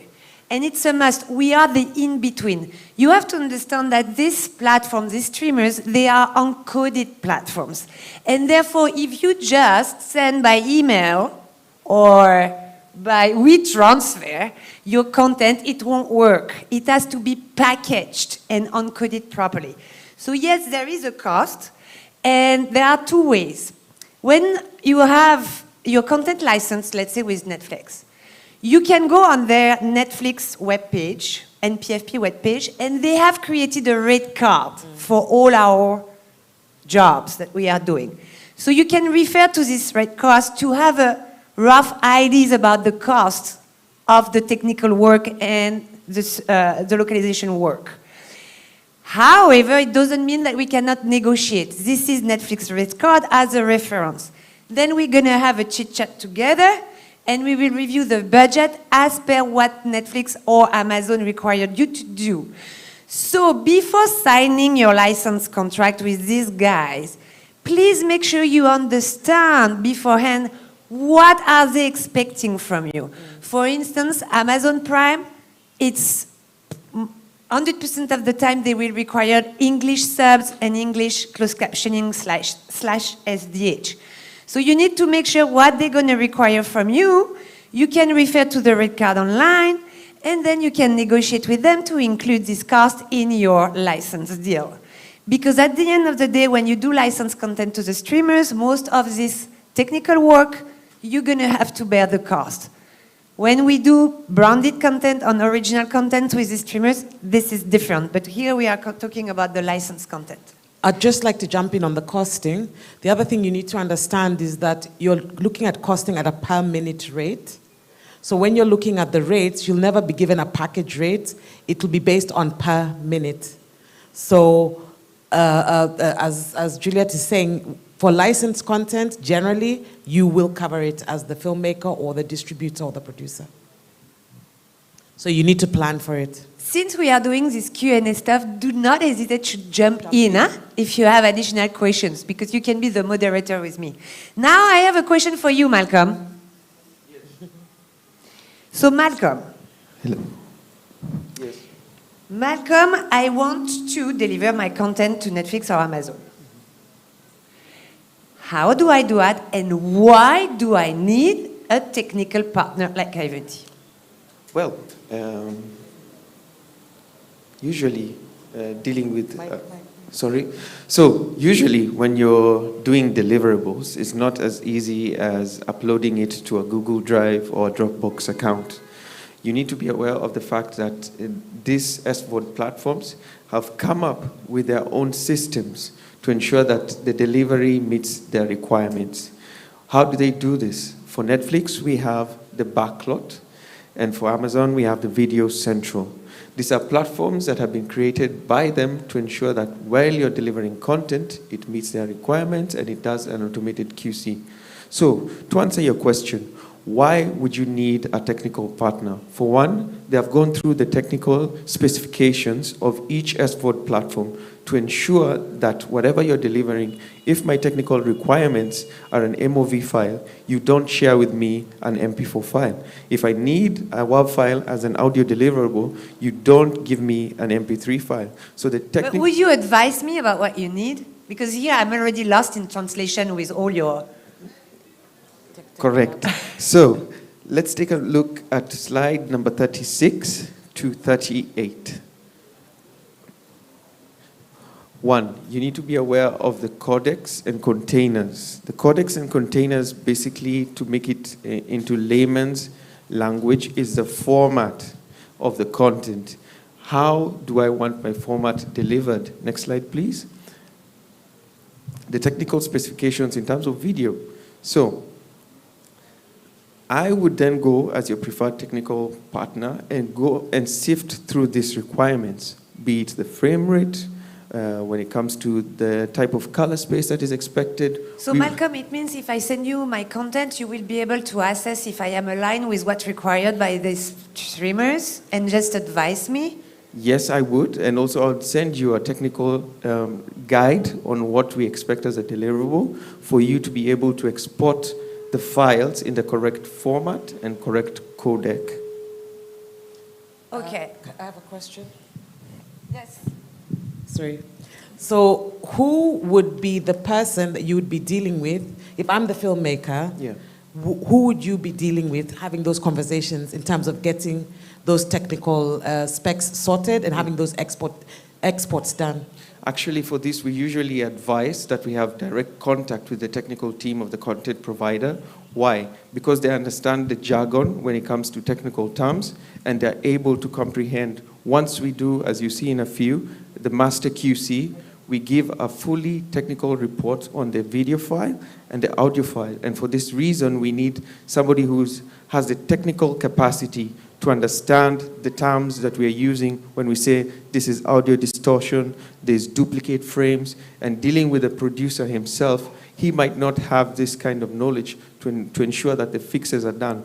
And in addition to this, we usually go a step further to ensure that, one, our best interest is with our content partner. So if we can fix any errors within the content, we actually fix them internally. However, this is why we share the QC report, because some of those instances, we can't actually fix them because we don't have the assets, we don't have the archival assets, which I believe we'll cover within the next few questions. So you are saying, I send you my content. Then you will do a technical full QC. And based on that, you will share with me a report. And with some item that I need to fix, or you're going to fix if you can, right? Correct. Okay, but this full technical QC is based on what? What are you checking regarding my content to decide if my content can pass and be packaged and delivered to the streamers or not? All right, so I'd like to move to slide number 42, where we talk about the blockers within the content. So, and you please scroll on as I keep talking so that we can continue. So on this first slide, you can see in bold what are some of the blockers. For example, when you send me your content, I'll check whether it has on-screen text. What do we mean by this? Whether you have burnt in any subtitles, whether it has any VITC time codes. For example, if you had exported it for any post-production process, we have to check and ensure that it's a textless master. Please go back to the previous slide. We have to check and ensure that it's a textless master, meaning, like I said yesterday, when we create this time text material, for example, the subtitle, the SDH, the FN, we need to be able to toggle them on and off. And while your content contains burnt-in subtitles, you realize that once we toggle on and off, they kind of overlap. And that's why they try to make sure that in all across the board, that the SVOD platforms, when you're submitting your content, it is clean and textless. But this is not to mean it shouldn't contain any lower thirds or graphical descriptions or any form of video guidelines that are embedded within the text. Black frames. Sometimes we do prepare content for broadcast where we leave spaces for us to insert commercials within the broadcasting avenues. This, when you're doing any submission onto Netflix, you have to ensure that it's a seamless version. So it shouldn't contain any commercial blacks, any VITCs, any color bars at the very beginning. It should be basically in and out of the whole running content. Next slide, please. And this was asked yesterday about what type of equipment should I consider when I'm doing the shoots. And I remember mentioning that it's okay to use whatever is within your reach. But what you must consider is that, one, you cannot use multiple cameras in terms of different cameras that contain different shooting frame rates, because at the moment you package the content, you have an issue of the content not being in its native frame rate. In addition to that, the aspect ratio and appraising of content are two things that we really need to pay attention to, because you might have standard definition content, you might have content that is not natively in 4K, and these platforms have developed ways to automatically check the file and detect digital hits, and that's why they prohibit appraising content. And for those of us who don't understand what appraising content is, basically, if I took this iPad and I tried to make it as big as this banner, of course, you will notice that they will not match. Most definitely, it will look irregular and have some deformations. So it's exactly the same when it comes to video. Next slide. Yeah, and lastly, like I mentioned before, with the evolution of the internet, we have come up with ways to ensure that our content is playable with available bandwidth. And that's why they have a standardized format. And that's why I would say that for you to get away with any form of digital delivery, you need an Apple Res 422 HQ. And if I don't have that? That's where I was going. But you don't need to worry about that. As a technical partner or as an encoding specialist, my duty is to transcode your footage into the different formats that they are expected within the deliverables. I have a question. Yes. I'm the producer, the filmmaker. Yeah. What are my core responsibilities, and at what point do I hand over the burden, the headache, the inspiration to the technical partner, to the vendor? Because right now I'm confused by all these terminologies, and I can't figure out at what point I end so that you can do your work. So with this, I would like us to go to slide 29. Slide number 29. On this slide, we see we've kind of broken it down to who is responsible for what. When it comes to the print master audio, dialogue and music and effects stems, that's the sole responsibility of the content producer. Why? They deal directly with the mix engineer and the video editor and the colorists. So they are the only ones who are capable of providing me with these assets. But on the other side of the spectrum, after the content has been produced and exported, when we have the final prints, we then move to do a full QC, because we expected anyway to do a full QC before delivery. This is kind of a two-sided coin, whereby yes, we do the QC. At times we're capable of doing the edits and fixing the content itself. But what's challenging is actually, like we said yesterday, if you don't have your assets, the single dialogue stems, the single music and effects stems, the single effect stems themselves, we can't really make any edit within the content because everything has kind of been flattened, meaning it's just one file that you can't really make any readjustments. But with these individual elements, if I find an edit within your content, I'll then reach out to you as the content producer. Look, I found a digital hit within this content. For example, let me bring it closer to home. While we are recording this session, ideally Netflix does not accept any appearance of equipment within the shot. So let's say there was a boom operator in this shot and the mic kind of dips into frame. Yes. And the mic kind of dips into frame. So if I have your initial project files, Premiere Pro, Final Cut, whatever video editing software you're using, I'm capable of removing it with your permission. Because at the end of the day, it's your content. I have no right to make any creative editorial changes. And that's why we do a full QC, identify the errors. Whatever we can fix internally, we actually go an extra mile and tell you, okay, we've identified A, B, C, and D, and we fixed them. However, for these other sections, we are not able to fix them, and we are requesting if you can find the best available asset. And it's been quite a fascinating experience for me, because we send a QC report over to my friend Rodney here. It's not you, but I send it to my friend Rodney, and I'm like, Rodney, please fix this. And he sends me the report, and he's like, yeah, this is the best available asset. For these other sections I can't fix. And we air the content onto the SVOD platforms. And as you all know, we are living in the digital age. We have social media. So everyone is online. It's like, man, what the hell is this? What's really happening? Is there no QC component within these SVOD platforms?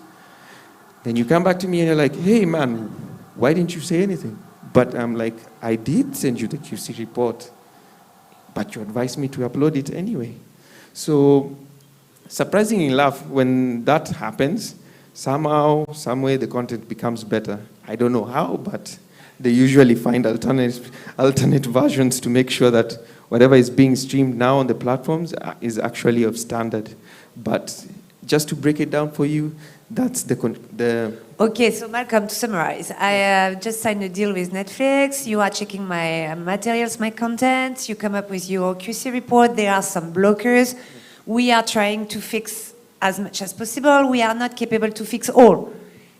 Is it still okay? Can I proceed and sign off my deal? Or Netflix would accept some blockers if I cannot fix them?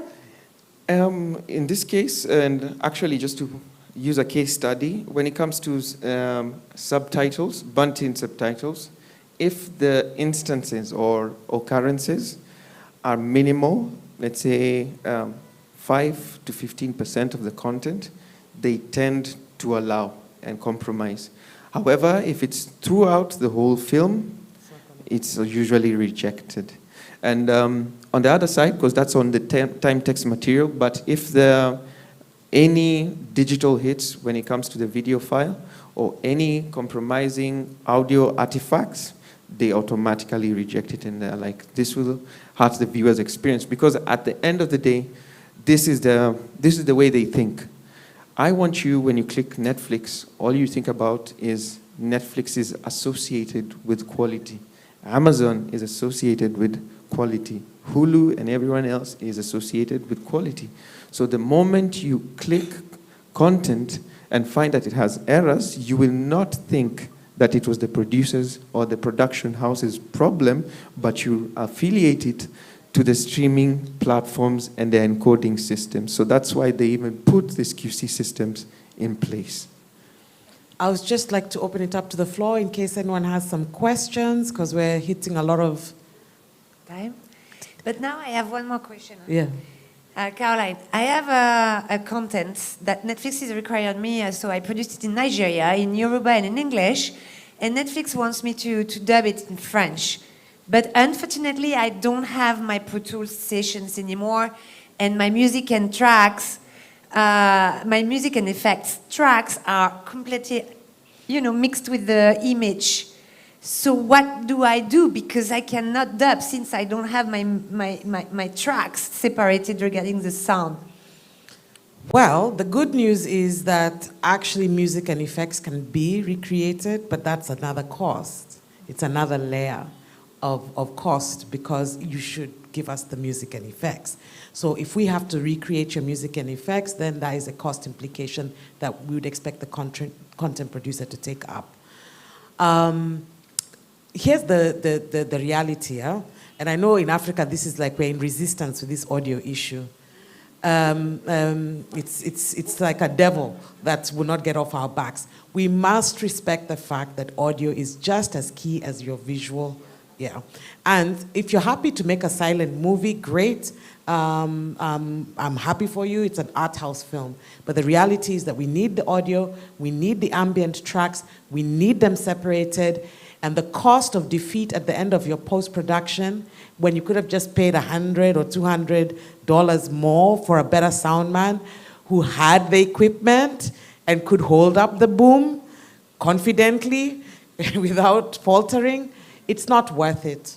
It's really not worth it. Down the pipeline, the audio is going to kill your project.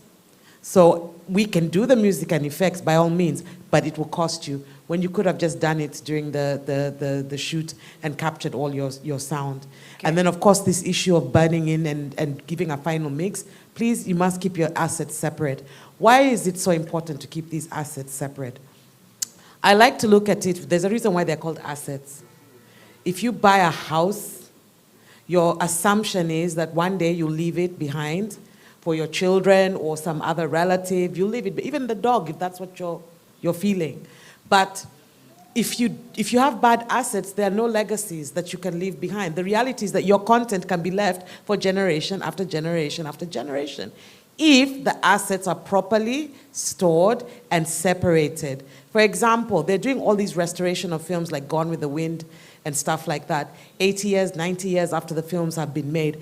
Those estates are still making money. So we can't just do one theatrical release and say this is it. We talk about how can we continue to make money, break up the assets so you can move into more territories, so you can move into different formats. Some of our films can even be extracted as podcasts and audiobooks if they're edited. Your assets are extremely precious. Right, so the good news is in case I haven't kept all my assets separated, you can still do something. We can help with some, but also remember I said yesterday, not everything can be fixed in post. And we may pray on it, but it doesn't always work. So let's just deal with it at the front end and prepare to have all our assets, at least for the future. Let's work that way. Tell me, I produced a film in the 80s, and it was in 35 millimeters. And I only have one 35 millimeters copy. And it seems it's been damaged because it was in my backyard and some rats came over. To me, it's so valuable, and I would like to start exploring with Netflix or Amazon or even the local OTT platforms to sell this movie. What shall I do, guys? Can I still do something with my 35 millimeters? I'll jump in because I actually started my career as a producer when it was 35 millimeter. We've made such a mad jump in 25 years. The reality is that 35 mil, 16 mil Betacams can all be restored. So if you have stuff that was left behind, that's in a cupboard, and you've probably thought that it was over, the reality is that there's a new lease of life possible. So as Hiventi, we do restoration. First, we would have to digitize the 35 mil in order to put it into a current format, and then we're able to restore it, maybe add some color, maybe do the music and effects. So restoration is possible. So if you have lots of tins and you're wondering why your father left you those things, those are the legacies we're talking about. They can actually be restored and a new lease of life created. Fantastic. And now, I've been producing for so many years, and I have so many content on so many different formats. Can be beta, 16 mil, 35 mil, whatever. And I really, I need to digitize them, to organize, I need to store, and I don't know what to do because they are valuable and I would like to start selling them out there. What do I have to do, guys? What would you advise? Over to you, Malcolm. So, ideally, of course, you'd reach out to a technical vendor. It might not be a Venti, it might be a Venti. They will be responsible for actually digitizing this content, going through them, going through the proper naming conventions, and making sure that, okay, this asset is not labeled as June 40th export, December 22 export. They make sensible naming conventions, and I would like us to pull up slide number 40 so that we can see what it looks like, how to have proper named assets, because that way... But you'll do it, huh? Yes, yeah. Yes. I, as a technical vendor, will be responsible for that. So if you look at these samples of correct naming conventions, ideally you would start with the title of the series, if the season number, episode number, unique ID, because within, and as you see shortly, within our system called Beehive, we have a unique ID for each asset. That way you will never find assets for your NIFS summit on your different summits. You understand? So you each unique... So you take my content, you Yes. digitalize it, then you name it, and then what you do? So I can then re-transcode it into the different formats depending on the deliverable.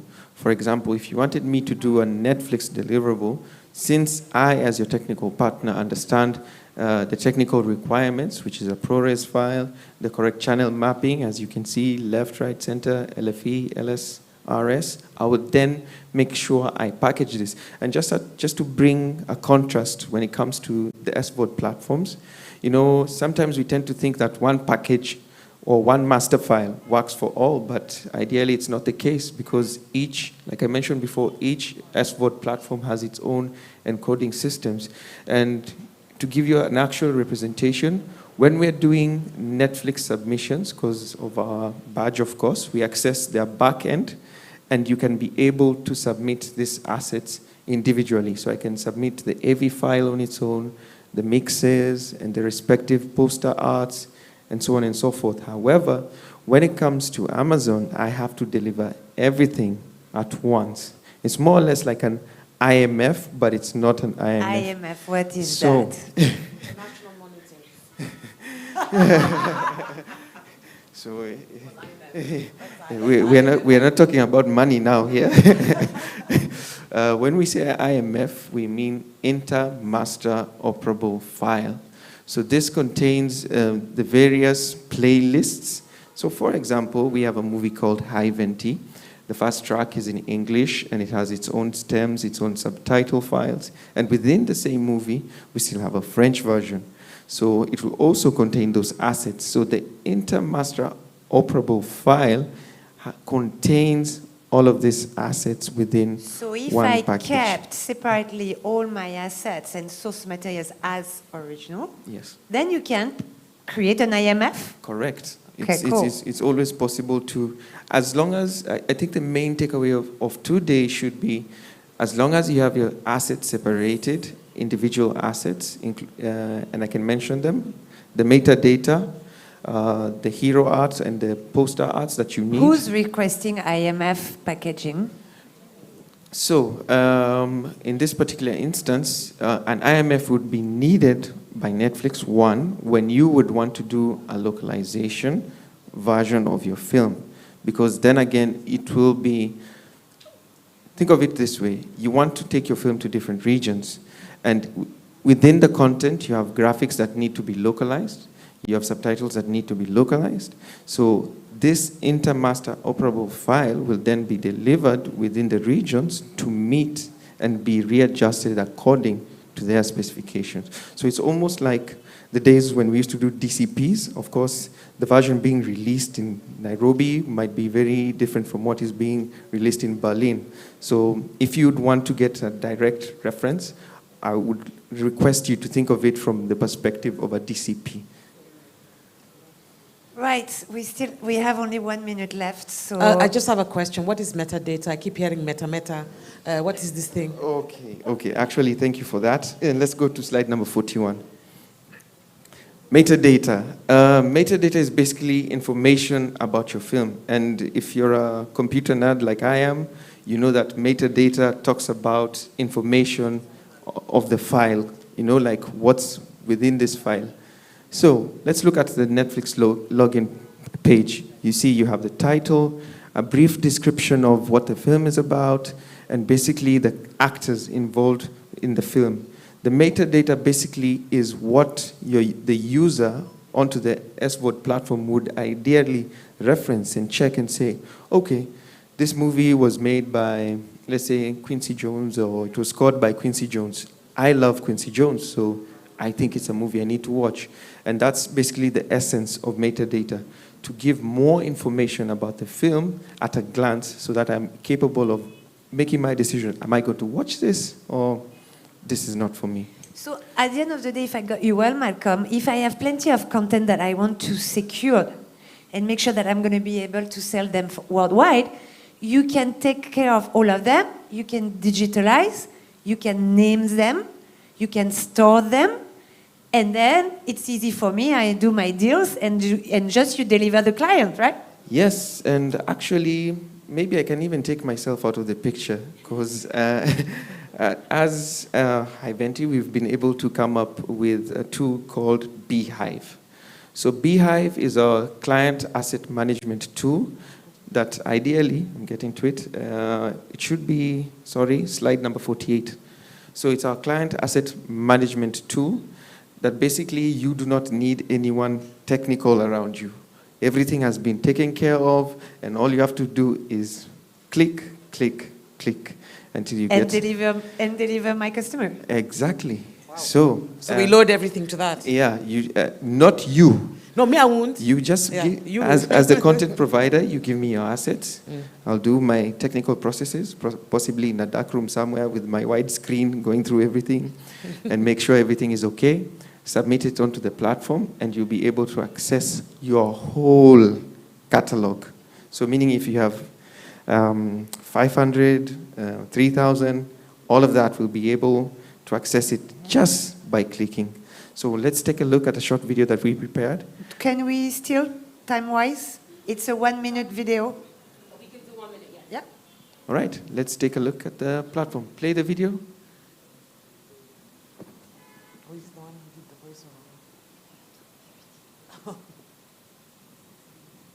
That one. Maybe you didn't download it. Okay. But it's going to be for next time. Yes. All right. Thank you. All right. We're still around until this evening. We leave tomorrow. So if you want to grab any one of us to ask a question or anything, please feel free. Yeah.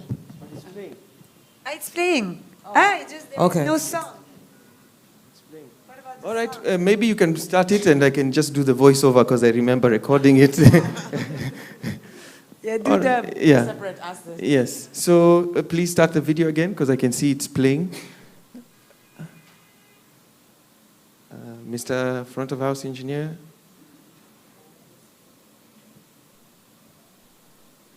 Do they hear you? Yes. Okay, great. So of course. Wait a minute. Okay. I guess it wasn't meant to be. Yeah. Welcome to Beehive, our one-click solution for asset management and deliveries. Of course, just like any other platform. These are the cliches we are talking about.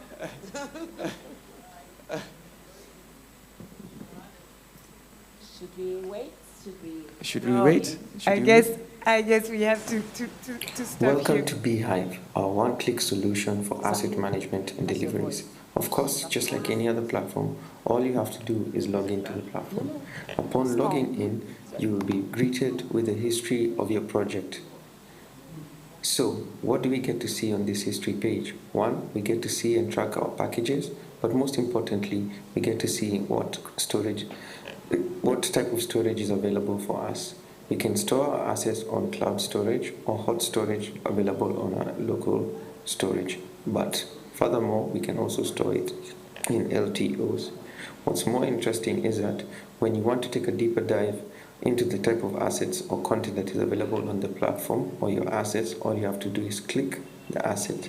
Upon clicking it, you get further technical information about your asset. You get to see the metadata and ideally all the available assets. As you can see for this title, we have the DCP, the video, the audio, the subtitle, the video assets, and the audio assets in English, and also the other assets in French. But what's more interesting is the ability to tailor this information or use this package to either do a QC or a package to any S4 platform. In the event that I would want to review my asset, all I have to do is click on the ID and I'm greeted with the same page with my proxy file. And as you can see, we have the ability to burn in, which protects our assets. So on this page, I am able to see the technical information, or rather the information that will help me understand a broadcaster's needs. But in the event that I don't, I have the ability to request for a QC. How do I do this? All you have to do is log in onto the platform and ideally request for a QC of any assets that you would want to use.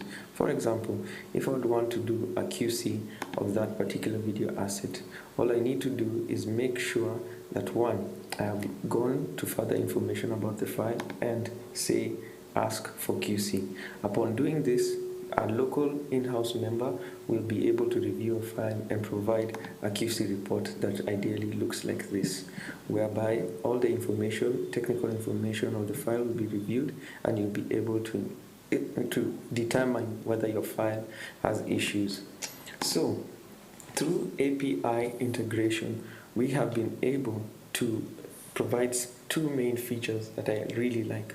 One, providing a temporary viewing link whereby I'm able to share this file for viewing purposes as opposed to sending you my file and being worried that you might use it for your own gain. How does it look like? Well, it's as simple as a few clicks. I add your email and your company details, and I give you a viewing time and the availability of the dates, and I have the ability to say I want to work it as a demo by Malcolm. And as you would note, I would just say how to log in, how to charge, and put my purchase order, some random one, and here is my video, and say order. Once I do that, you get an email notification saying that, okay, for so-and-so has sent you this file, and you're capable of viewing it for this certain amount of period. That's why it says this link is available from August 31st, 2022 to September 5th, 2022. And of course, what you need to do at this point, like I said before, it's a one-click solution. You just click watch video and you're greeted with the login page again, whereby you'll find your content and you're able to play it back and review. So, the interesting bit of this section is sometimes you might share a file with somebody and they actually claim that they have reviewed it, but in real sense they might not even pay attention to it. They are just feeding you words. So how can you track this? Well, our system has that. When you go to the history page, again, click on the asset that you would like to track. You have the ability to see the playback details and how far they've been able to watch the clip. As I conclude my presentation, it's important that we know our platform Beehive has been through API. We have been able to integrate Amazon, Netflix, and majority of the SVOD platform deliveries. So how do we do this? For example, I'll use the most common way of sharing files, which is Aspera FastSpecs. But as you can see, we have the Amazon Web Service, we have an SDP, FTP protocol, and Aspera server to also share the files. So if I would want to send a package through Aspera, as usual, I'll add my details, add any additional information, and leave a message. And just the same way we saw before, through a single click, all we do is receive an email containing the deliverable. Thank you. For further or more interactive demo, please see us after the presentation. Thank you. Thank you so much. Can we please give them a hand of applause? Thank you so much, Avanti. Thank you. A quick one, Malcolm, for producers, because this is really, really technical. I'm not sure if we'll get all the things I've said just with this, the short. So is there a way, if people is there like a way they can get through to you to get like a better understanding? Yes. Is there like a video or is there like a video? Because I'm not sure this will be enough. So in reference to that, we are still around. So if you'd want more, like I said on the video, if you'd want more personal interactions, you can come over. We are here. We will give you a personalized demo. Furthermore, we'll share our contacts. So in the event that you want us to have a consultation service, you can just reach us on email. I just want to add very quickly, we will share some versions of these presentations with NIFs, so that they can farm out to whoever they want to. Okay. And then, of course, we're around and our email addresses, so don't hesitate. We also do webinars regularly with producers, just to keep showing them what to do. Team Nigeria. So you said consultations, would that be free? If to consult you, would that be free? So when it comes to QCs, we actually offer a service called pre-QC, whereby if you'd want to onboard your content onto the platforms, as long as you guarantee us that we are your preferred fulfillment partner, we are willing to go an extra mile, review your content, and advise on how best we can deal with any issues that occur within the content. Great. Thank you, and can we please give them a hand of applause again? Thank you so much. So just get your pictures done.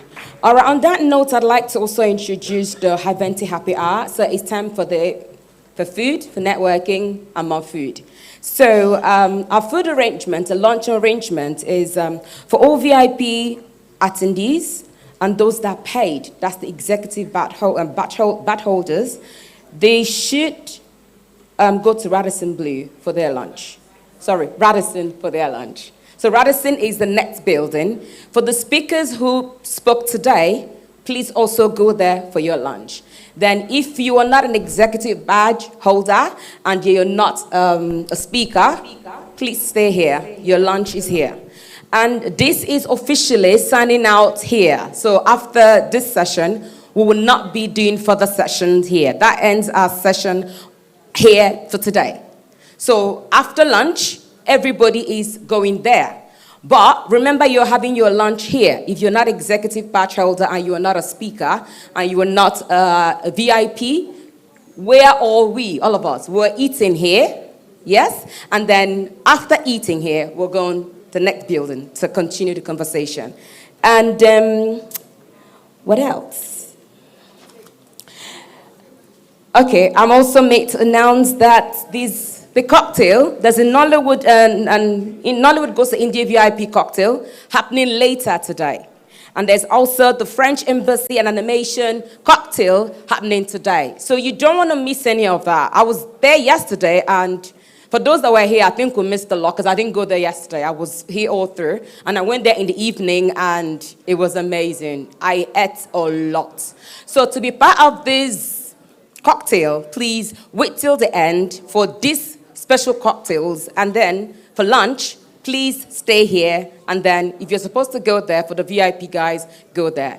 Thank you so much for staying behind and for all your time while we continue the next building for the next sessions. Thank you again.